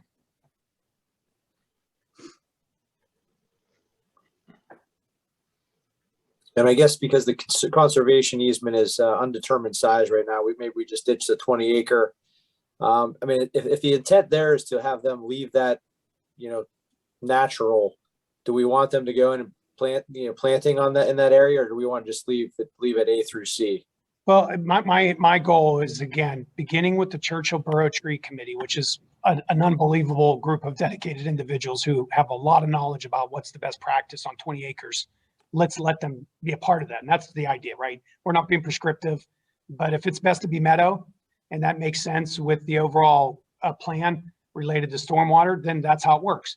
But if it can be have a place where trees grow, then let's do that. But those are big issues that we can't solve tonight, but we want to, that's why I was working with them to do that. Yeah. And naturals Just are a little relative nit to, from my end. 200 years ago, that was covered with trees, and somewhere along the line they were torn out and it was made of meadows. So, but the point of this bullet was to replace trees that are being removed for environmental benefits. Correct. Can we remove commit to and just say they will work with? Understood. Okay, stormwater. I think number one, we've talked about before. So, and I think that's a good one.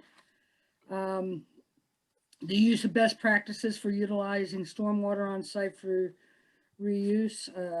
I think if we can get them to do that, that'd be great. I don't know what they, I guess they could use it for irrigation or what have you, without a treatment plant, there's not much they can do. Dennis, can you help me understand number 3? I know we've talked about it, but maybe it's valuable to have you work us through that. Yeah, and that may need to be expanded upon. Essentially, that would just be that the applicant would model any stormwater which is coming from their site until it does reach the stream, and then evaluate it essentially more so for an emergency management plan, just to show what happens throughout that system. And that would include the system along Beulah Road and the system along the properties until it does reach the waterway. So the comprehensive hazard mitigation plan, is that what's an example of that, what that might be? So is that an emergency situation? What would happen? They would. Gavin, this is Dan. I'm going to finally speak up. Oh, hey, Dan. I'm here. I equate this to almost like an emergency action plan for a dam that's required. I mean, we don't have a dam here, but we have a large stormwater facility. So hazard mitigation, emergency action plan, no matter how big we make facilities, there is always potential for flooding in low-lying areas. So having them analyze this, make sure the system is at least capable up to state standards to carry the water to the open water course.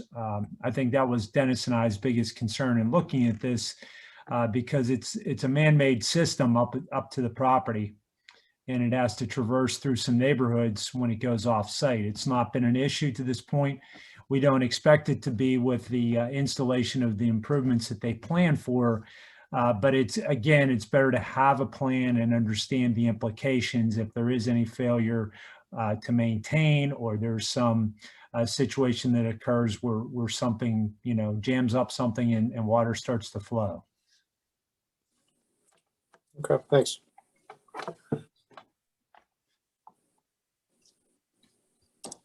Dennis, in light of that explanation, is there anything we want to do to the language in number 3, or do we want to reference an emergency action plan, or is it? It might be better to switch the comprehensive hazard mitigation to emergency action plan.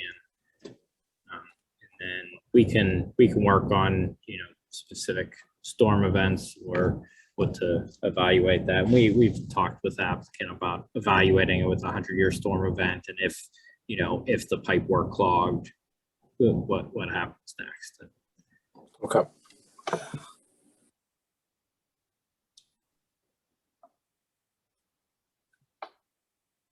Number 4 and number 5 appear to me to be pretty straightforward as written. Are any questions on those 2? No. Good ideas. I failed to ask this before. Is there anything missing under stormwater that you want to kind of at least put out there? I haven't heard anything about intentions to put any green pieces of green roof on the building. We had talked about solar panels, but green, I don't know. Did we have that down below? I'm just We asking. did, we included that under environmental along with Yeah, under number solar one. panels. Yes. And that one is always a little bit difficult because it is a different type of structural setup of the building. But Yeah. well, Mike, you probably know that, better than most. Yeah, but the intent is to reduce some of the rain runoff to some extent, and yeah. Okay, well, it's in there under environmental. That's fine. Okay, let's move this sound then. All right, again, number one, we've talked about that. I think that's good. Number two, sound barriers, concrete in color and decorative pattern to be approved by the borough. I like that.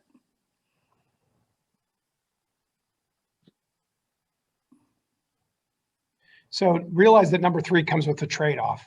The idea is that the vehicles that are westbound leaving at driveway B on Greensburg Pike would not be able to go north on Greensburg Pike to Grand Boulevard, to William Penn Highway, onto the on-ramp to the Parkway East between the hours of 11 p.m. to 6 a. And you're looking at, in those hours, I think Chris Prisk had presented back on June 2nd, anywhere from a low of like 7 to a high maybe like 11 within those hours, like for example.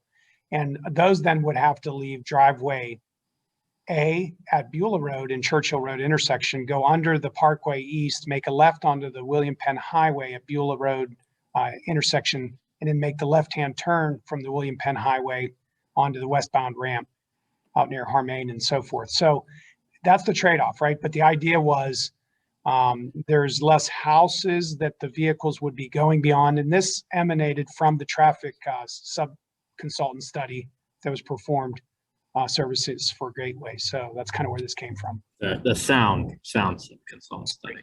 Said the wrong thing.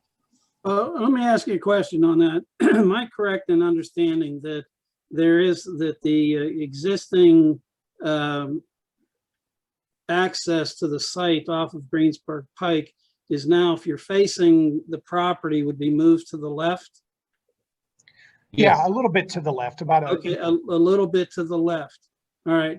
Am I also correct that house on the right, its driveway, am I right or wrong, currently connects to that? Yes, they have no driveway of their own. So there's some sort of right-of-way easement, apparently, that the rear of the property facing Greensburg Pike has to utilize what's now the old Westinghouse driveway at Greensburg Pike. And if you look at some of their drawings, I don't have one in front of me, there was details in later drawings showing that driveway being accommodated. But that's really a final design issue that needs a lot more scrutiny. And, our hope, I think, at the borough is that whatever happens, the property owner is held, is made whole in a sense, that that whatever happens, because what I'm fearful is that property owner now is going to have to head north from the rear of their property and cross the inbound lane for the passenger vehicles coming into the site. And then potentially, if they want to go north, cross a lane of traffic, of exiting traffic to get into the right-hand lane to go north onto Greensburg Pike.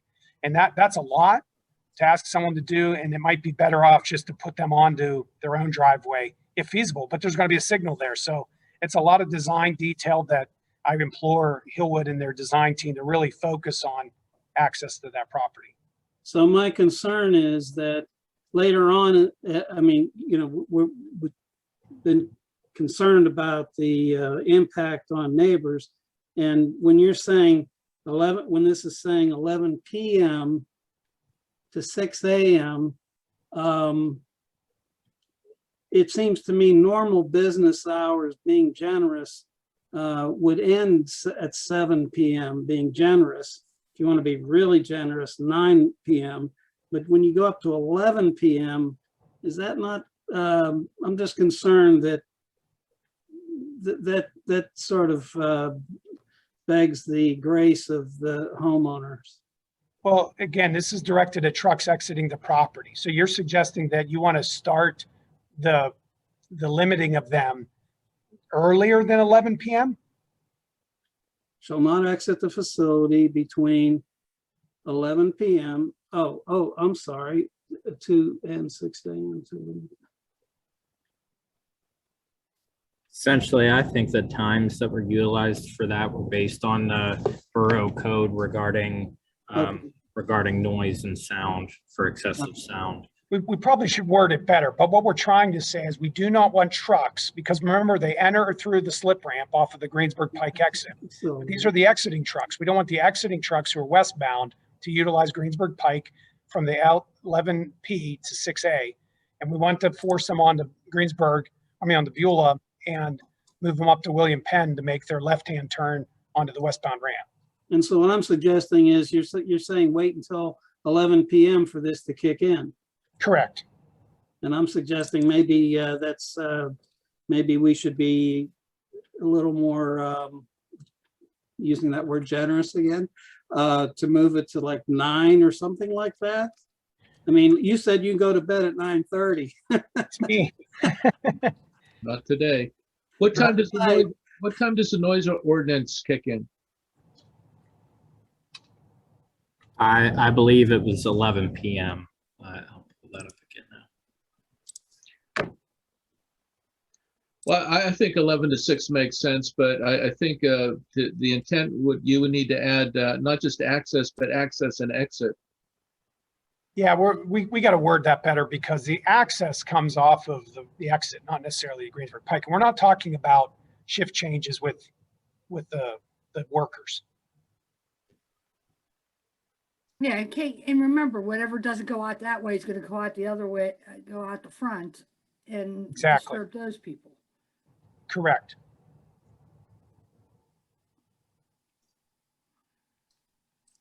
That number 3, and I'm mishearing something, but number 3 has nothing to do with the exit off of the Parkway, the Greensburg Peak exit. Right? That's what I mean about the access, the word access. We don't anticipate trucks. Yeah. At least we're No, being it's told. leaving the facility. It's the actual, yeah, the B or the driveway B, yeah. Okay. Site access B.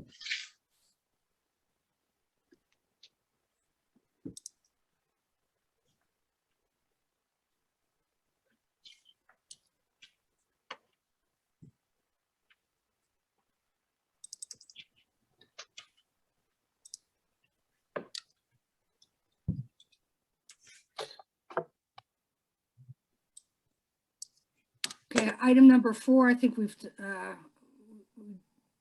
we asked about this in a number of meetings. I think it's pretty self-explanatory. So you want to move down to lighting? Yes. One, consistent with all the other ones, I think it's acceptable. And I'm not sure in number 2 what the difference between quote unquote dark sky commercial standards and what they proposed, if there is a difference. What they've proposed does meet or exceed dark sky commercial standards, so. It's just memorializing that item. Right. Like we've discussed. It'll be on or already is on the drawings. Correct. So, but yeah, memorializing is what it is doing. So is that the same for 3 as well?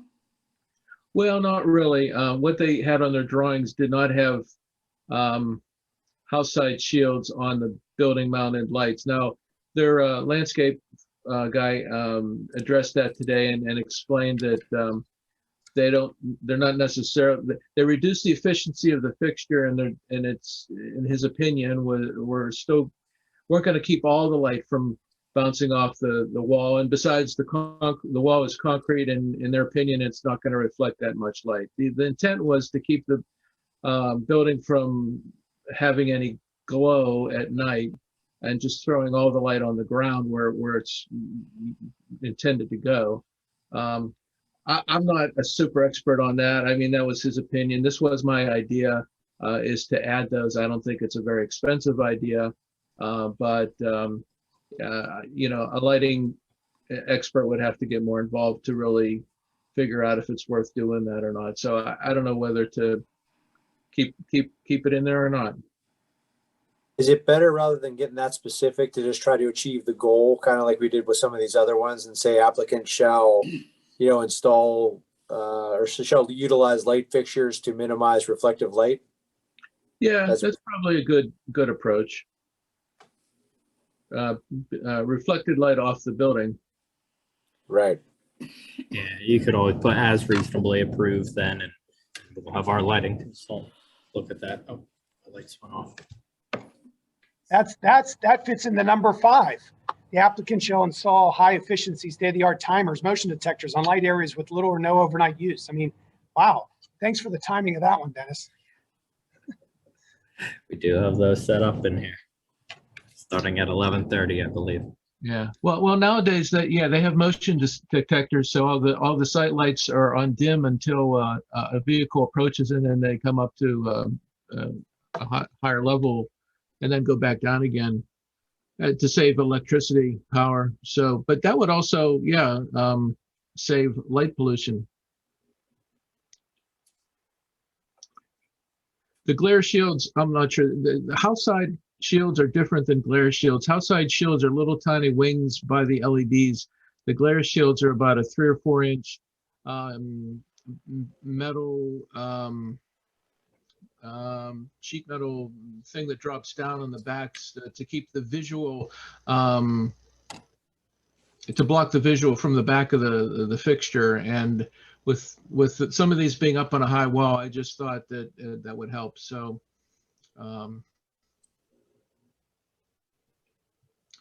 that wasn't addressed tonight. It was mostly a discussion about house side shields on building mounted lights.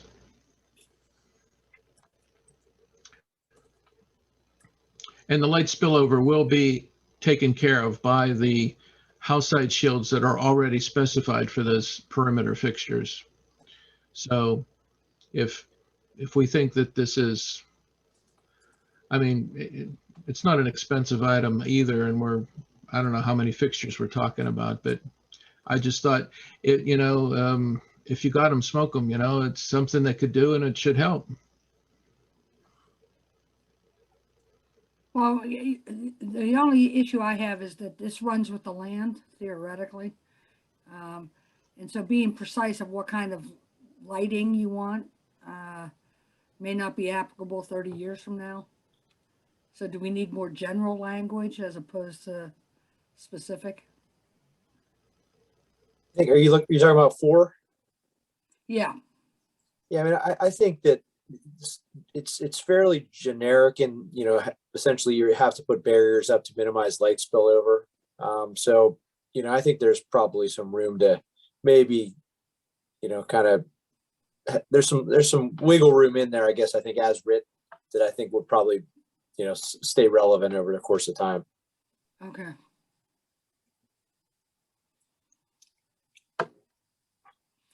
All right, then that gets us down to environmental.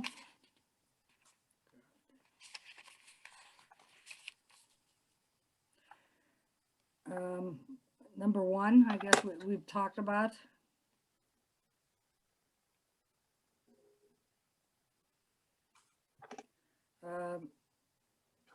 Earlier, I'm all for it.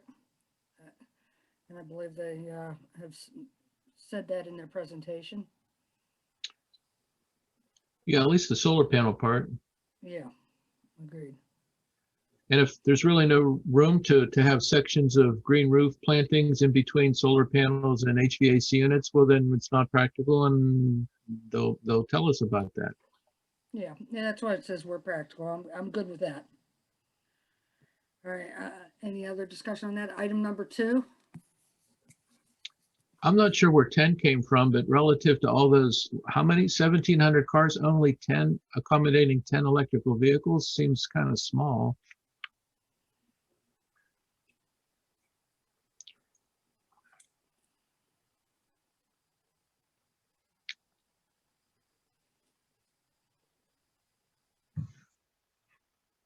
Ten percent.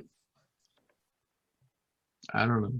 What is it? GM's commitment by 2035 is to have like most of their cars electric, something like that? Yeah. I would think Amazon employees would be encouraged to buy electric vehicles somehow. They could order them online. So I wonder what the lead ND or the lead standard like is for that. I just don't know, but we can look into a number that's different maybe than 10. It does seem small. So Yeah. who's paying for the juice? Mhm. Who's paying for the juice? The landowner. So that's like a benefit of employment. Is that what you're saying? Yeah, they have them at the garages downtown too. Do they operate on credit card or do you just simply plug in? You just simply plug in. There was nobody, I could say that because nobody uses them. There's maybe one in the whole building. I've seen some that work on credit cards. So imagine if how many cars are going to be there, and if they don't go somewhere else to, where's the I don't know, that's an odd one to me. You start thinking the details of administering that. Wow, I don't know. Shouldn't it be up to the individual car owner to figure that one out? You know. Well, I think Alex's suggestion to check out what lead recommends would be a good thing. I would only note that, you're, to the extent that you are, this condition needs to be finalized before your vote. So, if we want to pick a number, we got to pick a number. If we want to set a different standard, we have to figure out how to word that. Yeah. If it were for their vehicles, in other words, if it were for Amazon vehicles, that's one thing. But to just require this and anybody can pull up and use it anytime and et cetera, I don't see, I'm sorry, but I don't see how we can ask that as a condition. Well, I don't think about reasonable. This is for the employees. Yeah, this is for their employees. This is not for public use. Right. Is it reasonable for us to ask this as a condition? Well, I mean, I think that they've expressed over the course of their presentations at least an agreement to hit this minimum 10. I don't know that we. Gavin, sorry to cut you off there. This did come directly from the their conditional use application, their environmentally positive design criteria that they provided, stating 10 charging stations. That's why that number of 10 was used. That came right from what they had provided. Okay. Thanks. Okay, well, let's just leave 10 in there then. Yeah, leave it alone.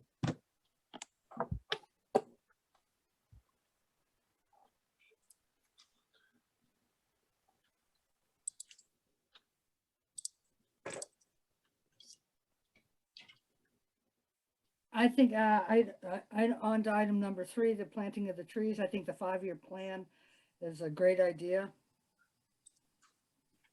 And to replace any dead disease, because we know that often happens with planting. And that's consistent with what, similar requirements I've seen in other places for other types of developments, whether it's a residential subdivision or, whatever. I think that's a fairly standard requirement for the tree replacement. Okay. Yep. All right, number 4, conservation easement on the subject property, at least 20 acres in size. Apparently, apparently 20 is not the right number according to what we heard today. I think 13. Again, 20 acres was what was explicitly stated in their environmentally positive design criteria that they provided with their conditional use application. I think since they changed their plan, the current plan shows 13. So, I don't know if we want to stay consistent with that or make them try to find some additional area that would be dedicated as conservation. I don't know how practical that is. At least it can always go up, right? Right. And if their plan says 13, let's commit it to that and say Yeah. at least. Yeah, that makes sense.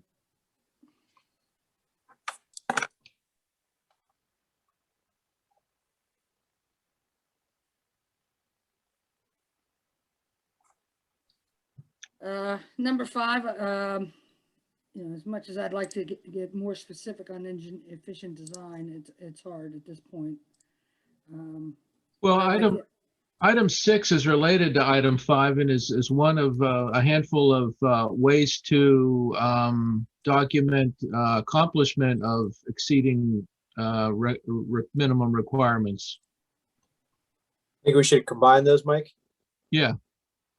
And put such as attaining at the end minimum requirements such as attaining any Energy Star certification or similar certification. Yeah, that sounds good.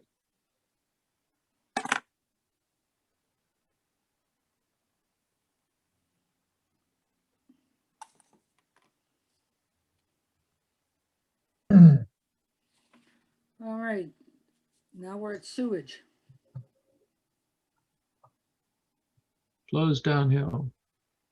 So one of the things that, though we've had some public comment on this, there's a huge challenge that we have with the site that is needing a redevelopment. By allowing the existing Westinghouse site to continue as is in perpetuity, you're going to risk always having infiltration when heavy rain events happen. By having it redeveloped, whether it's Amazon or whoever, you end up tightening up the site and reducing wet weather flows into our lines.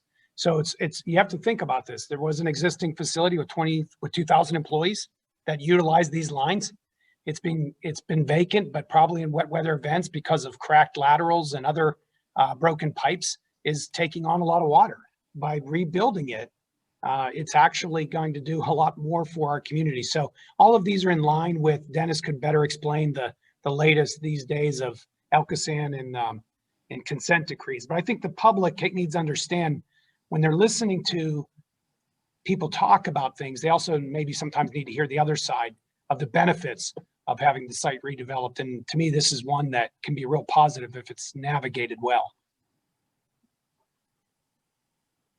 Yeah, and the new consent order for the borough, not getting into too much detail with that, will require the borough to evaluate their system and to remove any of those areas where stormwater is within the system. Also, a feasibility study was performed previously, and for the entire region, it showed that there was a lack of capacity.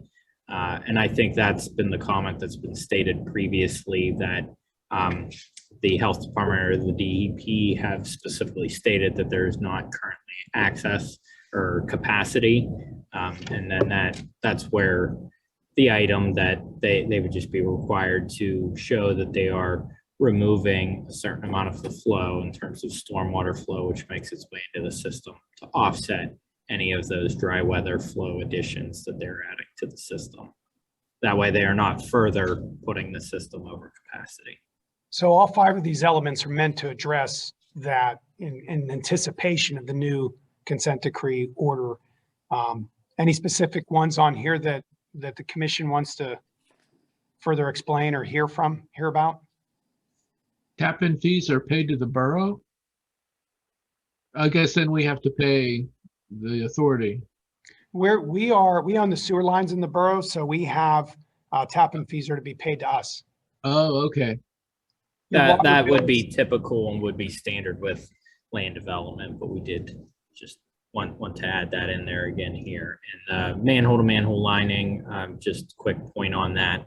That was for 2 purposes, because there is a publicly owned sanitary sewer which runs through that property, and they will be performing construction activities on top of that. So we believe that it would help in removing any of the additional stormwater inflow, as well as it would provide strength to that line, so that building a wall on top of it, the strength of that line would be improved for future sake, so that the borough is not left having to come back and repair a line underneath a wall or an improvement that is made with this facility. Okay. Speaking of utilities and pipes underground, Dennis, is there any concerns that we need to speak out about relocating that big gas line? or did I misread some plans? I No, can't think. Go ahead.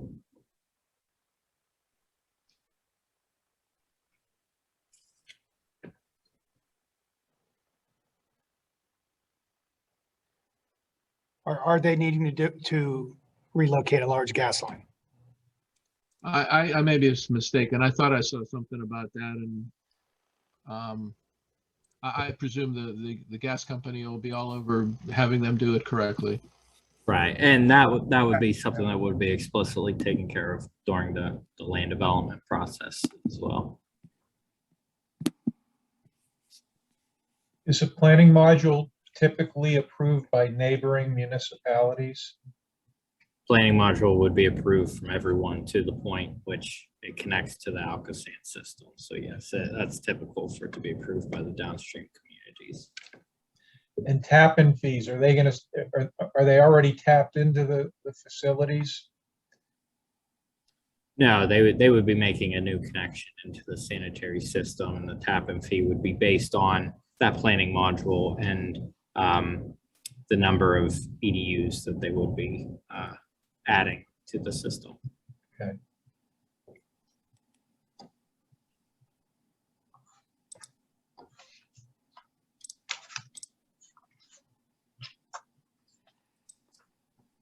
Okay, I guess that gets us to construction activities. Demolition and construction plan, subject to the approval of the borough. I am good with that. Yeah, it's kind of an obvious one. Yeah. I think on number 2, restriction from 7 a.m. to 7 p.m. Only for loud construction. Again, I'm good with that as well. Yeah, that's good. The only thing I'd note on that, and I'm just kind of flipping through the code while we're working here, the general construction requirements from the code actually include Saturday 7 to 7 as well. So basically all construction projects are, unless they get written permission, otherwise are mandated between Monday 7 to 7 to Saturday 7 to 7. So we want to make that consistent. Sure. Yeah, that makes sense. And just, I did get a comment, Megan, just make sure when you're speaking up close to the mic, one of the attendees just reminded me of that again, please. Okay, sorry. So Gavin, are you saying you're going to make it consistent with the code? Right. Okay, good. Thank you. Yep. What code is that? That's section 264.4 of the Churchill Borough Code.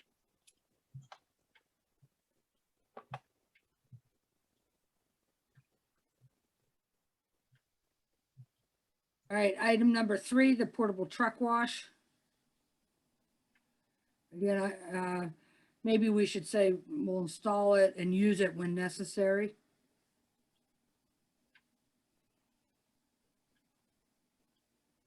Let me ask a question, because I'm not sure where this one derived from. Is this, since it's under construction activities, is this during construction and demolition only, or is this something that the tractor trailers coming and going would also be washed on regular? Just construction.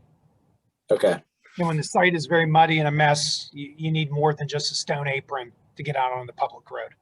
All right. So if we add during demolition and construction, would that be appropriate? Yeah, I mean, yeah, the thought is to have more of a macadam surface for later use. You know, as they're building.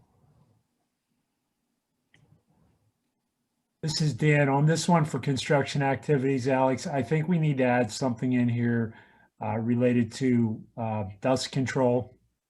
I know that might be the intent with that potable water truck, but I think we need dust control in the form of having a water truck available at all times to address. Oh, yes. I mean, you could have large lanes over large areas that are dusty. It's been dry sometimes this summer. Yeah, it's surprising how quickly that happens. It happens during demolition. You know, I'm recently experienced with another pretty big demo project, and there were a lot of complaints on dust with demo. It's important there, and it's important during earthwork activities. And if they're planning to crunch up any concrete to use for fill, that's pretty dusty operation too. And number 4, I kind of skipped over. That's just basically the same. We want post-development to be during this phase. We don't believe the Churchill Road on-ramps to the Parkway are safe for big vehicles, and we'd rather those vehicles go up under the Parkway Bridge and then onto the William Penn East on ramp that enters onto the driver's left that are on the highway. So yeah. Yeah, that makes sense. It makes me wonder, you know, I've often had some thoughts about who repaves Greensburg Pike, and Bueller Road's not too bad, but as my Greensburg Pike is a county road, and I think they don't pave it for traffic control purposes.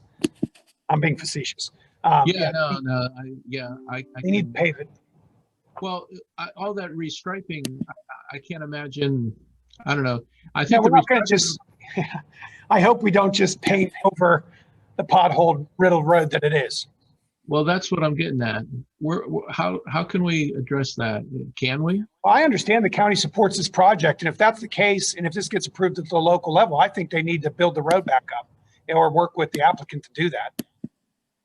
Yeah. I guess that's not something for this kind of list. I think the county's listening, so maybe they've heard it. I think we can get the word out, but it should not be a condition as part of this list. Yeah. Okay. Dennis, you want to cover the landscaping? Because I think these are also will be part of the land development itself as we get into that portion if it proceeds past council.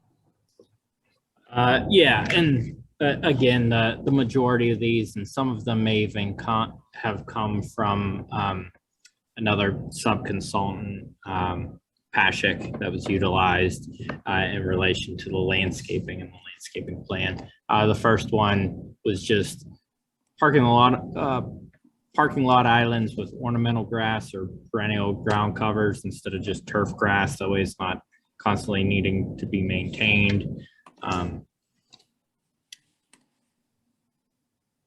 There's no questions on that. Deciduous trees to be added to the buffer plantings to be approved by the borough.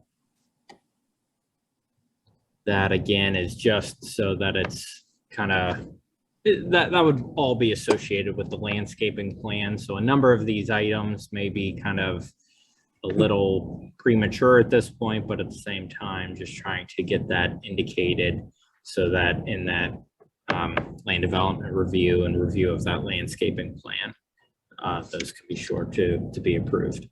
And so I presume that approval would involve evaluating for native species and stuff like that. Correct. Yes. Yes.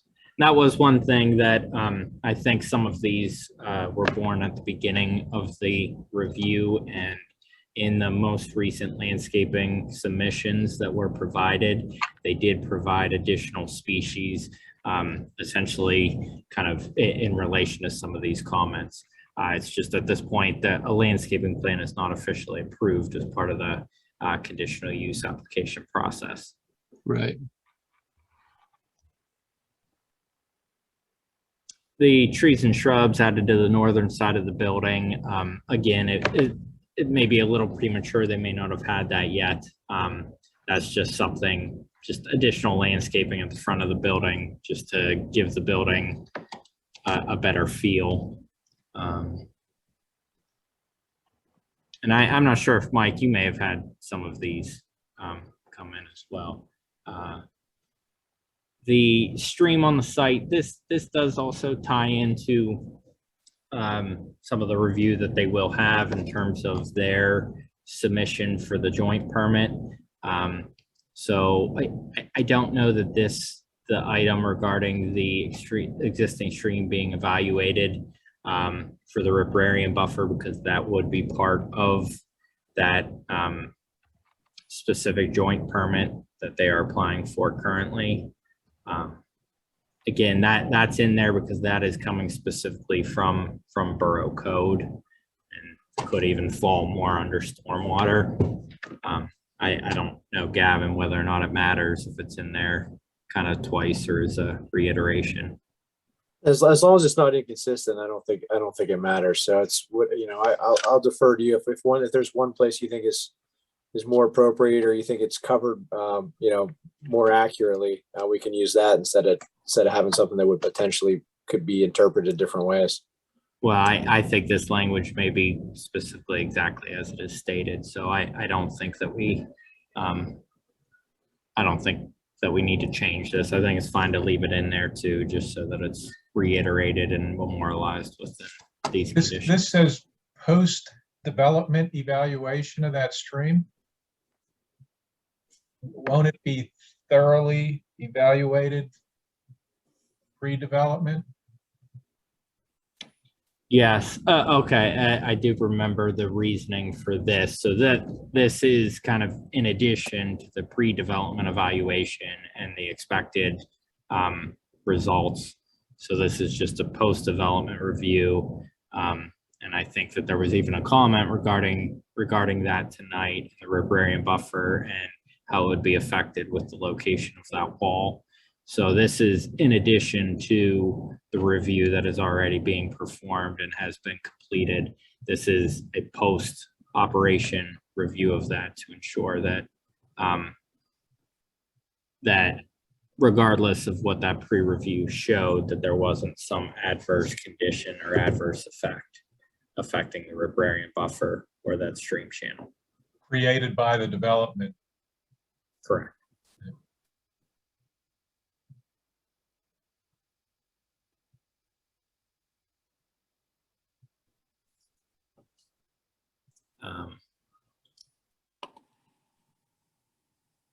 Applicant shall provide a listing of the number of trees expected removed and the total amount of trees to be added. We probably can remove that since they have actually provided that with the arborist currently.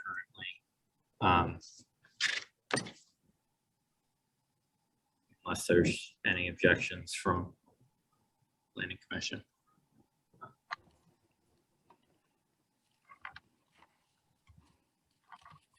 And then the permanent irrigation system to assure long-term maintenance. That is again to ensure that their landscaping plan that they are submitting will have adequate maintenance. So it will thrive.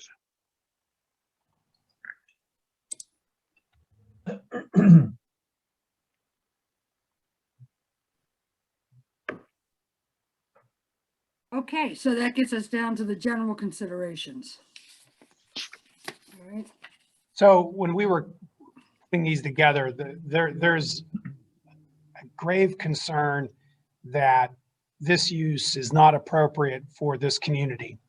And it has a tremendous amount of visibility from the parkway.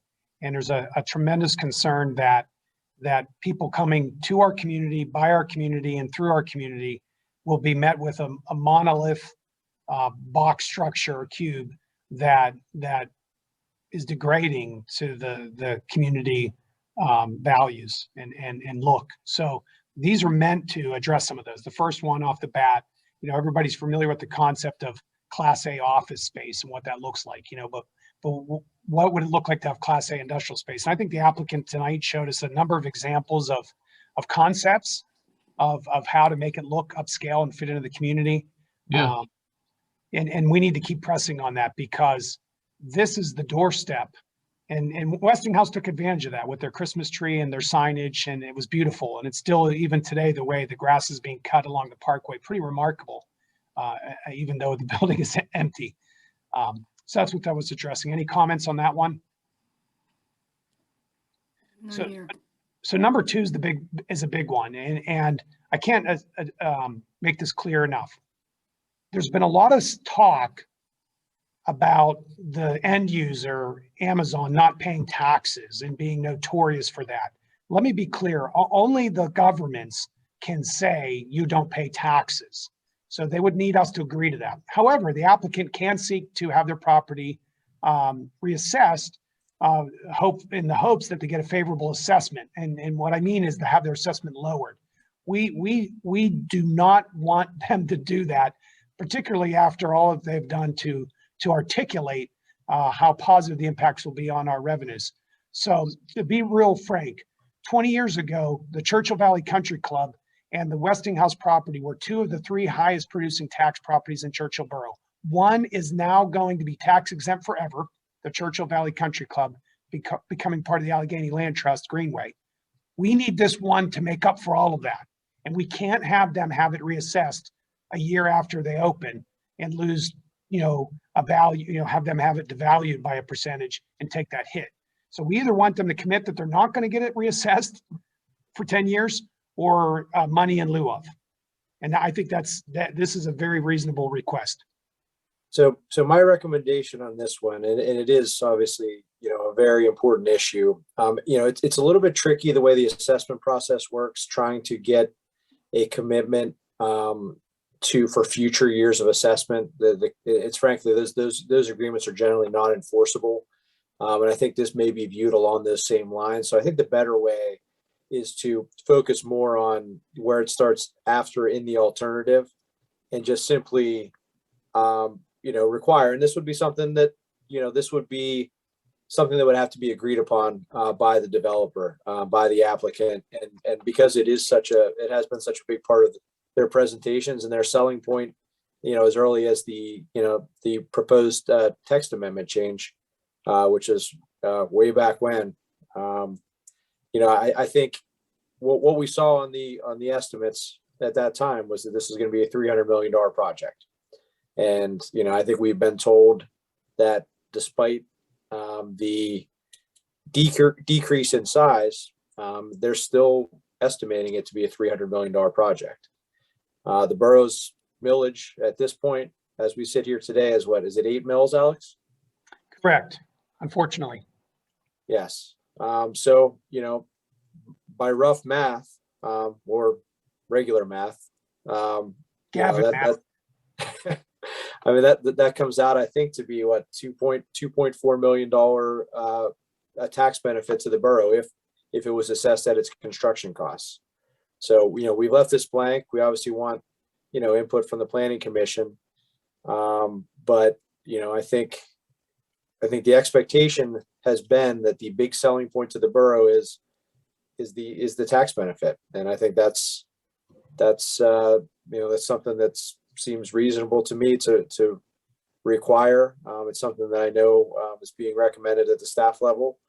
And so that if the Planning Commission is inclined to include this as a condition, having that tax or payment in lieu of tax to the extent that the assessment does not match up with what was estimated, would be a reasonable figure.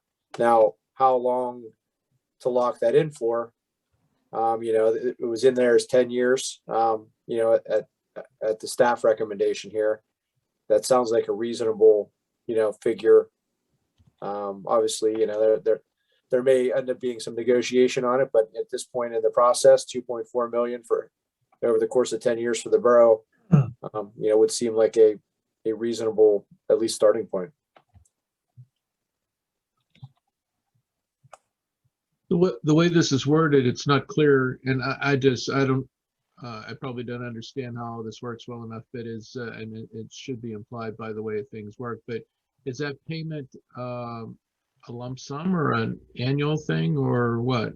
It is. So essentially, in one way it could happen is if the building is issued an occupancy permit, the county comes out, does a construction cost analysis, assesses the building for $300 million. And they receive a tax bill every year, 300 million times the millage, 2.4 million. They pay it just like you pay your taxes, Mike. Alternatively, to the extent that that's not the figure that it's assessed at, say it's assessed at 200 million. Well, then all of a sudden there's a gap to make up. They're only getting a tax bill for 1.6. And under this condition, if agreed upon by the applicant, in addition to that tax payment, there would be an additional payment in lieu of tax, or I guess maybe not in lieu of is not the best way to put it here, but payment in addition to that assessed value tax that would make up the difference between the 1.6 and the 2.4. Okay. And that would be annual for 10 years. Yeah, well, the word annual is missing. just put annual at the end and then I would understand. Yep, we can certainly do that and maybe even play with the language a little bit, Yeah, make it a little bit more clear. Needs a little help. So, Did I explain that, Alex? Was that your intent here? yeah. We have to, the borough cannot go through all of this just to find out there was a switch at the end of the day and the property got reassessed and we were left holding the bag. Well, Right. the borough would have the opportunity to fight that. Oh, we would. Oh, my goodness, yes. Well, but so, and I agree with the concept here. I don't think you can go with, they won't seek a reduction because that problem they'll have with that is they're at the mercy then of whatever the county comes out with once the facility is completed. So they don't want to give the county the blank check to say whatever they want. But I think the second part of that, the minimum payment agreement, is what I've seen in the past. And that is, they will not seek a reduction of the assessment, or if the assessment, as you explained earlier, Gavin, if the assessment goes below a certain level, they are agreeing to supplement their annual payments so that the borough, again, it's a minimum payment agreement. The borough for a period of 10 years gets minimum tax revenues from the site of X, whatever that might be. So it'll have to be worked through, but I agree with the concept. And I think it also has to say to the borough. We don't want them just to say a minimum tax payment of 2.4. And that's what they say is to the borough, because if they want to fight it and the school district wants to, deal with it, or the county wants to deal with it, so be it. Right. So it will be an agreement between the applicant and the borough for a minimum payment for a period of 10 years. Yeah, Dick, I like the way you're wording that. I think we can smooth that out a little better.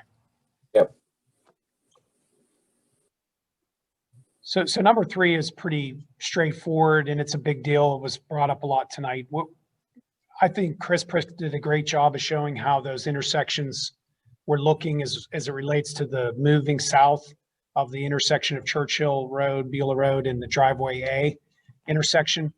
And we discussed, people talked a little bit about Old Beulah Road and its impacts, but we recognize the community garden would need to be relocated. So what Chris I thought was a great image, but it just didn't include total post-construction look. We anticipate possibly where that old chute was coming off of Churchill Road that quite frankly is bottlenecking the intersection. As that gets removed and that movement gets moved into the intersection, the community garden would flip maybe to the other corner, but that's all to be determined. But we just want to make sure we're not losing that beautification. I think the end user will want to have a very beautiful entrance here, and we'll want to see all 4 corners of that all 4 quadrants of that intersection look great. So this is just getting our foot in the door saying, hey, we realize we're losing one of our community assets and the benefit of moving traffic through our community, but we need to have it reestablished appropriately. Yep. Agreed. Okay, so number 4 was, Dennis can address this in the final site application. We've had a lot of talk about Kilbuck and the catastrophe that occurred when Walmart tried to build there. Dennis, you want to talk about number 4? Yeah, the geotechnical approval, that is explicitly a line item within the land development code. And we did just want to reiterate that here again, that a geotechnical engineer would need to evaluate it. It would need to be approved. That's in regards to both their earthwork and the site walls that they expect on site, since those site walls are very large in nature. So that was kind of the idea behind this. Again, it was kind of a reinforcing of something that we know is already coming with or would be coming with the land development review or land development application. Excellent. So I think we've worked through these. Any questions on this last section of general? I had a question, and since I don't typically drive to the Churchill exit, I take the Greensburg Pike exit.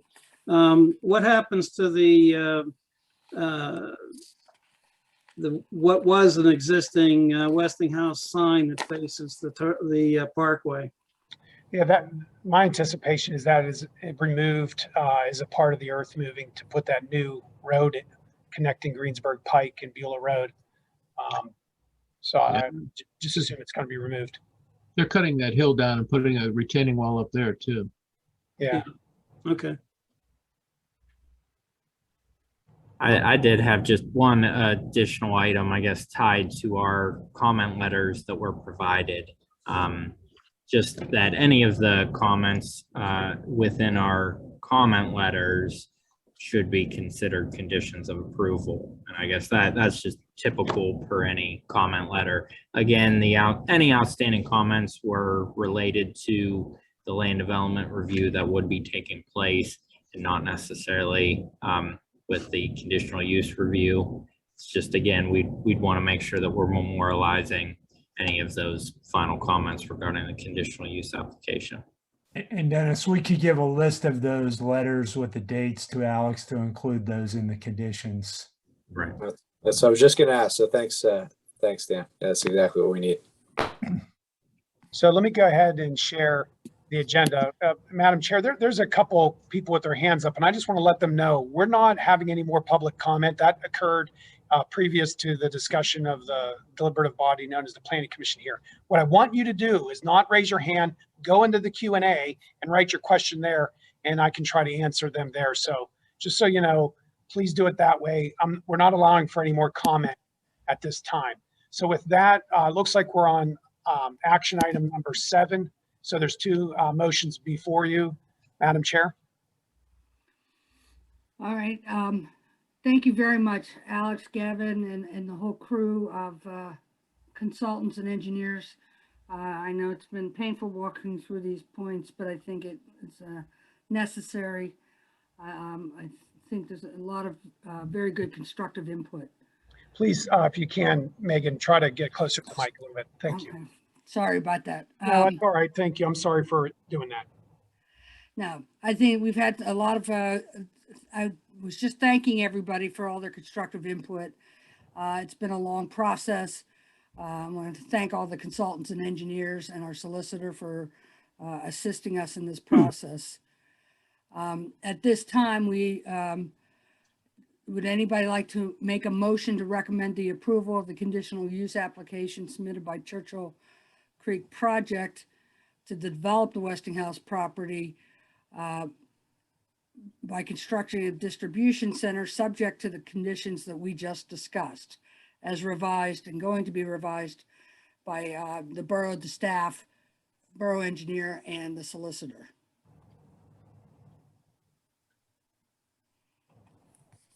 Do I have a motion from anybody on the Planning Commission to approve? I make the motion to recommend approval, subject to the conditions that we've discussed this evening, as set forth in the list of conditions and as revised as we've discussed this evening. Do I have a second? I would second it. Okay. Right now, I'd like to hold a vote. All in favor, say aye. Aye. Any nays? Okay. Let the record reflect that the motion is carried, subject to the conditions that we discussed tonight, as modified as we discussed tonight. With that, I guess the meeting is adjourned. Madam Chair, I think we do have an item announcing the next Planning Commission meeting on August 4th. My understanding is that Hillwood does not intend to move forward on their land development application on the 4th. I'm not sure if there's any other items of business, Alex, that are on the schedule. No, so we can not meet that evening. I mean, I figure this is sort of like 2 or 3 meetings in one anyway, right? So yeah, maybe give them a little break. And then in September, we'll likely, if the applicant wants to submit, we'll possibly be reviewing it then. Yeah, it all depend on the timing and the outcome, obviously, of the hearing before Borough Council. So September would be the earliest, though. Thanks, Gab. And then, Gavin, did you want to recap on what the upcoming, or Alex, the upcoming meetings? Well, yes, I'll be first. It's the same connection that you used this evening to participate. We have 66 participants who've lasted this long, and that's amazing, considering it's Thursday. 6 p.m. is the key. You want to come in at 6. We will help you do screen shares. If people need to practice, give me a call. I'll work with them to enable them to do that. As far as objector status and how the hearing is going to work, I'll let the solicitor speak to that part. Right. So, I mean, we will start the hearing by trying to establish exactly who's going to be, who proposes to be a party objector to the hearing, at the hearing, I should say. And as we discussed during the Borough Council meeting, that those individuals, must have standing to be a party objector. Standing is, a bit of a nuanced legal concept that, I'm not going to get into at this meeting. But there will essentially be two types of the public. There will be the party objectors, some of whom will be represented by legal counsel, I expect, and we know at least some of them are. Others will be representing themselves and have the opportunity to not only present their own witnesses, their own evidence, but also to cross-examine, with the other witnesses that are participating in the hearing. I would ask that if you do plan to submit some sort of documentary evidence, whether it's a PowerPoint presentation, photographs, reports, that you get those, that those be sent to Alex, if possible, in advance. And what the important thing we're trying to do from this, and again, I will not try to predict what Borough Council is going to ultimately do with this matter, but what we want is a very clean, coherent record, which is, not the easiest thing to do in a contested, important hearing like this, even under the best of circumstances. But certainly as we sort of navigate the technology here, there's going to be some hiccups along the way. There's no question about it. We're going to work through them with everybody. As Alex said, he's proven time and time again, he's willing to work with residents to try to make sure you're well positioned to participate in the hearing. But my point about the record is, there will be a stenographer taking down every word that's said. We will need to document every piece of evidence and identify it and name it as an exhibit, so that ultimately, that whether it's 1 night, 2 nights, or 5 nights, we will ultimately have a full transcript of the hearing, as well as a full set of exhibits submitted by the applicant, objectors, and general public. And so I did want to note that even those folks who are not seeking party objector status will, at the end of the hearing, be given an opportunity to participate in a public comment section, essentially, to provide, their position either in favor of or against the development. So, I know that's a lot, and there's going to be a lot more, and we'll certainly work through those details at the hearing starting on Monday. But we certainly appreciate in advance everyone's participation and understanding as we go through that process. Thank you. Any other comments, notes from anybody? Well, thank you all. Thank you for hanging in there so long. It's been a project.